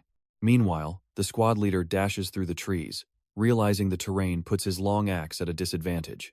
"You're using your head," he smirks, finally acknowledging the assassin leader of the Gujumyeong clan. As the sun sets on the bloody battlefield, the true hunt is only just beginning. The assassin leader desperately flees through the forest, leaving a trail of purple energy in her wake. But she freezes mid-leap, a sudden sense of dread washing over her as she realizes the path is blocked. Meanwhile, her scouts are discovered already defeated, a lone survivor demanding to know who did this. "Be what?" he asks, just as the scruffy senior emerges from the shadows to deliver the final blow. A brutal crack echoes through the trees as the last scout is swiftly taken down. "We're cleaners of the streets," the senior scoffs, standing over the unconscious assassin. With the ambush complete, his men begin tying up the captured enemies as he gives his orders. He interrupts his subordinates' chatter with a grim warning, stating that they need more evidence than just captured bodies. After all, a reckless move against the powerful Gujumyeong clan could spell disaster for everyone involved. For now, he decides to wait, putting his faith in young Master Yun to capture the final piece of the puzzle. The scruffy senior suddenly senses a familiar dark energy fading from the battlefield. "Young Master Yun, you brat," he growls, realizing Hojong has made his move. He instantly dashes through the tall grass with blinding speed to see what happened. Using his 10,000 village autumn gust, he arrives in a flash, only to find the fight is already over. He furiously roars at his subordinates. "I told you to capture them alive, not kill them." Meanwhile, in another part of the woods, a lone figure stalks through the darkness. It's Yan Hojong, standing silently, waiting for the true leader of the assassins. With his massive axe resting on his shoulder, his cold gaze pierces the night. The assassin leader, Myung-onji, freezes in her tracks, hearing that sound again. She stares in absolute horror, realizing with dread, is he raising a monster in his body? I won't be able to injure him. The assassin leader recognizes the divine spirit technique, but her shock is useless as Hojong's axe crashes down with blinding speed. The impact sends her flying backward, utterly powerless against the overwhelming force of his strike. He lands with a ground-shaking thud, his massive axe buried deep in the earth. Casually hoisting the axe to his shoulder, he looks down on her with a taunt. "You have to keep it up?" Suddenly, a blinding explosion of golden ki erupts from the side, engulfing the battlefield. The assassin leader stares in disbelief, shocked by the sudden intervention. Golden energy begins to swirl around her as she stands her ground, preparing her own counter. Hojong remains utterly unimpressed, extending his hand and coldly stating, "You've done nothing to be happy about." Her golden aura explodes as she declares, "You're not the only one hiding secret martial arts." But his eyes only glow with a chilling blue light, revealing a power level she could never comprehend. A flash of light signals the start of their deadly clash in the forest. Myung-onji dodges his relentless axe swings, moving with impossible speed. She uses the terrain to her advantage, launching a graceful but deadly counterattack from the trees. But Hojong meets her assault head-on, his massive axe cleaving through the air with terrifying force. Onji manages to land a powerful ki-infused strike directly on his chest. She grunts, believing her attack has finally found its mark. But he effortlessly catches her wrist, his own golden aura flaring as her eyes widen in shock. He unleashes a flurry of strikes, his divine spirit technique piercing through her defenses. She screams in agony as the blue energy overwhelms her, sending her flying back. Defeated, she can only think in horror. Again, it's that martial art again. He remembers the Myung clan's signature power, a golden aura that shatters stone and breaks clan plaques. It's the same Herculean strength that once let him tank the swords of an entire squad. Now, the assassin leader Myung-onji wields that very same golden ki, preparing the final blow. But as her power washes over him, he collapses, tormented by a chilling realization. Is this what my clan suffered? Believing him broken, she smirks. "It looks like you're ready to come with me now?" Her presence triggers a horrifying vision of his past life's end, seeing his father and himself destroyed by that same power. Suddenly, Onji is sent flying as his cold voice cuts through the air. "Should I break your arms and legs first?" An explosive blue aura erupts from Hojong as he surges forward, his grief now forged into pure rage. He moves with impossible speed, his divine spirit technique ready to completely overwhelm her. The fight becomes completely one-sided as he brutally slams her to the ground, her confidence utterly shattered.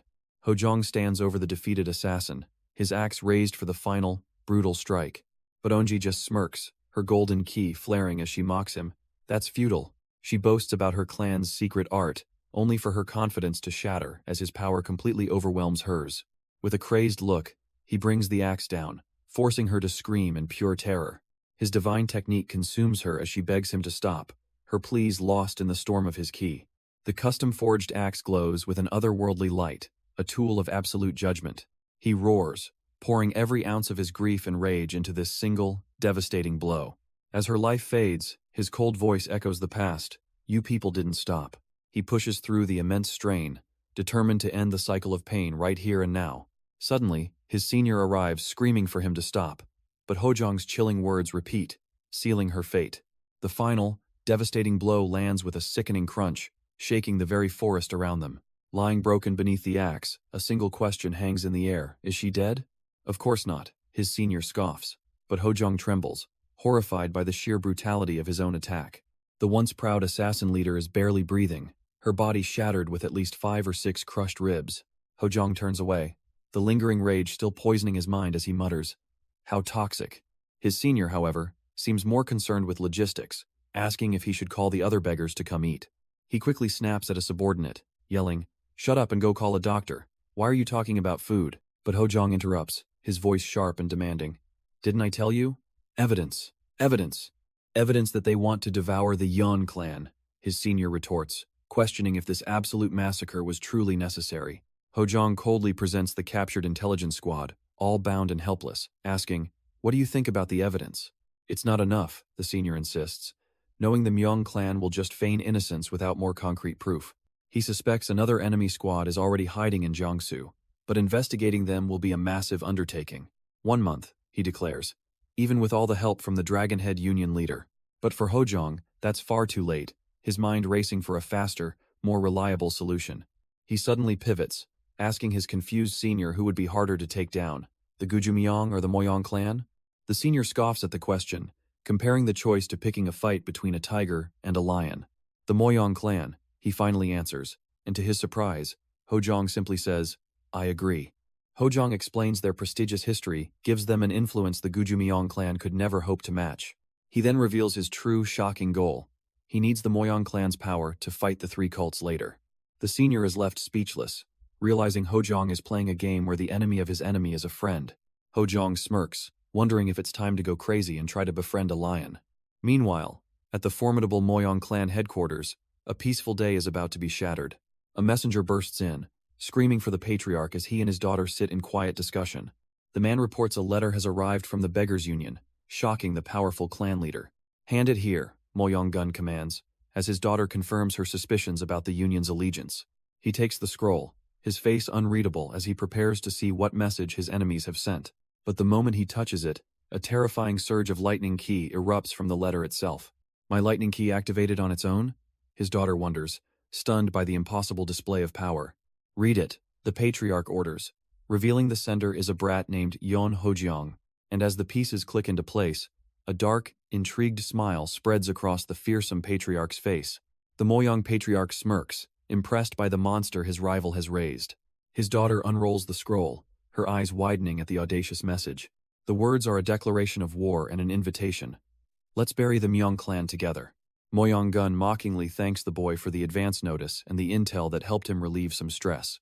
But the letter's true intent cuts deeper, asking if the patriarch is truly curious about his plans. Hojong accuses him of aiming for the Murim Alliance leader's seat, a goal that would destroy everyone. The patriarch reflects on his lifelong dream, viewing Hojong as a mere child who can't see the bigger picture. Still, he admits he's impressed by the ambition, recognizing a fellow schemer who will use any means necessary. He reveals his own secret plan to strike the Gujumayong clan, dismissing Hojong's gifts as cute but not truly dangerous. The letter ends with a final, daring proposal: to meet and forge a conspiracy worthy of trust. The letter ends with a final, audacious threat, promising to run wild while the patriarch hesitates. His daughter immediately questions the proposal. Could it be a trap? But the patriarch calmly disagrees. He analyzes the boy's character through his writing, concluding he is a man of pride who would never use cowardly tactics. This means Hojong is so confident in his own power that it wouldn't matter if his proposal fails. He marvels at the letter's audacity, admitting he's never been so surprised by a mere piece of paper. A wicked smile spreads across his face as he admits, "A plan to destroy the Myong clan, how can it be this thrilling?" He asks for his daughter's opinion, but she already knows the truth. "Haven't you already made up your mind?" His hand gently rests on hers, a silent confirmation that his decision is final. Understanding his ambition, she gives her blessing, telling him, "Go ahead, your heart is already in Hanam." The patriarch quietly repeats the name of the city, his gaze fixed on a future filled with war and conquest. Yan Hojiang grips his new axe, remarking that the city is the perfect distance for an outing. He arrives in the lively streets of Hanam, a place teeming with unsuspecting life and hidden dangers. Carrying his massive battle axe, he casually strolls through the crowded marketplace, drawing more than a few stares. He stops at a food stall and, without a second thought, simply says, "Give me everything." His senior casually tosses a pouch of coins to the vendor, telling him to keep the change. The terrified vendor sighs in relief, admitting he thought the intimidating man was about to kill him over the price. But as they walk, his senior questions Hojiang's carefree attitude, asking if it's really okay to be shopping so leisurely. He reminds Hojiang that the Myong clan will send real combat specialists next, not like the assassins they just defeated. He frantically points out that Hojiang has provoked not just one clan, but also the lion named Moyong Gun. But Hojiang simply turns to him with an unnerving calm, stating, "Worrying doesn't make your worries go away." He calmly explains that his martial arts are still in the developmental stage, which only confuses his companion. Holding up a turtle, he cryptically declares that it's time for a change, because the more he interacts with masters, the more his own power can grow, represented by a small white cat. He reveals his true goal: to awaken the next guardian god, the white tiger, which has been lying dormant within him. His senior, completely lost, can only shake his head in disbelief. He questions how Hojiang can be so resolute when he's seemingly all on his own. The word alone triggers a memory as he stares at a simple rice ball. He remembers a time when he was just a child, happy and carefree. But unlike his tragic past, he realizes that in this lifetime, there is a horizon to reach for. He has his father and other adults to rely on now, vowing that this world will have to face his sword. Hojiang reflects on his lonely past as the Dark Emperor, finally feeling like he has a home to return to. He turns to his senior, confidently stating, "I'm not alone," leaving the man utterly confused. His senior snaps back, calling him creepy, but Hojiang coldly dismisses their bond as purely a business relationship. The senior quickly shifts gears, demanding a huge meal as payment, while Hojiang simply tells him to handle the assassins. As he leaves, the senior gives a final warning. There are 6 of them, and more will come. With their plans set, the two part ways, disappearing into the bustling crowd. Hojiang walks alone through the lively streets, a solitary figure on a collision course with destiny. The scene shifts dramatically as he arrives at a silent bamboo forest, his battle axe ready for the coming storm. He stands resolute, waiting patiently for the enemies he knows are on their way. Before the battle, he unwraps a simple rice ball, a quiet moment of reflection before the bloodshed begins. He sits in silence, finishing his last meal before the inevitable confrontation. "It's my first meal today," he declares with cold eyes. "Wait until I finish eating." But his request is answered by a golden key blast, shattering the peace of the forest. From the shadows, masked assassins emerge, their eyes glowing with killing intent. He rises with a sigh, annoyed that he can't even eat a single meal comfortably. The killers completely surround him, a circle of death closing in from all sides. "Are you Yen Hojiang?" one asks, and he calmly confirms his identity as the eldest son. "Then I've come to the right place." Their leader smirks as a terrifying aura erupts from his body. In an instant, the entire squad rushes forward, a blur of blades aimed to kill. Yet Yon Hojiang remains utterly unfazed, a predator waiting for the perfect moment to strike. The assassin leader stands in awe, admitting he's never witnessed such incredible skill in his life. He introduces himself as Myong Chisan, of the mysterious Pure White Army, but Yon Hojiang scoffs at the name, contemptuously dismissing the previous squad as mere thugs. With a chilling smirk, he dismisses their entire legacy with a single word: "Whatever." The leader's face darkens, recalling how Hojiang had effortlessly slaughtered his men with the axe. In a flash, he had moved like a whirlwind of death, cutting through their ranks without hesitation. Yet instead of exploding with rage, Myong Chisan falls into a deep, contemplative silence. Suddenly, it's Yon Hojiang who breaks the tension, offering a completely unexpected apology. The assassin leader returns the gesture, apologizing for sending his inexperienced niece to her doom. But Hojiang knows this man is different, a true challenge on a whole new level. The assassin leader admits he underestimated his foe, realizing he's facing a trained wolf, not just some wild cat. He then poses a single, pointed question about his niece. Did she use any secret techniques? Hojiang confirms she did, but the outcome of their deathmatch is clear, leaving the assassin leader to ponder his true strength. The powerful warrior scoffs at the very idea, declaring with absolute confidence, "I don't count on secret techniques." But Hojong counters that a warrior's true worth isn't measured by a few secret techniques. His power, he explains as ki gathers in his palm, comes from pure training and pushing his limits, nothing more. However, he warns with a deadly glint in his eye, since you saw our clan's secret technique, I can't let you live. Unfazed, Hojong raises his glowing axe and pays his enemy the ultimate compliment. You're the strongest person I've met so far. So, he continues with chilling resolve, I hope you understand I'll use you as a tool for my growth. A grin spreads across the assassin's face as he accepts the challenge. It's simple, then let's get started. The assassin takes a heavy step forward, ready to begin the deathmatch. With a deafening clash of steel, Myung-Chi-san's blade meets Hojong's axe in a brutal opening exchange. The sheer force sends a shockwave through Hojong's arms as he realizes, he's so strong. But this was never a fair fight, as an archer suddenly takes aim from the shadows. An arrow flies true, aimed directly at Hojong's unguarded back while he's locked in combat. In a blur of motion, Hojong snatches the deadly projectile out of the air just inches from his face. Enraged by the interruption, Myung-Chi-san roars at his own man. Don't interfere! Hojong hurls the arrow back with impossible speed, striking down the cowardly archer with his own weapon. With the distraction eliminated, Hojong's eyes burn with renewed focus on his true opponent. He gracefully dodges a powerful slash, the real battle now resuming on his own terms. Kai-san brings his blade down with crushing force, but Hojong meets it head-on with his battle axe. The sheer pressure from his opponent's grip is immense, threatening to shatter Hojong's defense. Stunned by the raw power, Hojong is sent skidding backward as the ground beneath him cracks. Ah! He cries out, his arms trembling under the relentless, overwhelming assault. The force is too much, sending Hojong stumbling back as he barely keeps his footing. Their weapons become a blur of steel and sparks as they exchange a flurry of devastating blows. But Chi-san suddenly switches tactics, throwing a powerful fist straight at Hojong's face. The unexpected blow connects, sending him flying through the air before he crashes hard into the dirt. Lying on the ground, a grim realization dawns on him. If this continues, he'll be completely overpowered, forcing him to unleash a desperate, earth-shattering counterattack. Pushed to his absolute limit, Hojong's eyes glow as he decides to unleash the true power sleeping within him. Then I can draw it out, he thinks, summoning the colossal, ethereal spirit of the white tiger. Witnessing this terrifying power, one of Chi-san's men frantically orders the others, attack him. But the assassins hesitate, reminding him that Lord Myung-Chi-san explicitly told them not to interfere. Don't you understand? He snaps back, pointing out the terrifying change in their opponent's aura. He desperately explains that Hojong's ki has been expanding rapidly this entire time. Meanwhile, Hojong takes a deep breath, steadying himself to control the overwhelming power he's just unleashed. Chi-san watches with a condescending smirk, taunting him. You seem quite breathless. He offers a false moment of peace while an archer behind him takes aim for a cowardly sneak attack.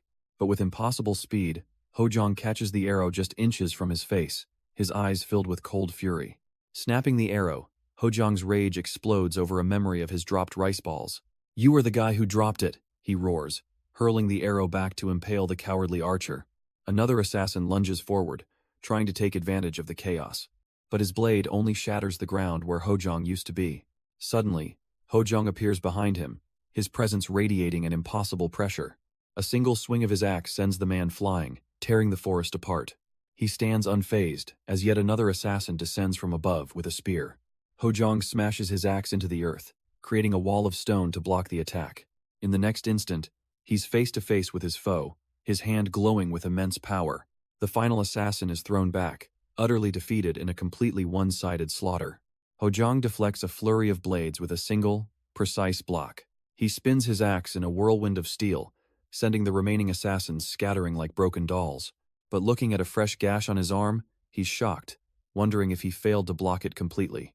Facing the true commander, Myung-Chi-san, Hojong realizes with grim certainty, this is not enough. Suddenly, another warrior appears, forcing Chi-san to demand, Kanglim, why did you interfere? The furious uncle roars that this battlefield is his, but his nephew questions why he's dragging this into a clan issue. Meanwhile, Hojong ignores them, focusing inward to unlock a power far beyond a simple breathing technique. By maximizing his ki and circulating it through his entire body, he finally begins to activate the white tiger. Unaware, Chi-san scoffs at his nephew, mocking him for being too obsessed with their clan's secret arts. You should not rely on secret techniques alone, he lectures, completely oblivious to the godlike power awakening right behind him. Chai-san reveals their secret arts belong to the Gujumyeong clan, leaving his nephew stunned and crying out, "Uncle?" But before the lecture can continue, Hojong explodes forward, closing the distance in a flash. The commander reacts instantly, drawing a hidden blade to intercept the surprise attack. Yet Hojong's martial insight allows him to see through the counter, predicting the blade's path. The commander's skill is still immense, and his blade grazes Hojong's arm, forcing a pained grunt. Chisan presses his advantage, but Hojong masterfully catches the deadly blade on the shaft of his axe. Seeing an opening, Kanglim screams "now," unleashing a hidden squad of assassins from the shadows. Suddenly, Hojong is completely surrounded, a dozen blades aimed at his back while he's locked in combat. But even trapped in a seemingly hopeless pincer attack, Hojong remains perfectly calm. Then, an immense power erupts from his body, the divine white tiger finally awakening as his enemies watch in pure terror. The white tiger spirit erupts, blasting Chisan and his assassins away in a single, devastating roar. The shockwave tears through the bamboo forest, a testament to the sheer scale of this newfound power. Miles away, Kanglim and his companion are startled, one of them asking, "Didn't you just hear a tiger's roar?" But Kanglim dismisses it, completely unaware that his entire assassin squad now lies dead on the forest floor. Back at the battlefield, a trembling Chisan can only watch as Hojong calmly walks past his defeated form. The commander is utterly broken, realizing the power he just faced was beyond his comprehension, thinking, "So this is real martial arts," he gasps, as Hojong stands cloaked in an overwhelming blue aura, a true divine warrior. For Hojong, this power is a familiar memory, as he whispers, "This feeling, it's been a while." He embraces the power of the guardian god of Western Heaven, the undisputed ruler of the wind. And behind him, the divine spirit fully manifests in all its glory, the legendary white tiger. A subordinate can only stare in disbelief, muttering, "Such a monstrous martial art." On the ground, Chisan seethes. Again, that dam as Hojong's power presses down on him. But Hojong gives him no time to recover, unleashing a devastating axe swing that shatters the very air. The blow sends the once unbeatable commander flying backward, completely helpless against the divine assault. Kai-san crashes to the ground, his sword cracking as he gasps. What kind of strength is this? The earth itself explodes under the sheer pressure of Hojong's ki. He then unleashes his ultimate technique, a terrifying wave of power known as the White Tiger's Dominion. Pushed to his absolute limit, Chisan knows with chilling certainty, "If I hesitate, I will die." He tightens his grip on his shattered blade, gathering every last ounce of his strength. With a final, desperate roar, he unleashes his clan's ultimate secret, the Eastern Heaven technique. The two ultimate techniques finally collide, the White Tiger's Dominion meeting the Eastern Heaven technique in a blinding flash. The shockwave slams into the nearby assassins, one screaming, "R!" as he desperately tries to withstand the overwhelming force. An assassin stares in utter disbelief, his mind unable to process the sheer scale of the power being unleashed. But for Hojong, this is just the beginning, as he effortlessly bisects an assassin in a fluid, deadly spin. His eyes glow with an otherworldly light, his focus absolute as he channels the divine spirit's true power. He then unleashes an even greater technique, the legendary 9 gale slashes of the White Tiger. The attack is instantaneous, a storm of invisible cuts that slams into Chisan, sending him flying backward. The forest explodes in a cataclysmic blast of light, forcing even Kanglim to scream "Uncle" in absolute horror. Yet, within the storm of destruction, Chisan grits his teeth, his will unbroken by the divine assault. He counters with a desperate defense, creating a vortex of pure ki to deflect the unstoppable divine slashes. The White Tiger spirit descends with Hojong at its heart, ready to deliver the final, decisive blow. But Chisan's eyes burn with crimson fury, refusing to yield to this divine pressure. He moves like a phantom, his blade a blur as he desperately parries the invisible storm of slashes. Their clash is absolute chaos, a maelstrom of steel and ki that shatters the very air around them. Chisan spins his greatsword, creating a defensive vortex, just as Hojong's axe plummets from above. "Thousand observation of gods," he roars, unleashing his clan's ultimate technique in a blinding flash. Yet, Hojong stands before an even greater power, channeling the true essence of a divine being. He lets out a primal scream, his body overflowing with the spirit's boundless celestial energy. With a single word, blade, he brings his axe down, imbued with a terrifying, blood-red killing intent. The impact is cataclysmic, erupting in a massive explosion that freezes the battlefield in its wake. With a heavy thud, the mighty warrior's body finally hits the ground. "Ugh!" Kanglim cries out, reeling from the unbelievable sight. He can only stare at his uncle's defeated form, completely powerless. As the dust of their cataclysmic battle settles, the victor stands unharmed. He was a strong man, Yan Hojong admits, looking down at his fallen foe. He even notes that the man's swordsmanship was so refined it reminded him of his own father. That realization leads to a cold, hard truth about the nephew watching. He was a much better individual than you, Hojong declares, his words a final, crushing blow. Kanglam can only grit his teeth in silent fury and shame. Then, surrounded by a divine blue aura, Hojong delivers his final command. Now quietly be a messenger to your father. Kanglam lies broken and unconscious, a shell of the man who left for battle. His father, Patriarch Myung-chun, arrives in a storm of fury, roaring, "How did this happen to my son?" When a subordinate mentions a long recovery, the patriarch explodes with rage, grabbing him by the throat. Was this the work of that damn master manipulator? He snarls, interrogating his barely conscious son. Trembling, Kanglam can only mutter two terrifying words that hint at an ancient power. The tiger. The patriarch freezes, the mention of a tiger sending a chill down his spine as his attendant tries to calm him. His hand trembles as he realizes this enemy isn't just a warrior, but a force of nature worthy of being called a disaster. Where is Myung-chi-san? He roars, demanding to know why his best general failed so spectacularly. The answer comes back cold and final from another subordinate. He's dead. His entire squad was wiped out, a chilling echo of the exact fate that befell the female assassins. The subordinate confirms the unthinkable. Yan Hojong's strength surpasses even their top general, Chi-san. The patriarch realizes the rumors were wrong. Chi-san was one of their top 10, yet this boy crushed him. With cold fury, he gives a single, terrifying order. Release the blue wolf. His subordinate questions the move, but with his family broken and unconscious, the patriarch declares reputation means nothing. He's reminded they don't even know if his daughter, Onji, is still alive after her own encounter. Just watch, he thinks, envisioning the rampaging tiger they now face. To hunt a tiger, he declares, you must unleash a pack of mad wolves.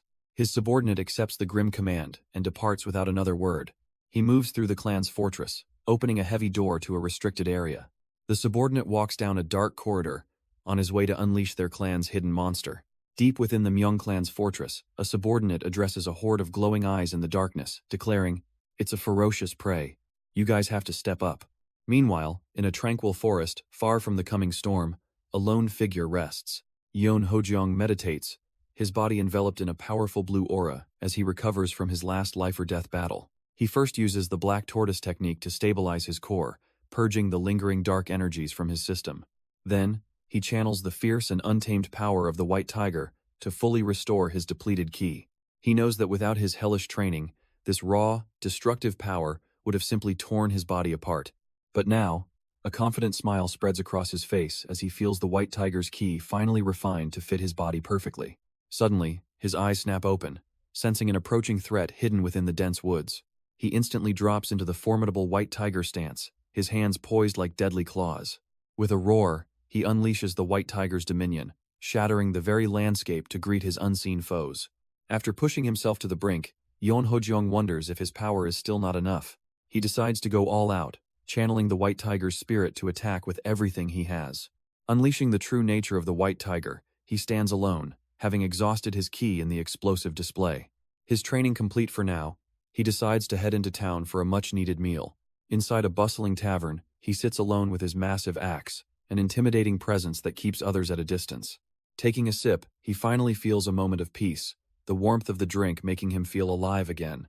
But his solitude is suddenly interrupted as another cup is placed on his table, an unspoken invitation. A mysterious woman appears, her voice soft yet confident as she asks, "I'm alone too, can I join you?" She takes a seat without waiting for an answer, noting he's an outsider with a predatory smile. Leaning in, she makes a tempting offer, suggesting there are other charming places he should see in Hanam. She offers to introduce him to these places, her intentions hidden behind a tempting smile. "Have a seat," Hojong says coolly, watching as she gracefully sits down, her eyes full of intrigue. But her closeness is suffocating, and he tries to end the conversation. "Then, if you'll excuse me." She stops him, her flattery continuing as she asks where such a handsome face has been hiding. He answers with a dry joke about being in the mountains, a response she finds amusingly evasive. "I am Nangpo," she introduces herself, finally putting a name to the mysterious face as she asks for his. After he reveals his name as Yeon Hojong, she immediately tries to build a familiar rapport, which he allows. Her eyes then land on his massive weapon, feigning surprise at the sheer size of his battle axe. But as she praises him, his demeanor shifts, his voice dropping to a chilling whisper. Even a slaughterhouse butcher would have less of a blood smell than you. Her facade shatters as he cuts her off completely, seeing through the act and declaring there's no need for this charade. Her charming facade shatters, her smile twisting into a cold sneer as she finally drops the act. A flicker of surprise crosses her face as she asks him, "Was it obvious?" "Yes, that was stupid," he scoffs, explaining she got too close for him to miss the scent of death. She sarcastically considers his advice about hiding poison in her sleeve, feigning regret. But his patience has run out, his voice dropping to a deathly whisper, "You will all die by my hands." Unfazed, she challenges his bravado, asking if he truly knows who he's dealing with. She calmly crosses her legs, her confidence absolute as she prepares to explain just how outmatched he is. Her voice turns ice cold as she delivers the chilling truth. "Everyone who has ever met us is dead." Suddenly, a masked assassin appears, boasting about how their Blue Wolf squad captured the legendary Hyung-san swordmaster. She holds up a single hand, revealing the terrifyingly small number it took to hunt a master. 5. She reveals the Blue Wolf squad effortlessly subdued a legendary master who was hailed as special. Unimpressed, Hojong asks just how many of them it took to hunt an elder of the 7 great sects. With a chilling smile, she reveals the terrifying truth. All of them. She boasts that with their full force of 70 members, they could challenge anyone. "What nonsense are you spewing?" Hojong snaps back, utterly dismissing her claims. He scoffs at their pride, comparing them to the true gods of the martial world, the 13 seats of divine heaven. "My father alone can wipe you all out," he declares, his confidence absolute. Her shock turns to manic laughter as she claps, thrilled to be so underestimated. She rises from her seat, the tense standoff about to reach its conclusion for the night. With a final taunt, she leaves, but Hojong's cold dismissal hangs in the air. "All right, then piss off."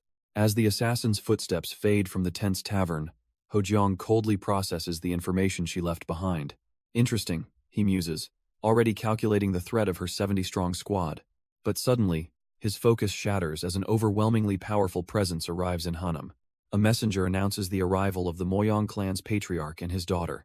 A knowing smirk crosses Hojong's face. "Moyong Gun, you're finally here." He recalls the man's legendary status, a supreme master, known as the Sword God, both a comrade and an enemy from his past life. Turning to his own subordinate, Hojong decides it's time to make his move. He infuses a simple letter with his immense key, ordering, "Deliver this message." Meanwhile, at the Moyong clan's port, a crucial report is about to change everything. His daughter Yeonhwa approaches with a scroll. It's a report from the spy. "It looks like a wasted trip," Moyong Gun sighs, revealing the Myeong clan is already hunting Yeon Hojong. His daughter realizes the terrifying implication. "So you've released the Blue Wolf squad. They are known as the worst group around, a merciless unit that would burn a village to capture a single target." Moyong Gun grimly notes, "This is a battle of mental strength, not something a rising star can handle alone." Suddenly, a beggar approaches the powerful patriarch on the street, humbly asking for a coin.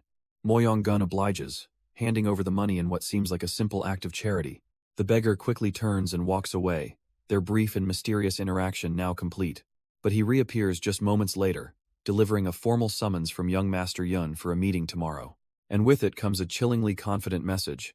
"I'll clean up here before we meet." Hearing this audacious promise, the mighty Moyong Gun erupts into thunderous laughter, leaving his daughter utterly bewildered.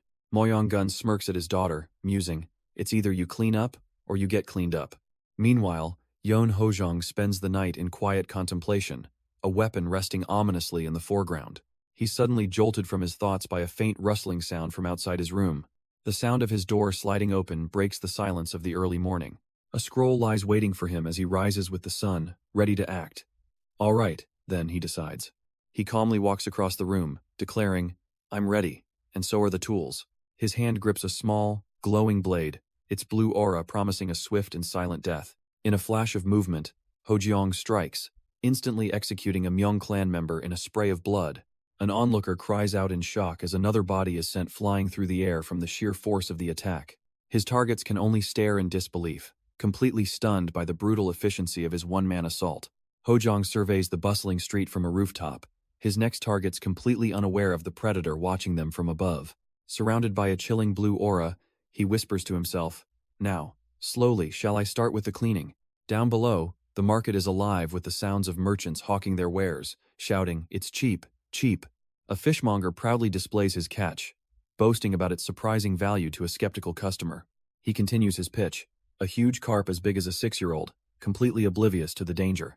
But his sentence is cut short as a silent projectile strikes him squarely in the neck. He can only let out a confused, "Huh?" as he drops the massive fish, his body failing him. Before anyone can react, another man is struck in the chest, the silent assassination continuing without a sound. He collapses instantly, blood erupting from his mouth as the life drains from his eyes. Panic finally erupts in the street below as people scream, "What's going on?" while the silent killer watches from above. From his perch, Yon Hojong realizes with cold clarity, "There are more than I thought." Knowing he must end this quickly, he decides to speed things up, launching himself into the fray below. He becomes a blur of death, his axe and daggers flying through the air with lethal precision. A Myung clan member can only let out a choked cry as a projectile strikes him mid-stride. Another warrior freezes in terror, cursing as the shadow of Hojiang's axe falls upon him.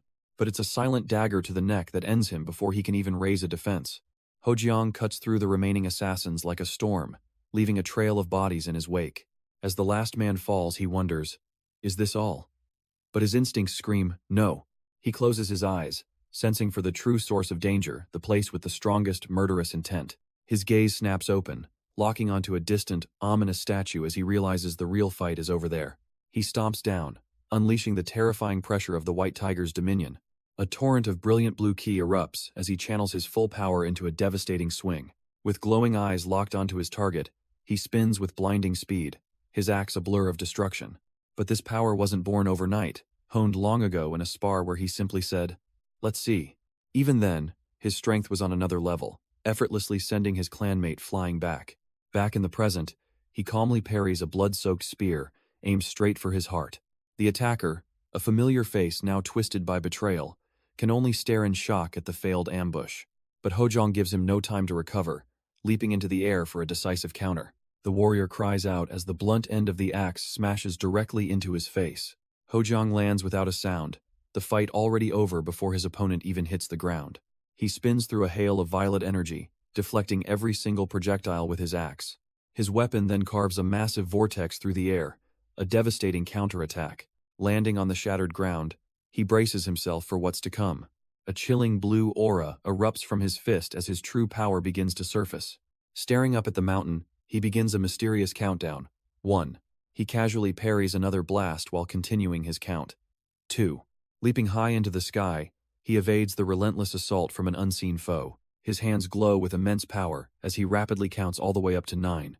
With his energy reaching its absolute peak, he locks his eyes on the target above.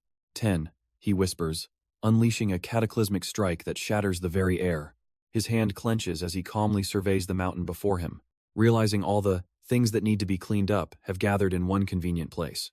An entire squad of elite assassins, the Blue Wolf Squad, lies in wait on the cliffs above. "You! What the hell are you?" their leader Nangpo demands, shocked by his calm demeanor. He casually reminds her they've already met, but she knows the power he exudes is no mere greenhorns. "Stop growling and come at me," he challenges, ready to finish this cleanup before sunrise. She responds only with a wicked, confident grin, believing her trap is set. But her expression suddenly twists into pure shock as she screams, "Poison!" A massive cloud of purple poison erupts from the ground, engulfing her entire squad. The elite assassins are thrown into chaos, completely caught in his devastating counter-ambush. The assassins sneer from within the poison cloud, certain their target is already choking to death. They ready their blades for the kill, knowing there's no escape from their perfect trap. "We are the hunters," their leader Nangpo declares with a wicked grin.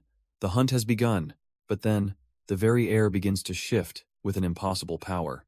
Nangpo's confident smirk shatters as she watches the poison itself begin to swirl around him. A terrifying vortex of wind erupts from Hojong, blasting the elite assassins away like dust. The hunters are thrown helplessly into the air, their ambush completely shattered by this one-sided power.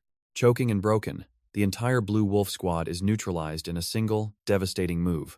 A single assassin realizes the horrifying truth. It's as if he's causing the wind himself. The poison clears to reveal his colossal white tiger spirit as he taunts her.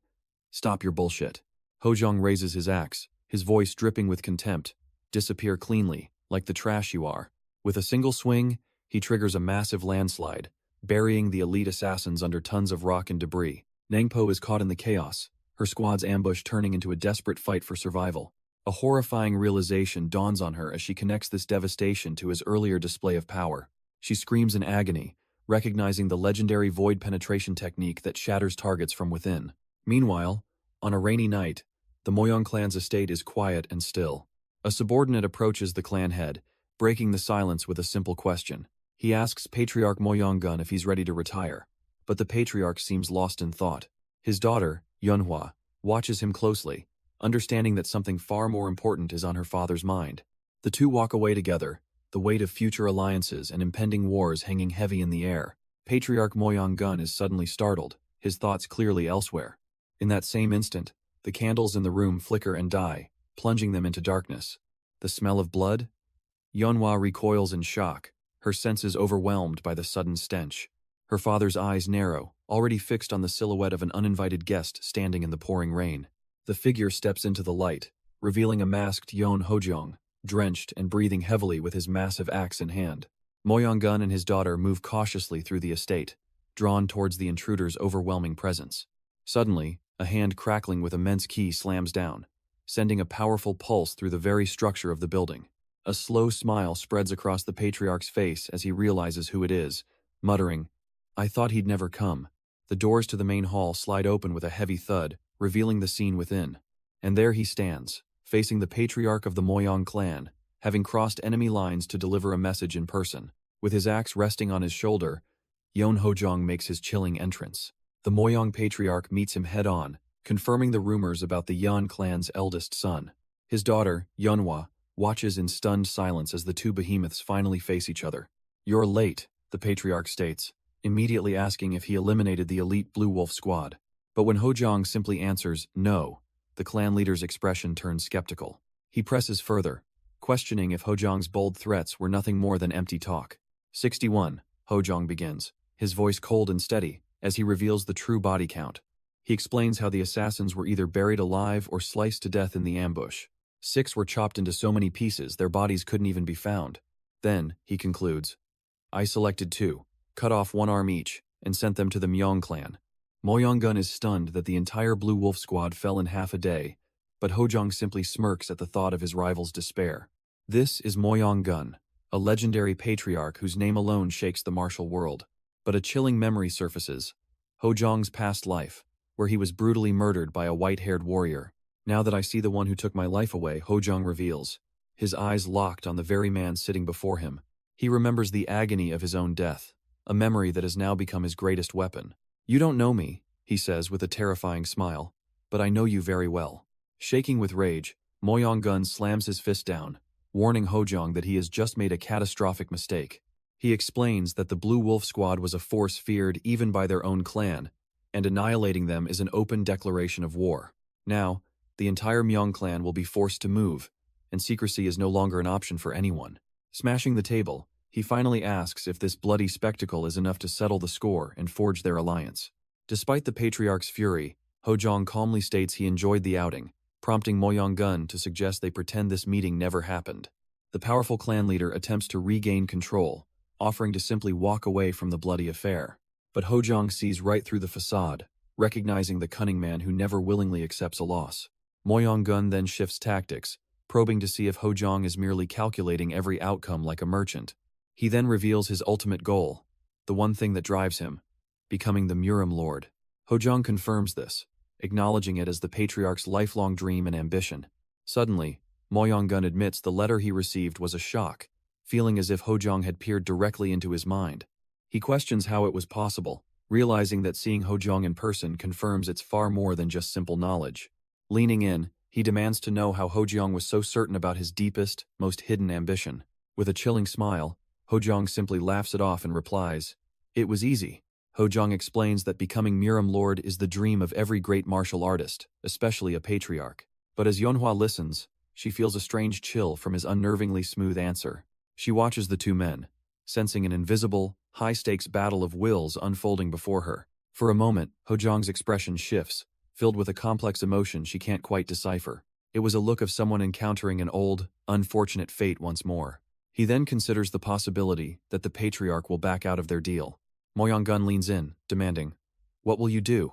With ice in his veins, Hojong declares, "I will have to rampage alone."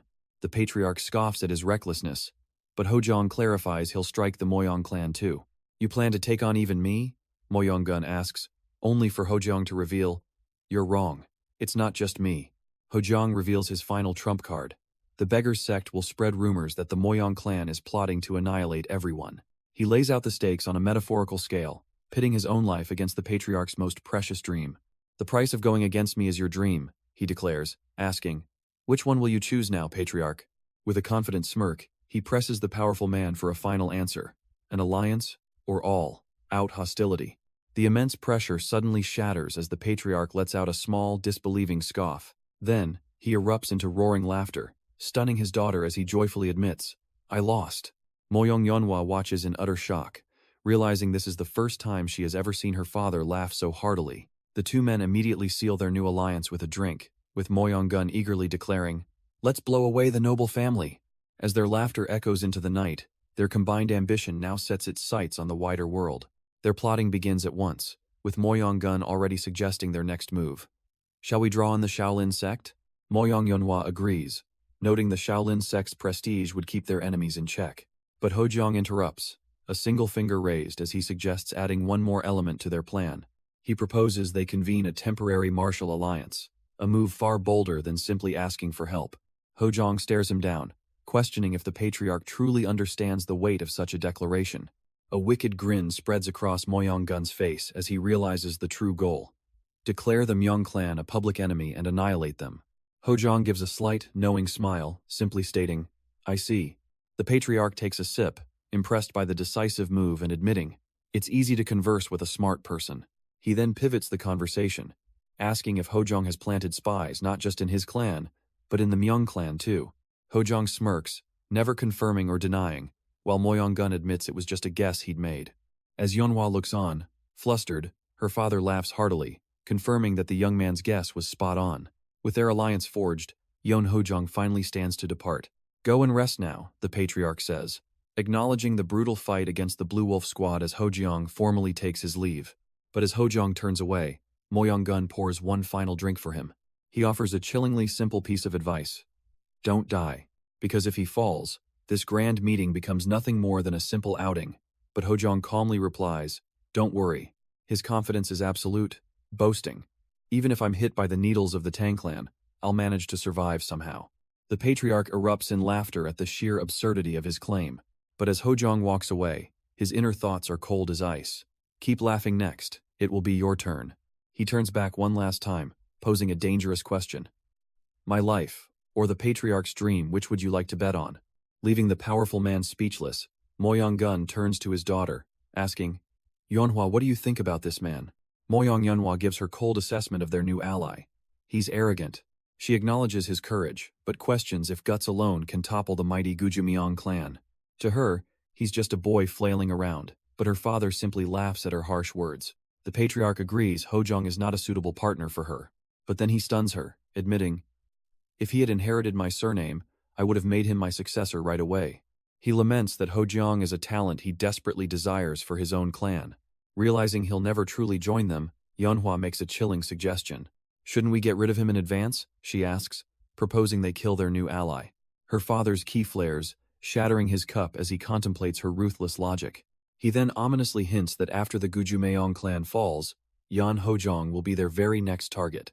After securing his dangerous alliance, Yeon Hojong walks alone through the dark forest, the weight of his mission finally settling in. A wave of exhaustion suddenly hits him, the mental toll of his political gambit finally catching up. "Damn it," he groans, stumbling as he regrets the celebratory alcohol he drank just moments before. The fight with the Blue Wolf squad was one thing, but the psychological war against Moyang-gun was truly draining. He finally collapses against a rock, the fatigue from his endless battles becoming too much to bear. "I ran here breathlessly," he admits, having pushed his body far past its absolute limits. Finding a quiet spot by the water, he begins to meditate, his ki swirling as he reflects on his journey. His mind flashes back to awakening the divine tortoise spirit, a legendary power that saved him from certain death. He remembers confirming the Gujumyang clan was the true perpetrator, the moment that set his revenge into motion. And finally, his thoughts drift to the brutal clash with their assassins, the first bloody step on his path to vengeance. His mind drifts to the deathmatch with the formidable Myung Chi-san, the battle that changed everything. He admits that if it wasn't for him pushing him to the brink of death, he never would have been able to awaken the legendary White Tiger spirit, and his thoughts turn to another, even more dangerous foe, the enemy from his past life, Moyong, with whom he has now forged a fragile alliance. With their combined power, the end of the disaster is near, but he confesses to himself, "I am a bit exhausted." Suddenly, a voice cuts through the silence. How did someone who claims to be exhausted manage to climb all the way up here? His scruffy senior appears with a cheerful wave, asking, "Did you miss me?" Annoyed by the intrusion, Hojeong glares, prompting the man to sarcastically ask if he missed the assassins instead. But after a moment, he relents, dropping the act, and asking bluntly, "So, what's the matter?" The senior notes Hojeong's injuries, probing into the reason for his exhaustion, and reveals his true purpose. "The Patriarch sent me to lead the Blue Operation Squad to you." A flicker of suspicion crosses Hojeong's face as he questions the order.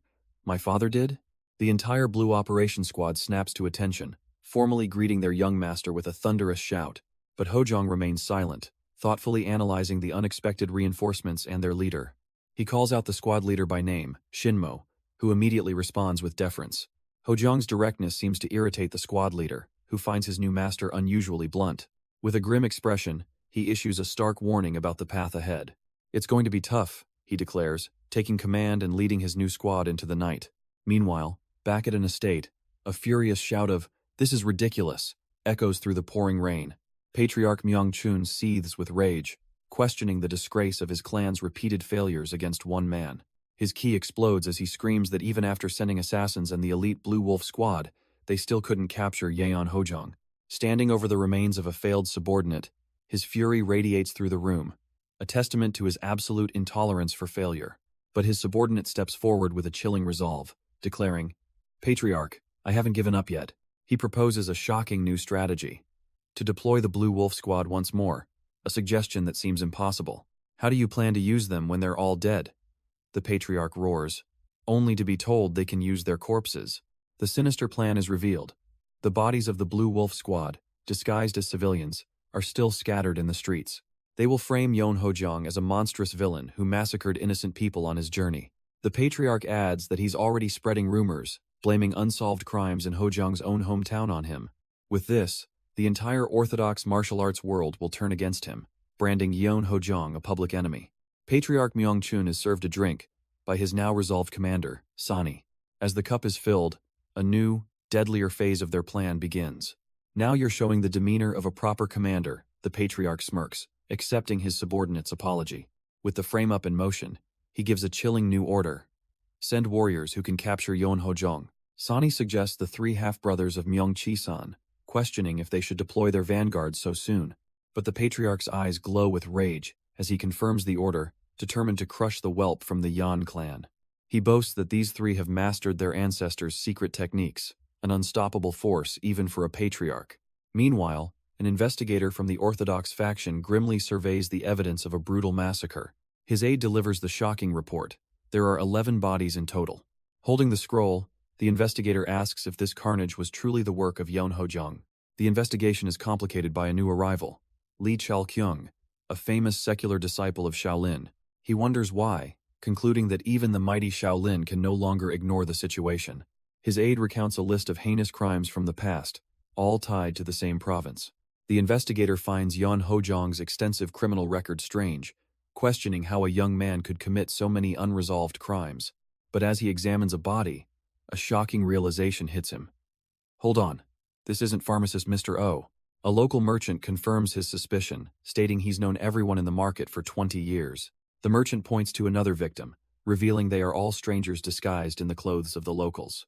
With the truth unraveling, the investigator is left with a chilling question. If they aren't locals, then who are these people? Suddenly, another subordinate rushes in, frantically shouting for his master. The man's face is pale as he delivers a grave warning. "It's serious, I think you need to see this for yourself." The investigator is led to a scene of utter devastation, where ancient statues lay shattered. Countless bodies are strewn amongst the ruins, a testament to a brutal, one-sided battle. "All right, we're going to clear them out before sunset," he orders, the horrific sight sickening his men. He quickly realizes the corpses are all armed warriors, not civilians, chopped down or trampled. A chilling thought crosses his mind, wondering if this is also Yin Hojiang's doing. But the sheer scale of the slaughter raises an impossible question about what level of power could do this alone. Suddenly, a subordinate screams, "Master! Yon Hojiang has appeared at the gate leading to Heochang." Without a moment's hesitation, the investigator begins to channel his internal energy. A golden key flares around his feet as he prepares to move at incredible speed. Unleashing his diamond floating movement technique, he declares, "I must see it with my own eyes." The investigator blazes across the city, his mind screaming one question: what kind of person is this Yon Hojiang?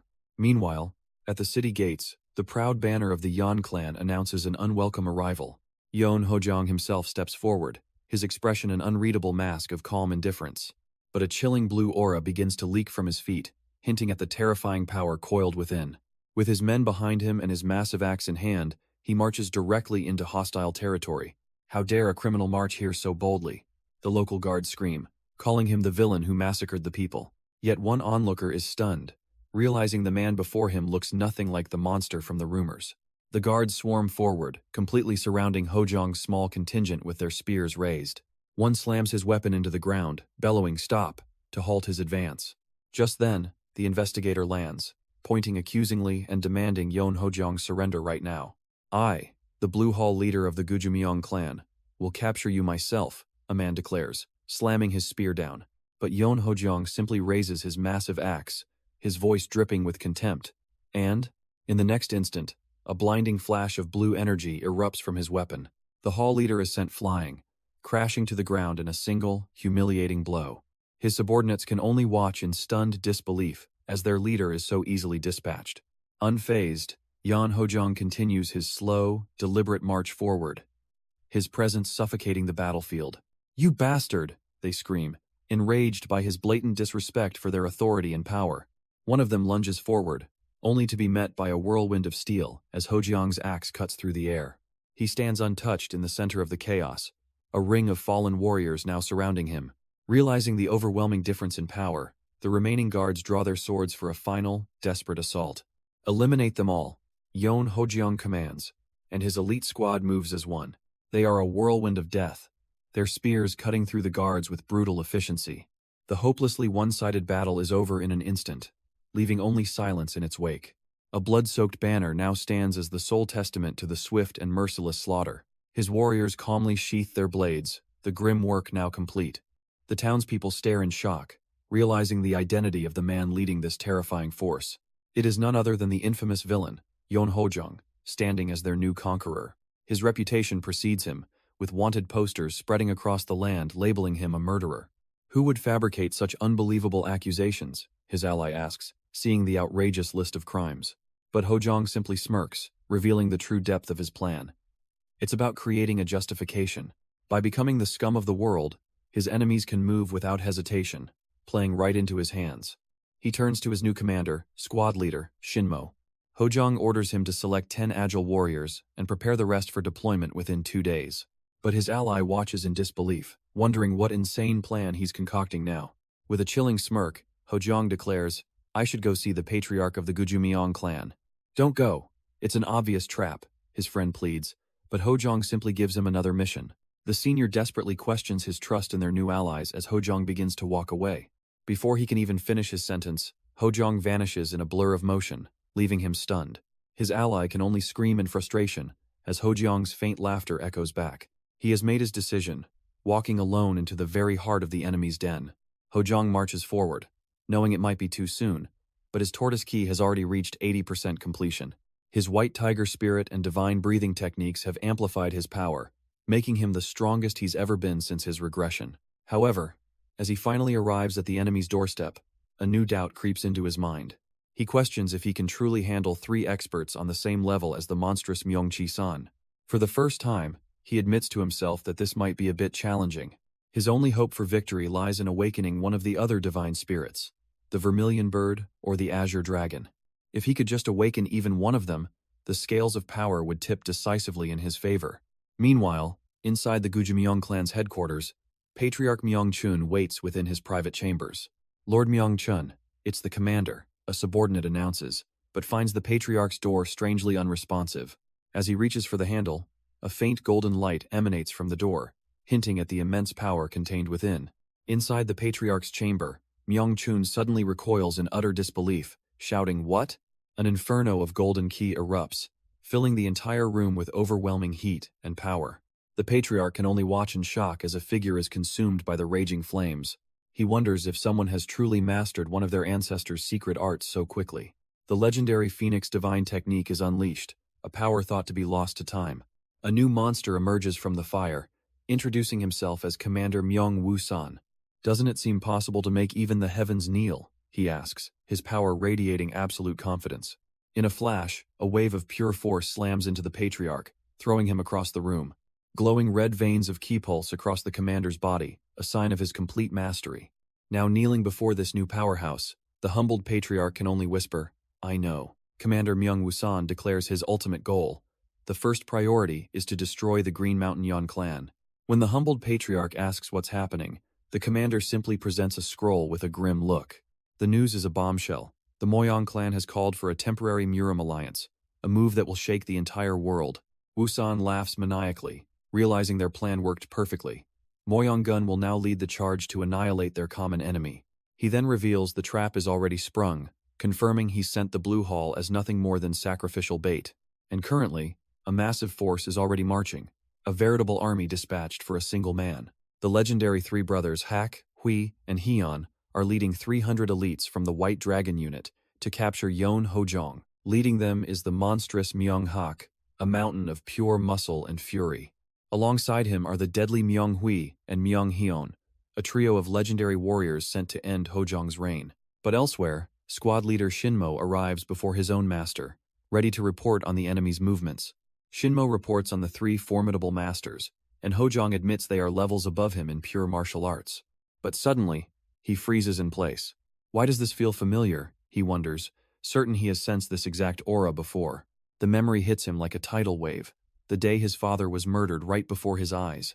He remembers his past life as Jipyong, his brother's sacrifice, and the taunting laughter of their killer.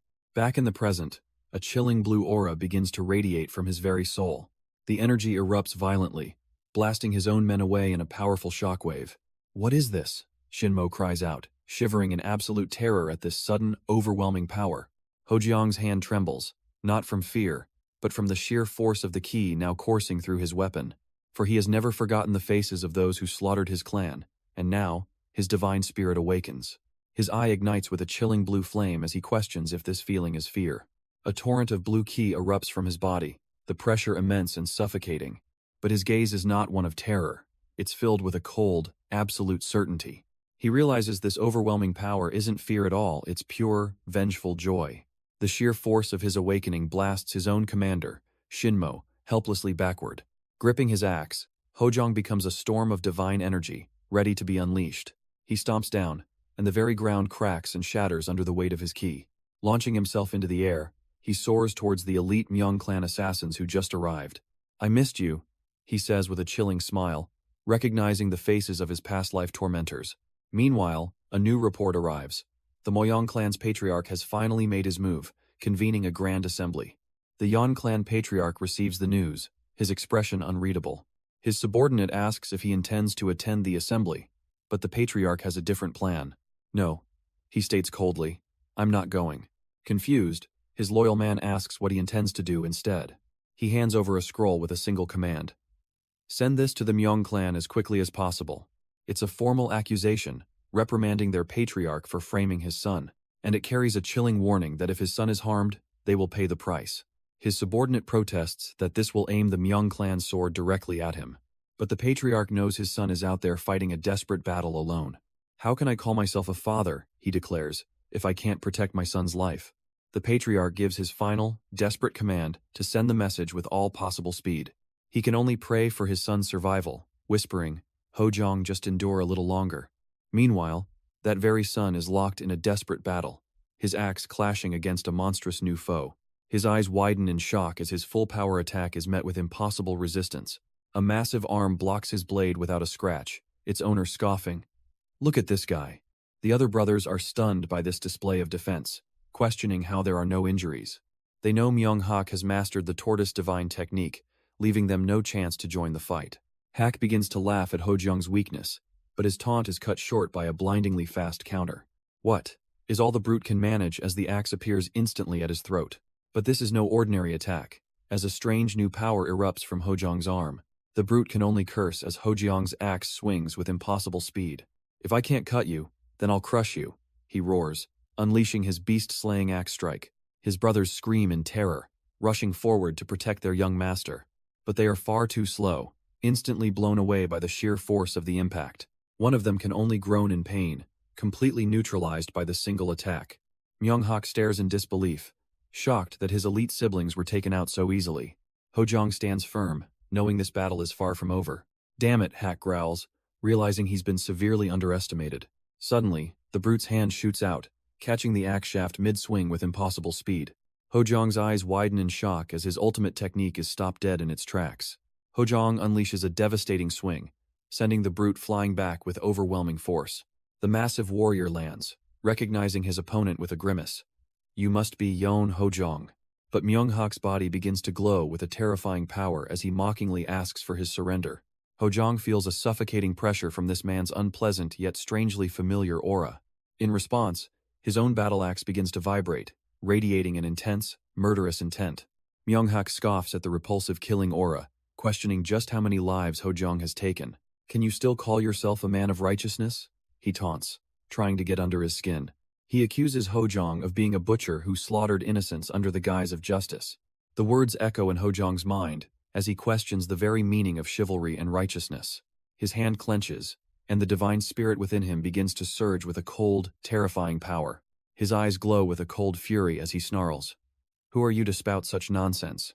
As a memory of Myung-hak's own cruelty surfaces, Hojiang's axe unleashes a devastating shockwave that blasts his brothers away. You heartless bastard, Myung-hak roars, but Hojiang coldly tells him to stop his whining.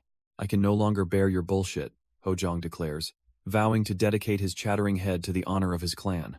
Meanwhile, an investigator arrives at a scene of carnage, identifying the bodies as members of the Myung clan's Blue Hall. He realizes with dawning horror that Hojiang is heading straight for the Gujumyeong clan's main headquarters. The investigator immediately gives chase, his body flaring with the energy of a high-level movement technique. Is he planning to wage war against the Myung clan? The man wonders, racing to stop a potential bloodbath. Back with the Yeon clan, the scruffy senior suddenly doubles over, as if struck by a terrible premonition. A scruffy man suddenly appears, cheerfully interrupting the investigator's frantic chase. I'm from the beggar sect, he announces, easily catching the man who was using a high-level movement technique. Inside, he gets straight to the point, asking what the investigator plans to do about Yeon Hojiang. The investigator declares his intent to arrest Hojiang for creating a storm of blood in Hanam. The beggar seems to agree enthusiastically, only to immediately question the investigator's understanding of the situation. Do you know what's happening beneath the Shaolin's feet? He asks, hinting at a much deeper conspiracy. He presses the stunned man, demanding to know if he truly understands why Hojiang is rampaging like a mad lion. Pouring a drink, he confidently states that the investigator has no idea what's really going on. Don't worry, he smirks, holding up his cup. This beggar will tell you I'm an expert when it comes to mad lions. Myung-hak, the bald brother, explodes forward with blinding speed, determined to stop the boy's rampage. With a furious roar, he channels the tortoise divine technique into his fist, ready to meet steel with flesh. But Hojiang's initial attack was a feint, unleashing a devastating shockwave that sends the other two brothers flying. Myung-hak ignores his fallen brothers, his fist aimed squarely at the young master who dared challenge them. In a stunning display of power, he catches the massive battle axe with his bare hand, shocking Hojiang completely. You think this is enough to kill me? He bellows, his ki erupting as he pushes the blade back. He secures his grip on the weapon, believing he has completely neutralized the threat and won the exchange. But Hojiang simply lets go, abandoning his axe to create a terrifying opening for a counterattack. Before Myung-hak can even react, Hojiang lands a devastating palm strike directly on his chest. The blow sends the master of defense flying, the one-sided beatdown continuing in spectacular fashion. Myung-hak smirks, catching the axe once more and leaving Hojiang momentarily stunned. Did you think my spirit phantom technique would feel soft? He scoffs, channeling immense power directly into the axe. The clash erupts in a blinding flash as Hojiang unleashes his Beiko martial domination, meeting force with overwhelming force. But Myung-hak grits his teeth, crossing his arms to defend against the raw power of the attack. Hojiang counters instantly, unleashing the Tiger King's 9 thunder strikes to shatter his opponent's defense. The other two brothers watch from afar, stunned by the escalating power. Meanwhile, Shinmo observes the clash, realizing it seems evenly matched for now. But he knows the enemy isn't alone, fearing that if the other two brothers join, Hojong will be defeated. Determined to intervene, he prepares to break a forbidden seal on his own power. "I will break the seal," he vows, ready to sacrifice his life to take at least one of them to the afterlife. From the sidelines, Myung-hui admits Hojong is impressive for holding his own against Hak, but his brother remains ominously silent. Myung-hyun finally speaks, a strange feeling dawning on him as he observes the battle. "That brat's martial arts," he mutters. "Doesn't it look familiar?" As Hojong's form mirrors a forgotten style, the technique suddenly clicks, reminding him of a move once used by their own patriarch, the chief of the Myung clan. The realization hits Myung-hak as well, his face contorting with rage at the implication. "Say that one more time," he roars, challenging Hojong's very existence and the origin of his power. But Hojong simply exhales, his calm demeanor a stark contrast to his opponent's boiling rage. Enraged by the insult, Myung-hak scoffs at the idea his Keelan divine technique could be inferior. If this is the pinnacle of divine techniques, he snarls, unleashing a fiery assault meant to end the fight. But in a shocking flashback, he unleashes the devastating Qilin Bloodclaw not on Hojong, but on his own patriarch. The patriarch is pushed back, barely defending against his own subordinate's forbidden Qilin technique. Onlookers gasp, realizing Myung-hak is using the chief's signature art, not the patriarch's supposedly superior phoenix technique. This clan is rife with internal conflict, as another warrior is choked out for daring to praise a different divine art. The patriarch angrily intervenes, reminding them that their power is for crushing enemies, not each other, forcing a reluctant apology from Myung-hak. With the internal dispute settled, his subordinates bow in thanks, ending the tense memory. Back in the present, the red marks on Myung-hak's chest burn, a sign of the very power he once turned on his master. His brothers watch from afar, growing anxious as the sun begins to set on the battlefield. Damn it, Hak thinks, realizing if he can't win soon, his brothers will be forced to join the fight. He glares at his opponent, declaring, "Hey kid, as you can see, I have to wrap things up." But Yeon Hojong remains unfazed, calmly calculating that after blocking that last attack, he still has 30% of his strength left. "I'll pour it all on the next strike," Hojong declares, questioning why his opponent couldn't finish him sooner. But Myung-hak just scoffs, "You just talk big," as his own immense power begins to surge. With a menacing grin, he promises to show him the true power of the Spirit Phantom technique. He unleashes the Ghost Light Fast Step, a technique that makes him an immovable, monstrous pillar of speed. Suddenly, he's everywhere at once, creating phantom duplicates that surround the young master. But in a blink, Hojong vanishes and reappears behind him, leaving the brute utterly stunned. Myung-hak unleashes his Spirit Phantom Fist, only to be met by Hojong's impenetrable triple ghost wall. The two divine arts collide in a blinding flash of power, a perfect stalemate of force. The resulting shockwave blasts them both backward, tearing the very earth apart around them. Stunned, Myung-hak questions the impossible. Why do his techniques seem so similar to mine? Just what kind of martial art, Myung-hak wonders, staring at the impossible energy flowing from his opponent. "Have you learnt?" he finishes, as Hojong stands before the divine and overwhelming Black Tortoise spirit. He scoffs in disbelief, recognizing a twisted version of his own power. A fake Xuanwu technique? Suddenly, Hojong's mind flashes back to his battle with Myung-onji, realizing her martial art was the same. It was the Spirit Turtle divine technique, a power he now recognizes with chilling clarity. Why didn't I notice it then? He questions himself, finally connecting the dots between his past battles. Though the colors are different, he sees they both share the same divine essence of Xuanwu. He recalls a past conversation, being asked about the legendary four-directional martial lords. A fellow clan member explained they were the heroes who subdued the blood religion disaster 300 years ago, and that the Myung clan's lineage was established only after that disaster, by supporting those very lords. In a past conversation, Hojong theorized the four martial lords were descendants of the divine beasts. His eyes narrow as a chilling realization dawns on him. This means the Myung clan's ancestors either inherited or outright stole the sacred arts of those legendary heroes. Back in the present, he concludes this is the only logical explanation for his enemy's power. It perfectly explains the foreign, corrupted martial art that Myung-hak wields before him. Fake Xuanwu technique? Myung-hak scoffs, utterly bewildered by Hojong's insane accusations. Enraged, he channels fire into his fist, vowing, "I'll kill you and apologize to our ancestors." He dismisses Hojong's power as a baseless art, unworthy of his clan's sacred divine technique. But as he prepares to strike, a powerful blue ki, like flowing water, erupts from Hojong's stance. Fire clashes with water as the two divine techniques collide in a devastating explosion of power. The explosion settles, revealing Hojong standing resolute, his axe radiating a chilling blue aura. He manipulates the swirling water ki, explaining this isn't a mere technique but a raw display of power. But his opponent, Myung-hak, erupts in a storm of fire, charging forward to overwhelm him. Hojong meets the fiery assault head-on, his fist cloaked in the divine water's energy. The clash sends a shockwave that throws Myung-hak backward, his confidence completely shattered. Unmoved, Hojong stands within his true emperor's mighty defense, a perfect, impenetrable fortress of ki. He looks down on the stunned warrior, contemptuously inviting him to try again. "Is this truly the extent of your ancestors' power?" he scoffs. "You would be better off staying buried." The insult strikes a nerve, pushing Myung-hak past his breaking point as pure rage contorts his face. With a final roar of "you bastard," he unleashes his full power, engulfing the entire area in a furious inferno.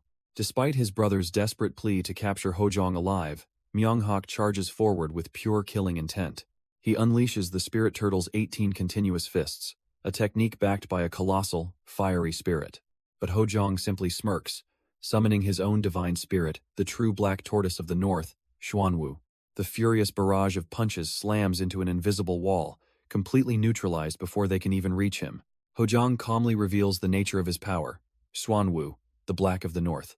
This divine spirit represents winter, the domain of the water deity who controls all. He explains that just as small streams feed a great river, Myung-hak's stolen power only strengthens the original, causing his defense to crumble. Enraged and desperate, Myung-hak lunges forward, screaming for Hojong to just take his life. But with a chillingly calm expression, Hojong stops the full power blow with a single, gentle touch. Myung-hak stares in disbelief, utterly broken as he wonders how his immense power suddenly became so pathetic. With a cold grip, Yan Hojong seizes the defeated warrior's shoulder. "Everything you possess," he declares under the pale moonlight. "As the Grandmaster, I will reclaim it all." His voice thunders as his divine aura erupts. Myung-hak screams as his stolen spirit turtle energy is violently sucked away from his body. The once mighty warrior withers, his muscles shrinking as his life force drains completely. His brothers can only watch in horror, shouting, "Brother, what are you doing?" As Hojong walks away. They are frozen in disbelief, utterly powerless to stop the terrifying display. Myung-hak finally collapses, his body completely broken and spent. He can only gasp in terror, realizing his energy is being absorbed. But Hojong simply places a hand on his axe, coldly stating, "Only now. I have finally sent one to death," Hojong declares, standing over the withered body of his foe. This is the culmination of a bitter rivalry, a grudge that has festered across two separate lifetimes. He prepares to settle the long-standing grudges of his previous incarnation, roaring, "Come forth," as he leaps into battle. But meanwhile, under the cover of darkness, the Myung clan begins to make its move. A carriage arrives at their heavily guarded headquarters, carrying the clan's patriarch. "Have you prepared everything?" The patriarch demands, his face grim as he finalizes his war plans. An army of 50 elite swordsmen and 300 dragon soldiers stands ready for deployment.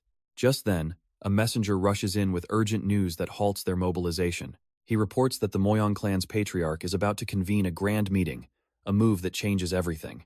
And it's all because of a single, damning letter of admonition sent by Hojong's father. The Myung patriarch declares the Yan clan a public enemy, making them a target for the entire martial arts world. His eyes blaze with fury as he vows to personally deliver the punishment himself. The head of the world's greatest family, Myeongshan, then leads the charge to crush Yan Hojong. But Hojong is suddenly confronted by a new monster, a commander whose body is engulfed in the flames of a divine beast. Stunned by the familiar power, Hojong wonders aloud, "Is it the vermilion bird?" He's forced onto the defensive, his axe barely holding back the overwhelming fiery assault. The commander, Myung Woo-san, presses his attack relentlessly, his flames swirling with destructive intent. The resulting shockwave is immense, pushing Hojong to his absolute limit as he struggles against the raw power. Myung Woo-san then gathers his energy, unleashing his ultimate technique, the Phoenix Flame Hand. But Hojong meets this overwhelming offense with an absolute defense, manifesting the northern sky's 12 walls. Myung-hyun stares in disbelief as his ultimate fire technique is instantly cooled down. The culprit is Yan Hojong, who effortlessly shatters the attack with his Tiger King's 9 thunderclap stance. "You bastard," Heian roars, charging forward in a blind rage, his blade erupting with flames once more. His brother calls Hojong a monster, but Heian grimly tells him to look ahead. There lies the withered husk of their other brother, Myung-hak, a testament to Hojong's terrifying power. Convinced this can only be the work of forbidden techniques, he accuses Hojong of using demonic arts. But Hojong only offers a chilling smirk, questioning the very definition of demonic arts. He then drops a bombshell, revealing the so-called demonic arts were actually created by their own clan. Their techniques, he explains, are nothing but a flawed, half-baked imitation of the four gods' martial arts. As Heian seethes with fury and confusion, Hojong prepares to show him the fatal consequences of using stolen power. Hojong mocks his opponent's strained body, asking, "Hasn't your lifespan been cut in half?" With cold, glowing eyes, he explains how they are slowly destroying themselves. He then delivers the final, crushing insult, "You imitators." Enraged, Myung-Heian screams, "Shut up!" and charges forward with his flaming sword. But Hojong effortlessly unleashes a wave of pure blue energy, stopping the attack cold. The sheer scale of his power completely dwarfs the Myung brothers, revealing an impossible gap in strength. He plants his massive battle axe into the ground, his forces assembled behind him. With absolute authority, he issues a stunning command: "Call the Myung family head." The scene then shifts to a bright, clear sky, heralding a new arrival. A banner unfurls in the wind, bearing the name of the Yon clan, who have finally come to join the fight. An apple is caught as the day of the grand meeting finally arrives. From afar, an entire army stands completely motionless, paralyzed by the presence of a single man. His subordinates murmur in awe, realizing the enemy is too intimidated by the young master's strength to even move. But their commander gives a stern warning: engaging now wouldn't be a duel, it would be an all-out war. He reminds his man that their only duty is to protect the young master, a command which is quickly understood. Internally, the commander admits the young master is indeed strong enough to hold 300 warriors in check. He recalls how Hojong didn't just fight, but instantly saw through and shattered his enemy's weakness, a feat he still can't comprehend. Suddenly, his thoughts are interrupted by a scruffy man grabbing his arm, screaming, "Let go! I'm not a beggar!" The commander tries to escape the filthy messenger, who is revealed to be the beggar sect's Lord Huge. But the beggar spots his target and rushes past, desperately shouting, "Young Master Yon, it's terrible!" Hojong calmly questions the panicked messenger, but Lord Huge shouts, "That's not the problem." The beggar struggles to get the words out, stammering that the Yon family head has done something unthinkable. Just then, Hojong notices the entire enemy army in the distance, suddenly turning back. He questions why they're withdrawing, catching a glimpse of a Myung brother grinning sadistically as he leaves. The messenger finally screams the truth. The patriarch has dropped a bomb, leaving Hojong completely stunned. He explains that Hojong's father sent a threatening letter to the Myung clan's patriarch, a declaration of war. Lord Huge reveals the devastating reason: "It was all done to protect you." The pieces click into place, his father's declaration and the enemy's sudden retreat are connected. He realizes the horrifying truth: they're no longer targeting him, they're going to attack the Yeon clan directly. A terrible vision flashes through his mind, his father standing alone as their entire clan burns to the ground. Fueled by a terrible premonition, Yeon Hojong spurs his horse onward, vowing that this time will be different. "It's my turn to protect you," he screams, racing desperately to save his father from a fate he's already witnessed once before. Meanwhile, in a grand hall, Moyong-gun addresses the assembled leaders of the martial world, thanking them for attending the sudden meeting. He warns them of the urgency of the matter, the air growing heavy with anticipation. "I'll get straight to the point," he announces, claiming his proposal is for the very future of the White Path. He then drops a political bombshell, proposing they declare one clan the public enemy of the entire martial arts world. The leaders immediately begin to murmur, wondering if the notoriously troublesome Myung clan is the target. But another possibility is raised the Yang clan, as all eyes turn to a silent, calculating Moyong-gun. A revered Shaolin abbot can only utter a solemn prayer, understanding the gravity of this declaration. The abbot, Gonggong Desa, acknowledges the seriousness of the proposal, knowing this move will undoubtedly ignite a war. Moyong-gun confirms the abbot understands the weight of declaring a clan the public enemy of the martial arts world. The abbot knows this declaration means complete banishment from the White Path, an order of expulsion and exile. "I am aware of that," Moyong-gun coldly accepts, knowing this is a sentence of total annihilation. The Wudang clan patriarch then questions what crime could possibly warrant such an extreme punishment. Another leader, the Namgung patriarch, brings up the recent commotion that has been stirring in Henan. The Pong patriarch connects Henan to the Myung clan, but seems completely unaware of the true target. Suddenly, the Namgung Patriarch reveals the source of the trouble, the great young master of the Green Mountain Yan clan.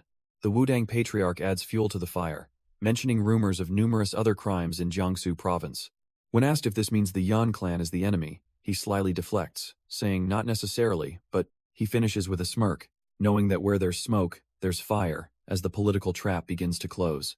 As the great clans gather, Moyong-gun questions the accusations, musing on the unknowable mind of man. But the Namgung Patriarch immediately declares, it's a baseless rumor. Intrigued by this sudden defense, Moyong-gun demands to know his reasoning. Suddenly, a new voice joins the fray, the Jegal Patriarch, Jegal Munho. He points out how strange it is that years of unsolved crimes now conveniently point to a single person. He even reveals a shocking truth. Yun Hojong once saved his own daughter from Black Path artists. The Wudang Patriarch argues that this is still just a rumor, and the truth remains unknown. Namgung then delivers a veiled threat, warning the Jegal Patriarch to protect his daughter's reputation and marriage prospects. Enraged by the political games, Moyong-gun slams the table, accusing him of just answering the matchmaker. A chilling silence falls over the room as the alliance teeters on the brink of collapse. Moyong-gun begins his shocking proposal, targeting not a single person, but something far larger. It's a massive organization, he declares, stunning the entire assembly of clan leaders. The Shaolin abbot recounts their atrocities, disappearing commoners, commanding assassins, and burying 800 workers without a trace. This is a clan that seeks to cast a death sword over the entire martial arts world. He finally reveals the true public enemy, the 9 provinces Myung family. At that very moment, the Myung Patriarch himself is seen meditating, his immense, fiery power building. He reveals a chilling secret. Each of his elite death swords has mastered one of the 4 great divine skills. These are the legendary techniques of the spirit turtle, the qilin, the dragon, and the phoenix. But what's even more encouraging for him is the power he holds in his own hand. With an explosive surge of energy, he boasts, I alone am stronger than all the death swords combined. The Myung Patriarch feels his power swell, realizing his phoenix divine skill is evolving beyond mastery. With this newfound strength, he declares his ambition to trample over every clan in the martial world. Meanwhile, Yun Hojong and his men ride furiously through the night, their laughter echoing in the dark. Hojong himself leads the charge, a determined blur racing towards an unknown fate. His face is a mask of cold focus as he pushes his steed to its absolute limit. Suddenly, his informant catches up, shouting terrible news over the wind. The Myung Patriarch left with his troops yesterday. The beggars saw him. A chilling realization dawns on Hojong's face as he understands their true goal, silencing them. He's going to my father directly, he snarls, to eliminate us before their crimes are exposed. But he sees right through the Patriarch's plan, knowing the man is just dying to test his fake divine arts. The issue is time, Hojong thinks, knowing they're a full day behind their enemy. But his scruffy companion can only ask, As a sudden realization hits him, Hojong gives a shocking order. I'll go ahead and try to slow down the Myung Patriarch. By yourself? Are you crazy? Lord Huge screams in utter disbelief. Ignoring his pleas, Hojong charges forward alone, a blur of white and black against the night. He pushes his steed to its breaking point, knowing he absolutely must hurry. With cold determination etched on his face, he prepares to make his impossible move. He leaps from his horse, shattering the ground as his immense power erupts around him. With a single swing of his axe, he unleashes a devastating wave of pure energy. His eyes narrow, fully committed to facing an entire army all by himself. A terrifying silhouette of pure power stands waiting for him on the road. But Hojong plummets from the sky like a vengeful god, screaming his challenge. To Myungchan! He spots the Patriarch's carriage below, the perfect target for his impossible ambush. With a mighty roar, he brings his axe down, intending to shatter the entire convoy in a single strike. From within, the Myung Patriarch's eyes flare with golden light, meeting the attack head-on. An unbelievable explosion of phoenix energy erupts from the ground, completely swallowing Hojong's assault. The golden pillar of flame tears through the sky, a testament to the Patriarch's monstrous power. Even the Patriarch himself grunts from the sheer force as his subordinate shields his eyes in terror. The surrounding forest is instantly incinerated by the overwhelming force of the Phoenix Divine technique, and Hojong's axe is sent flying, his ultimate attack utterly and completely neutralized. A lone shadow falls over the crackling embers of the battlefield. The flames coalesce, taking the terrifying form of a monstrous, divine bird. A single foot stomps down, asserting absolute dominance over the inferno. The Patriarch emerges from the blast, a god of destruction wreathed in fire. Hojong watches in disbelief, recognizing the raw power of the vermilion bird energy.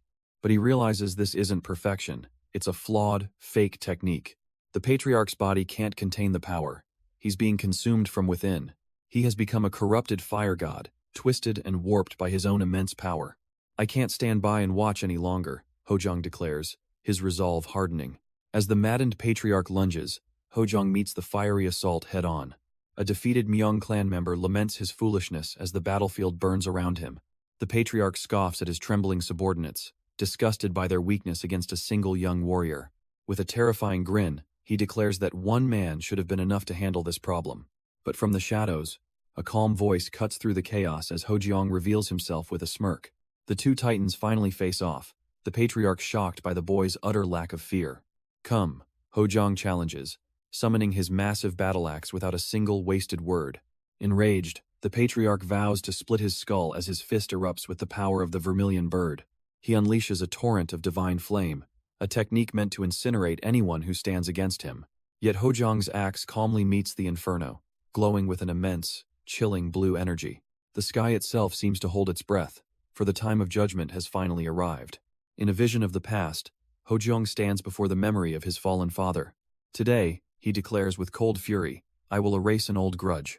His fist clenches, a silent promise of the violence that is to come. Kneeling in sorrow, he makes a solemn vow to the heavens. I will surely have my revenge. A fire of pure determination burns in his eyes, erasing all doubt. He then turns to another fallen comrade, whispering a name lost to tragedy. Placing a hand on their shoulder, his chilling blue ki begins to flow. I'm sorry I just left, he admits, a rare moment of heartbreaking vulnerability. His power surges as he promises to carry their burden, to absorb all their tears. I'll drink it all for you, he screams, turning their pain into his fuel for war. With his vow complete, Yeon Hojong rises, his entire being focused on the coming battle. His hand tightens around his weapon, drawing it with chilling purpose as a torrent of blue ki erupts from him. His eyes burn with the promise of vengeance, unleashing a devastating wave of energy that shakes the very earth. The raw scream of power echoes across the land, a challenge to the heavens themselves. The Myung patriarch can only watch in stunned disbelief, shocked by the sheer scale of Hojong's power. Come at me, Myung-chan, Hojong declares, prompting a furious roar from the enraged patriarch. The battlefield ignites as the patriarch's fiery phoenix technique clashes against Hojong's icy blue aura. But as the dust settles, Hojong's expression darkens, a cold resolve settling over him. In the midst of his rage, a single tear escapes, a silent testament to the pain fueling his fight. His mind flashes back to a desolate, rainy field, the site of the tragedy that started it all. His eyes flash with cold, unwavering resolve. As he clashes with the Myung patriarch, a storm of blue ki meeting a torrent of raging fire. The two ultimate techniques collide in a cataclysmic explosion of power. The patriarch is sent skidding back, the impact shattering the ground beneath him. But the fiery onslaught continues, threatening to consume everything in its path. A cruel smirk crosses the patriarch's face, confident in his overwhelming power. Yet, before the flames can settle, Hojong is already moving, his battle axe a blur of motion. The patriarch can't believe it, stunned by the immediate counterattack. You, he gasps as the cold steel of the axe stops inches from his face. Insolent bastard, he roars. But Hojong is already a phantom, moving even faster than before. Hojong continues his relentless assault, his axe a blur of pure killing intent. The patriarch grunts, caught off guard by the sheer speed and ferocity of the attack. But it's not just the axe. As Hojong's fist glows with concentrated power, he drives a devastating blow straight into the patriarch's chest. The godlike clan leader is sent stumbling back, completely stunned by the impact. He actually managed to land a hit on me? He seethes, his rage finally boiling over. But Hojong only scoffs, unleashing his white tiger spirit. If you fall from just this much, I'll tear you to shreds. This raw power is a direct challenge to the Myung clan's ultimate art, the Southern Fire technique. However, that legendary technique hides a terrible, fatal secret. Every single master who wielded it died young, their bodies consumed by their own power. Years ago, Patriarch Myung-chun lived in constant fear, wondering when the curse of his bloodline would finally claim him. He desperately excavated his clan's ruins, searching for a way to escape his fate. In the darkness, he discovered the lost martial arts of his ancestors, the 4 great divine techniques. Believing he'd found salvation, he mastered the Phoenix divine technique, roaring, "Am I finally breaking free from the family curse?" But back in the present, The spot where Hojiang struck him throbs with a chilling weakness. He looks up to see his opponent descending like a vengeful god, his white tiger aura dominating the battlefield. Deep within the Patriarch's meridians, the last remnants of his cursed southern fire energy begin to flicker. The very power that defined him was about to be extinguished by a single, perfectly placed blow. Seizing this critical moment, Hojiang unleashes his full power, swinging his massive axe down to end it all. His eyes burn with cold resolve, channeling everything into this one final, clan-shattering attack. But the Patriarch summons a colossal pillar of energy, stopping the executioner's axe cold. The old master trembles under the immense pressure, his body screaming in protest as Hojiang's eyes burn with killing intent. He realizes with horror that the fake vermilion bird energy is trying to invade his brain. Without the other divine energies to balance it, this massive power surge is a death sentence. A desperate explosion of ki suddenly throws Hojiang backward. "Don't joke around," the Patriarch scoffs, but Hojiang simply retorts, "Who said you could die as you please?" Watching from the sidelines, his subordinate screams out a frantic warning, "Patriarch!" But the old master catches the massive axe with a single, glowing hand, completely halting its momentum. An incredible burst of fiery energy erupts from the point of impact. The clash unleashes a devastating shockwave, tearing the very earth apart. The Patriarch screams as Hojiang's attack lands true, forcing the old master back. In retaliation, a cataclysmic explosion of fire erupts, engulfing the entire battlefield in a sea of flame. But wreathed in his own divine energy, Hojiang stands completely unfazed by the inferno. The Patriarch marvels at his own power, watching the very earth boil around him. He admits with a smirk that for a moment, the boy was actually dangerous. "Were you happy?" he taunts, his hand crackling with the flames of the phoenix. He mocks the boy's foolish hope of taking the head of the greatest patriarch under heaven. But with a chilling calm, Hojiang simply replies, "I'm grateful. Grateful that you're still alive because you absolutely can't die until it's by my hand." With his vow declared, he swings his massive axe down for the final, decisive blow. The Patriarch unleashes his ultimate technique, the Phoenix Flame Hand, intending to end this fight now. Hojiang is blasted backward, the force of the divine flame overwhelming his defenses. But even as he's thrown back, he unleashes a wave of pure, cold energy from his axe.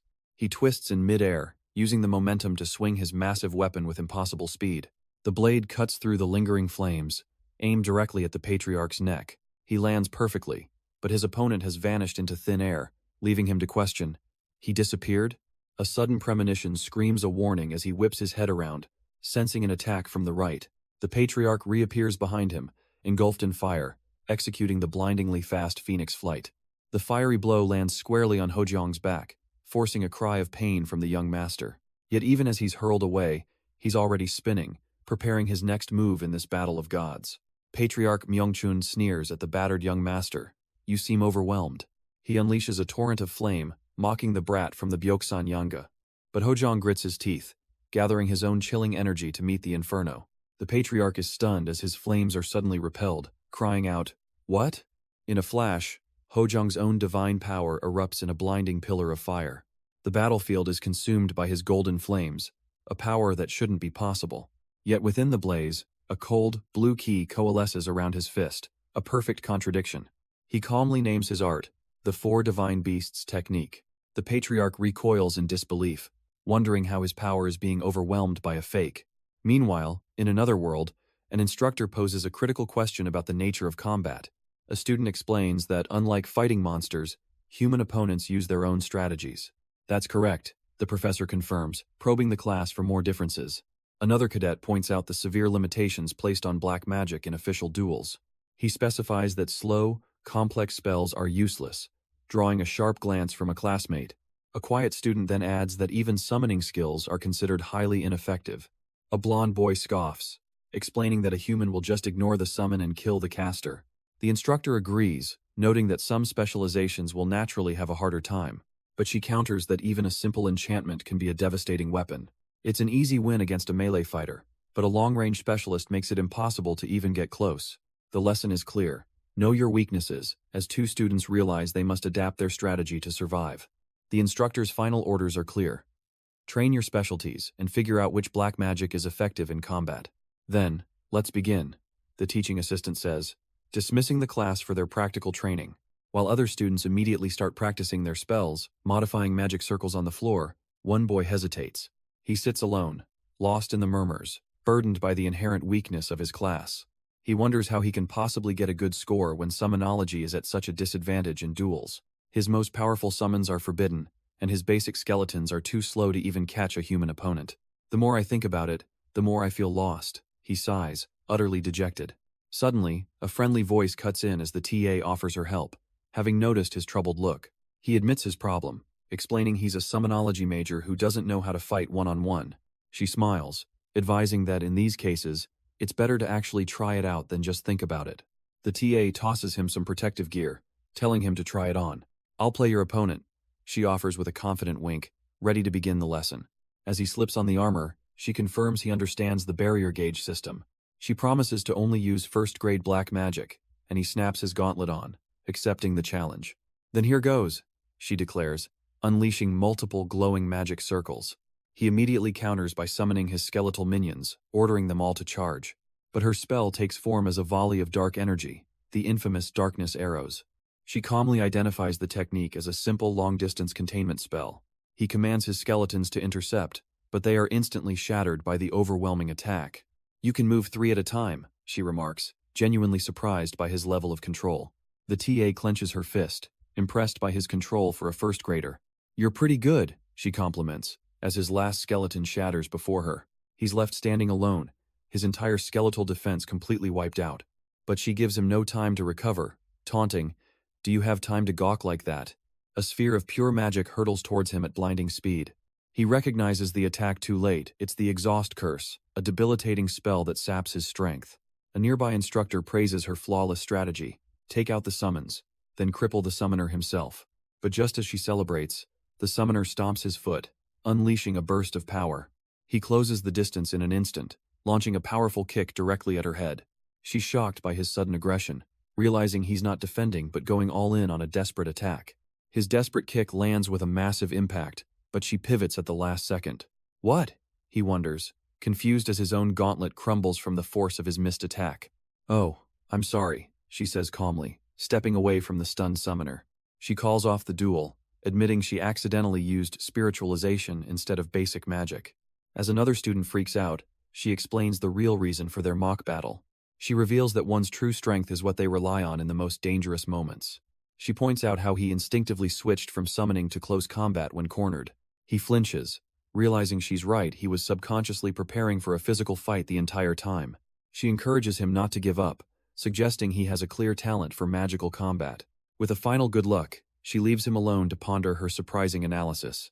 A rival student scoffs that summoning skills are useless in interpersonal battles, but the TA points out how Simon instinctively switched to magical combat the moment he was cornered.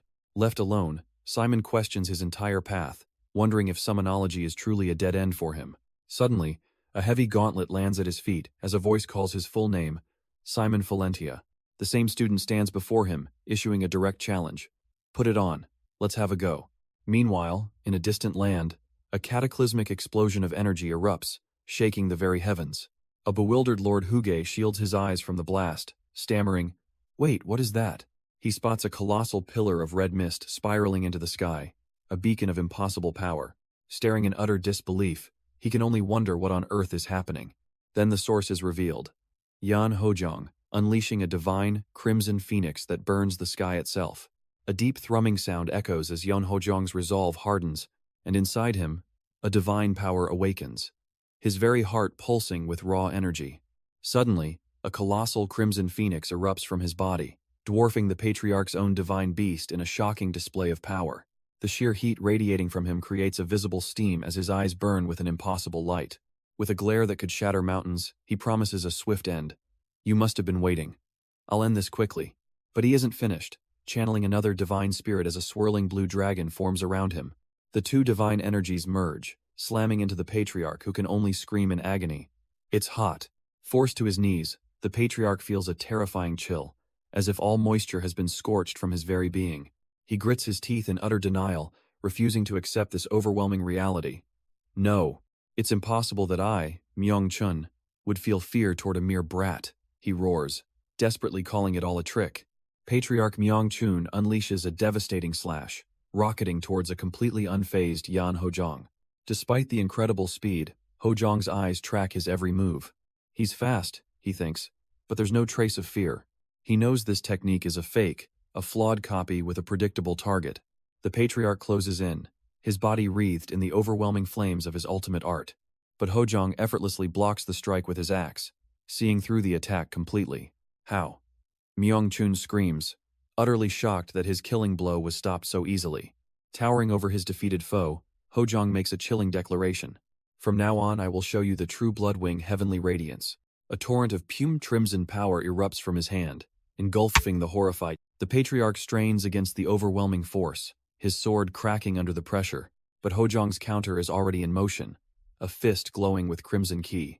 The blow lands with devastating impact, shattering Myung-chun's defense completely. A shockwave of pure energy rips through the air, a testament to the unbelievable power gap.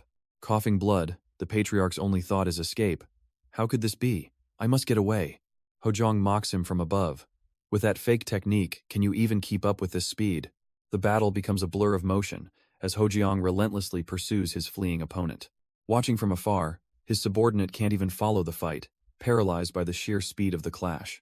Even the patriarch's desperate flaming kick is blocked with contemptuous ease. I, the head of the 9 great families, am being pushed back like this? He seethes in pure disbelief. Don't be ridiculous. Myung-chun roars, his pride as a patriarch completely shattered. He unleashes a desperate, fiery sword strike that clashes violently against Hojong's axe. The impact creates a blinding explosion of energy that tears across the battlefield. The very ground cracks and shatters under the immense pressure of their divine techniques. But as the patriarch descends within a vortex of flames, Hojong stands completely unfazed. Myung-chun puts everything into his ultimate attack. The legendary soaring phoenix sword. He can still do this? Hojong thinks, acknowledging the raw power of his cornered foe. This is the true strength of the master of the 9 great families, a being of pure destructive force. But your martial arts, Hojong declares calmly as his own power surges, will also be defeated by me. He understands the nature of their techniques. While the tortoise defends and the tiger attacks, the phoenix is designed for an instant kill. Hojong unleashes a colossal pillar of divine energy, a swirling vortex of pure power meant to shatter the phoenix. As he roars with absolute fury, the patriarch can only stammer, "What? What?" His confidence completely broken. The legendary sword technique is shattered as Myung-chun is sent flying, his weapon torn from his grasp. There's no escape, as Hojong's assault relentlessly batters the clan leader, tearing the very earth apart. The attack culminates in a devastating explosion that shakes the entire battlefield to its core. Myung-chun's loyal subordinate can only shield himself from the aftershock, powerless to intervene. He looks up in horror, witnessing a sight that defies all logic and power scaling. Did the family head, he whispers, the unthinkable question hanging in the air, lose? The answer is clear, as Hojong stands victorious over the broken body of the once invincible patriarch. With the battle finally won, Hojong lowers his weapon and declares, "It's over." Myung-chun's subordinate stares in disbelief, his mind refusing to accept his master's utter defeat. "He isn't in any shape to fight," he screams, ordering his men to kill the kneeling Hojong. But as they charge, a terrifying wave of blue energy erupts from the supposedly weakened warrior. Suddenly, reinforcements arrive as Shinmo and his squad rush to their leader's side, crying out, "Eldest Gongja, are you all right?" he shouts, worried for his master's condition after such an immense battle. Leaning against the doorway, a smirk plays on Hojong's lips as he calmly says, "Shinmo." Another figure appears, chastising him for the theatrics. "You nearly gave me a heart attack." The scruffy senior then turns on the enemy, roaring, "Myung clan warriors, drop your weapons and kneel." Unfurling a scroll, he delivers the final blow. They are now public enemies of the entire martial world. With this declaration, the conflict escalates from a clan dispute into an all-out war. In the quiet stillness of a recovery room, time passes slowly. A pained groan escapes Yeon Hojong as he finally stirs from his rest. "Ha," he scoffs, amused at his own vulnerability after the brutal fight. 15 long days have passed since his life-or-death duel with Myung-chun. While his internal energy is nearly restored, his physical wounds strangely refuse to heal. A deep sense of unease settles in as he contemplates this strange phenomenon. To find the source, he delves deep into his ki, his divine spirit swirling around him. Suddenly, he realizes the most active energy is the Crimson Phoenix ki, a power that isn't his own. But despite this foreign power raging inside, he feels no instability or rejection. His own White Tiger and Guardian Tortoise ki remain perfectly stable, a sign of a terrifying new evolution. He questions the strange harmony of his 3 divine kis, sensing a deeper truth he can't yet grasp. But deciding to ignore the mystery for now, he focuses only on his recovery, believing that's all that matters. His rest is shattered when an attendant announces another visitor, much to his growing annoyance. "Send them away," he commands, wanting only to be left alone while recuperating in hostile territory. Suddenly, a woman barges in, chiding him for being so heartless to a friend who came out of concern. He recognizes her instantly. As she holds up a gift, it's the infamous Jegal Ahyan. She reveals the entire martial world is in an uproar because of him, but he calmly shifts the blame to the Myung clan. "But you're the one who started it," she teases, and he admits it all began as a personal grudge. He explains that the Myung clan's escalation left him with no way to win the fight on his own. "So my only choice," he declares with cold resolve, "was to bury them entirely." She acknowledges that he didn't just win, he completely buried one of the 9 great families. Burying an organization like that is no easy feat, she muses, amazed at his power. A sly smile spreads across her face as she processes the sheer scale of his victory. "How did I end up becoming friends with a monster like you?" she asks. But he just calls her harsh. He shamelessly changes the subject, demanding, "Anyway, hand over the gift." She grumbles that her father is a pushover for giving a priceless spirit pill to a savior like him.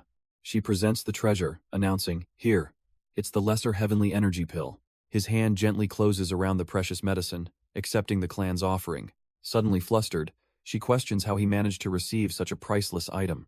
But with a completely straight face, he plays dumb, asking, "What pill?" She explodes in frustration, shouting about the priceless nature of the lesser heavenly energy pill he's pretending to ignore. Meanwhile, at a gathering of clan leaders, that very same pill is being discussed as a legendary treasure for cultivating internal energy. One of the patriarchs looks utterly shocked, while back in his room, Hojong remains completely unfazed by its value. The conversation suddenly shifts to the mysterious Mad Wind scholar, a man who couldn't even memorize the sect rosters. A sly leader muses that if the 9 great families knew the truth, their legendary pride would be severely wounded. The scene cuts to the grand ancestral home of these families, where a monumental meeting is about to begin. Inside, the most powerful figures in the martial world, including the Shaolin abbot, have gathered with grim determination. They proceed through the hallowed halls, the air thick with tension over the recent war and its shocking outcome. The courtyard stands silent, a calm before the political storm that's about to erupt over one man's actions. But far from their debate, the defeated patriarch Myung-chun lies broken and bandaged, the living proof of that power. While the defeated patriarch lies unconscious, his loyal subordinate can only listen to the victor's judgment. Moyong-gun reflects on the unprecedented scale of this incident, where an entire organization has been shattered. An impregnable family that reigned supreme for nearly 200 years was brought to ruin. Sani despairs as he's told the most shocking part. The Myung clan is now an enemy of the Murim. Their foolish act of sacrificing 800 laborers to unearth a forbidden art sealed their fate. It was a disastrous political move, giving the government the perfect excuse to intervene in their world. "It seems your family head's judgment was clouded," he states, blaming a demonic art that eats away the mind. Now, he spells out the grim future for all who fled: execution, or a life in prison with their energy centers destroyed. "It's a tragedy," he says, "that so many precious martial artists must perish for one man's poor choice." But then, with a hand on the subordinate's shoulder, he offers a surprising proposal. Moyong-gun snarls, demanding to know where the Myung clan's eldest son has vanished. "Tell me where he fled," he offers, "and I'll reduce the sentence for both you and your daughter." Sani freezes, the weight of his family's fate crashing down on him in an instant. He can't believe his daughter is also being sent to the Thunder Prison, but Moyong-gun is merciless. She not only practiced forbidden demonic arts, but also attempted to kill the heir of the Yeon clan. And that last crime, he explains while pacing, is the most unforgivable of all. He's talking about Yeon Hojong, the ultimate rising star who stands against all hypocrites with the spirit of a tiger. Another man explains that Hojong's bravery and intellect have earned him comparisons to legendary historical figures. Martial arts, wisdom, boldness, everything about him is extraordinary, he presses, asking if the true meaning is understood. The chilling message is clear. They are dealing with a monster who changes the very rules of the game. Right now, Yeon Hojong is a passionate hero capturing the martial world's attention, and with the Myung clan's power completely dismantled, the public demands justice for their crimes. For Sani, this means certain execution for his family, a thought that fills him with pure terror. However, Moyong-gun steps in, claiming he has enough influence to adjust their sentences. His offer is a cruel one. Avoid prison, but have your energy centers permanently destroyed. He lays out the choice: rot in a cell with your daughter, or live a simple, powerless life. In 3 days, all warriors of the Myung clan will be transferred to the Martial Alliance. With the ultimatum set, Moyongun leaves, telling the broken man to find him if he makes a decision. Sani is left alone, trapped by an impossible choice that will seal his family's fate. Outside, the patriarch simply waits, confident his trap has already been sprung. Moyongun enjoys the clear weather, a confident smirk playing on his lips. He laughs heartily at the beautiful sky, his plans seemingly falling into place. But his thoughts turn to the tiger of Jiangdong, wondering what move his rival will make on this perfect stage. Meanwhile, Shinmo confronts a mysterious intruder, demanding to know who dares approach his recovering master. In a flash, a blade is at his throat as the old man warns that no one is allied without permission. But Yan Hojiang calmly steps in, telling his loyal subordinate, "It's all right, Shinmo." He recognizes the powerful aura of the unexpected guest before him. The old man simply smiles, his intentions clearly not hostile. "I'm just a beggar leader," he says, claiming he came to see the rascal his disciple is so obsessed with. But his followers gasp in shock, realizing this is no mere beggar, but the legendary Dragonhead Union leader. Yan Hojiang's hand rests on his sword, the tension in the room palpable as his guests arrive. His subordinate Shinmo and a woman from the Jegal clan formally introduce themselves to the legendary leader. But when Hojiang announces his own name, his powerful aura makes even the Dragonhead leader take notice. The standoff quickly shifts to a formal meeting as tea is served for the three powerful figures. The old man laughs, remarking on the vicious rumors that paint Hojiang as nothing more than a butcher. He recounts the gruesome tales of the battle, of heads split like firewood, and an enemy dismembered long after the duel was over. "I did," Hojiang admits without a hint of remorse, only regretting that he collapsed before finishing the job. His cold confession sends a visible chill through his two allies, who stare in utter disbelief. The beggar leader's gaze sharpens, his eyes boring into the young warrior, searching for the truth behind his brutality. "Why was it necessary?" he demands. But Hojiang's simple, chilling reply only deepens the mystery. Hojiang reveals that earlier, Patriarch Myung-chun had made a gruesome threat. He had sworn to sever my limbs, cut off my head, and throw it before my father. "So it was necessary," Hojiang states coldly, explaining this is simply the kind of person he is. The beggar leader accepts this, remarking how a disciple always seems to take after his master. He then bursts into laughter, humbled to be compared to a leech like his own student. Still chuckling, the old man decides to share a piece of wisdom he once taught his disciple. He explains that to truly grasp any event, you must understand the person at its very core. He muses that while his own student is just starting to learn this, Hojiang is already at that level. The leader's expression suddenly sharpens as he realizes the young man isn't just smart. He's a tiger that thinks like a human, a terrifying combination of raw power and cunning intellect. The beggar leader sighs, his intense assessment finally over, but Hojiang calmly asks, "Are you finished? Don't take too much advantage of my disciple," the old man warns as he prepares to leave. With a final "take care," the leader departs, leaving the others to say their goodbyes. As he walks through the rain, he reflects on Hojiang's past, a life of slaughter that forged a desolate soul. Yet, he muses that there's more to him, a human side nurtured by his family, like a sprout in a barren land. He pauses in the downpour, contemplating the terrifying potential of such a complex individual. He worries that if a man like Hojiang turns evil, his own lazy disciple would be useless against him. A heavy sigh escapes his lips as the weight of the future presses down on him. He wonders aloud about the heavenly secret, the flow of fate that has produced such a monster. Maybe it's time to pay a visit to that fortune teller, he decides, seeking to understand the path ahead. He was like a storm, Jigal Ahian explains, recounting the beggar leader's overwhelming presence. But for Hojiang, the mental sparring was more exhausting than any physical war.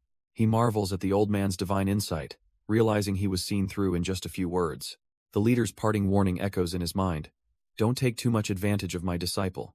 Hojiang smirks, accepting that he's caused too much trouble to use the beggars' union for now. But a sudden glint in his eyes reveals a new, unexpected plan is already forming. Jegal Ahion is caught completely off guard by his sudden shift in demeanor. "Let's go grab a bite," he declares, grabbing her arm as she stammers in shock. She finds the sudden invitation overwhelming, trying to politely refuse his forwardness. But he presses on, cornering her with a question she can't easily escape. She tries to refuse, explaining a matchmaker recently visited, so being seen together would look bad. "People tend to jump to conclusions," she says with a nervous laugh, insisting they are just friends. But Hojiang turns her logic against her, pointing out that her visiting an injured man alone is already a scandal. Flustered, she argues it wasn't a personal visit, but an official duty to deliver the heavenly energy pill.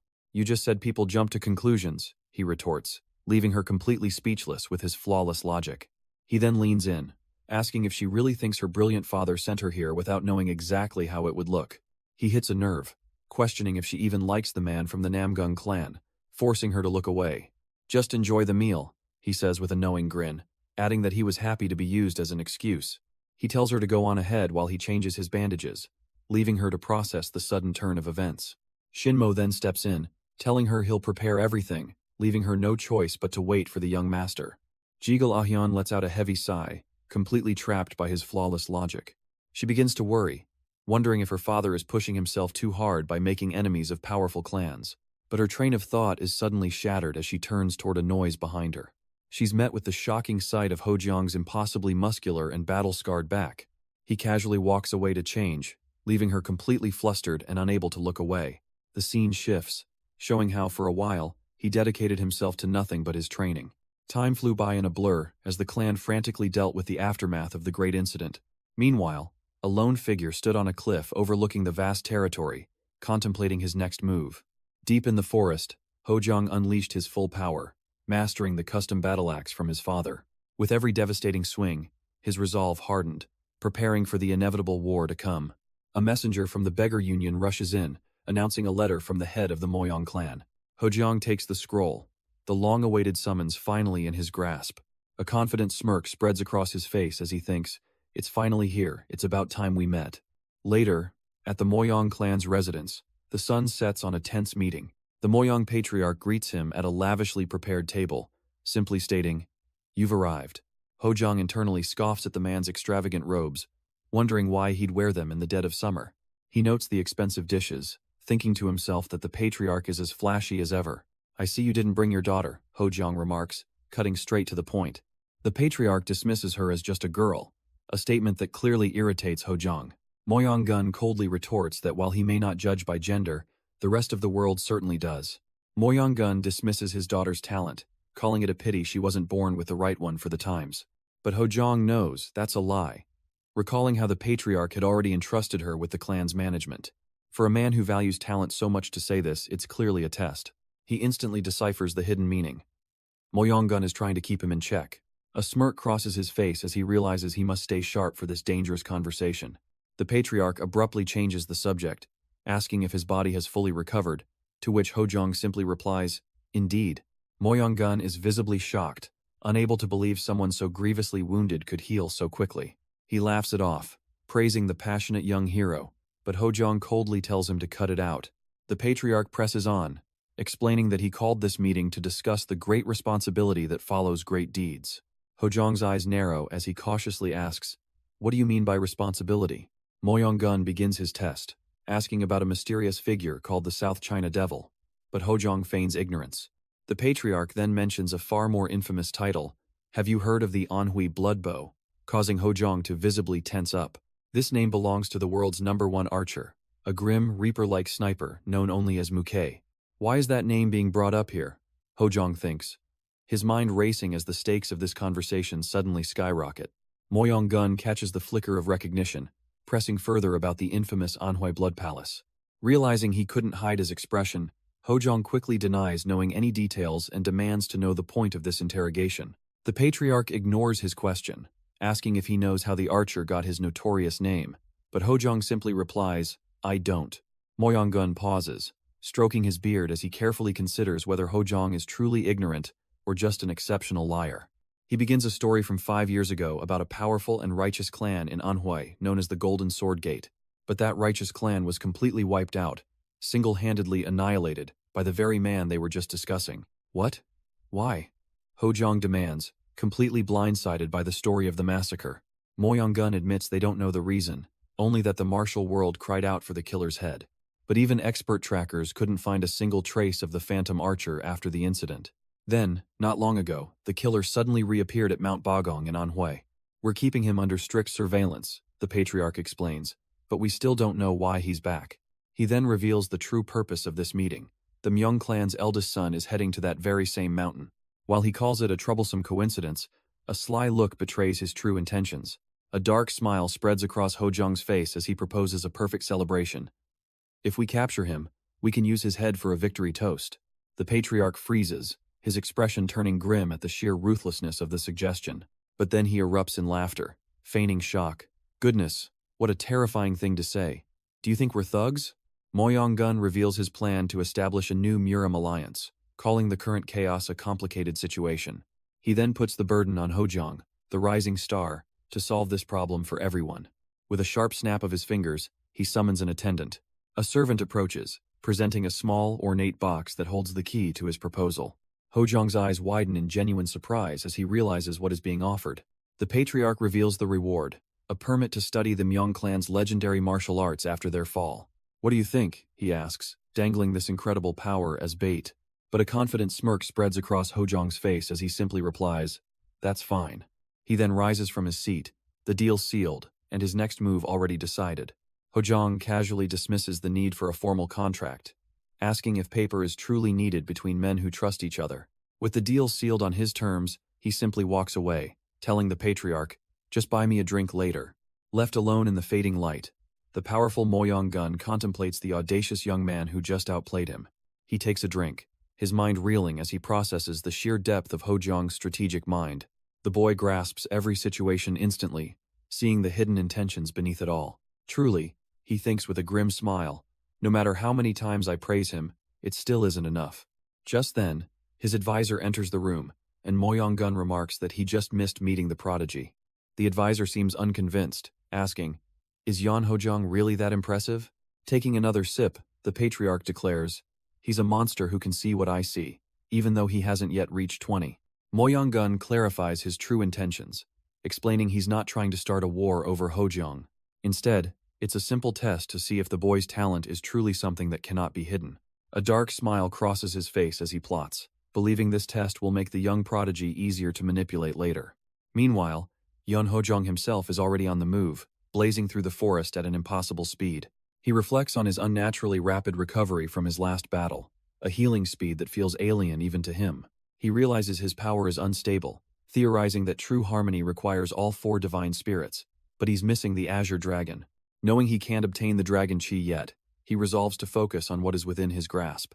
His first priority becomes mastering a new movement technique, planting his foot with explosive intent. With a burst of energy, he begins his training, his body becoming a streak of pure power. Instead of pulling with maximum power, Hojong now pushes with minimum force and the greatest lightness. He internalizes the 5 core principles of his new movement art: light, push, scatter, release, and softness. Only when these movements become unconscious can he claim true mastery. Leaping across mountains like a phantom, his body becomes a blur of controlled energy, a streak of blue and white against the sky. He lands with explosive force, his axe now an extension of his will, moving with impossible grace. His resolve hardens, driven by the ghosts of his past, and a vow to never repeat the same regrets. With his training complete, he dashes through the forest, his new speed almost supernatural. His journey leads him through the pouring rain to the Saniam Inn in Taihei County. But as lightning cracks the sky, the man who arrives is not a weary traveler, but a predator with glowing red eyes. The innkeepers stare in shock as a drenched, imposing figure appears at their door. With a chilling aura, Hojong demands a room and a meal, his voice leaving no room for refusal. As he heads upstairs, his massive axe scraping against the wood, he suddenly stops. He turns back with a simple question. "Where's the beggar's hideout around here?" The innkeeper watches him go, realizing this disheveled man might be the legendary son of the Yan clan. But his senior scoffs at the idea. Would someone like him look like some filthy beggar? After a hearty meal, the weary warrior finally rests, the storm outside mirroring the one brewing within him. His search then leads him to a makeshift camp, the very hideout he was looking for. A scruffy man looks up, his expression hardening as he asks the intruder, "What is it?" "I stopped by because there's something I want to know," Hojong declares, presenting a special token. A flashback reveals this token was a gift, granting him access to any information he could possibly need. Back in the present, he holds the token before the scruffy senior, whose eyes widen in sudden recognition. The beggar's hostility instantly vanishes as they bow in unison. "Greetings, young Master Yun." The leader asks what he seeks, but Hojong reveals the Moyong clan has already found something for him. He holds a report detailing a target's location, yet a deep sense of unease tells him it's a trap. "So, what are you truly curious about?" the beggar asks, sensing there's a much deeper question. Hojong's voice drops as he names his true target, An Hui Heal, and a vision of a mountain erupting in a cataclysmic explosion flashes before them. The beggar's face drains of all color, confirming this name belongs to a legendary killer who should not exist.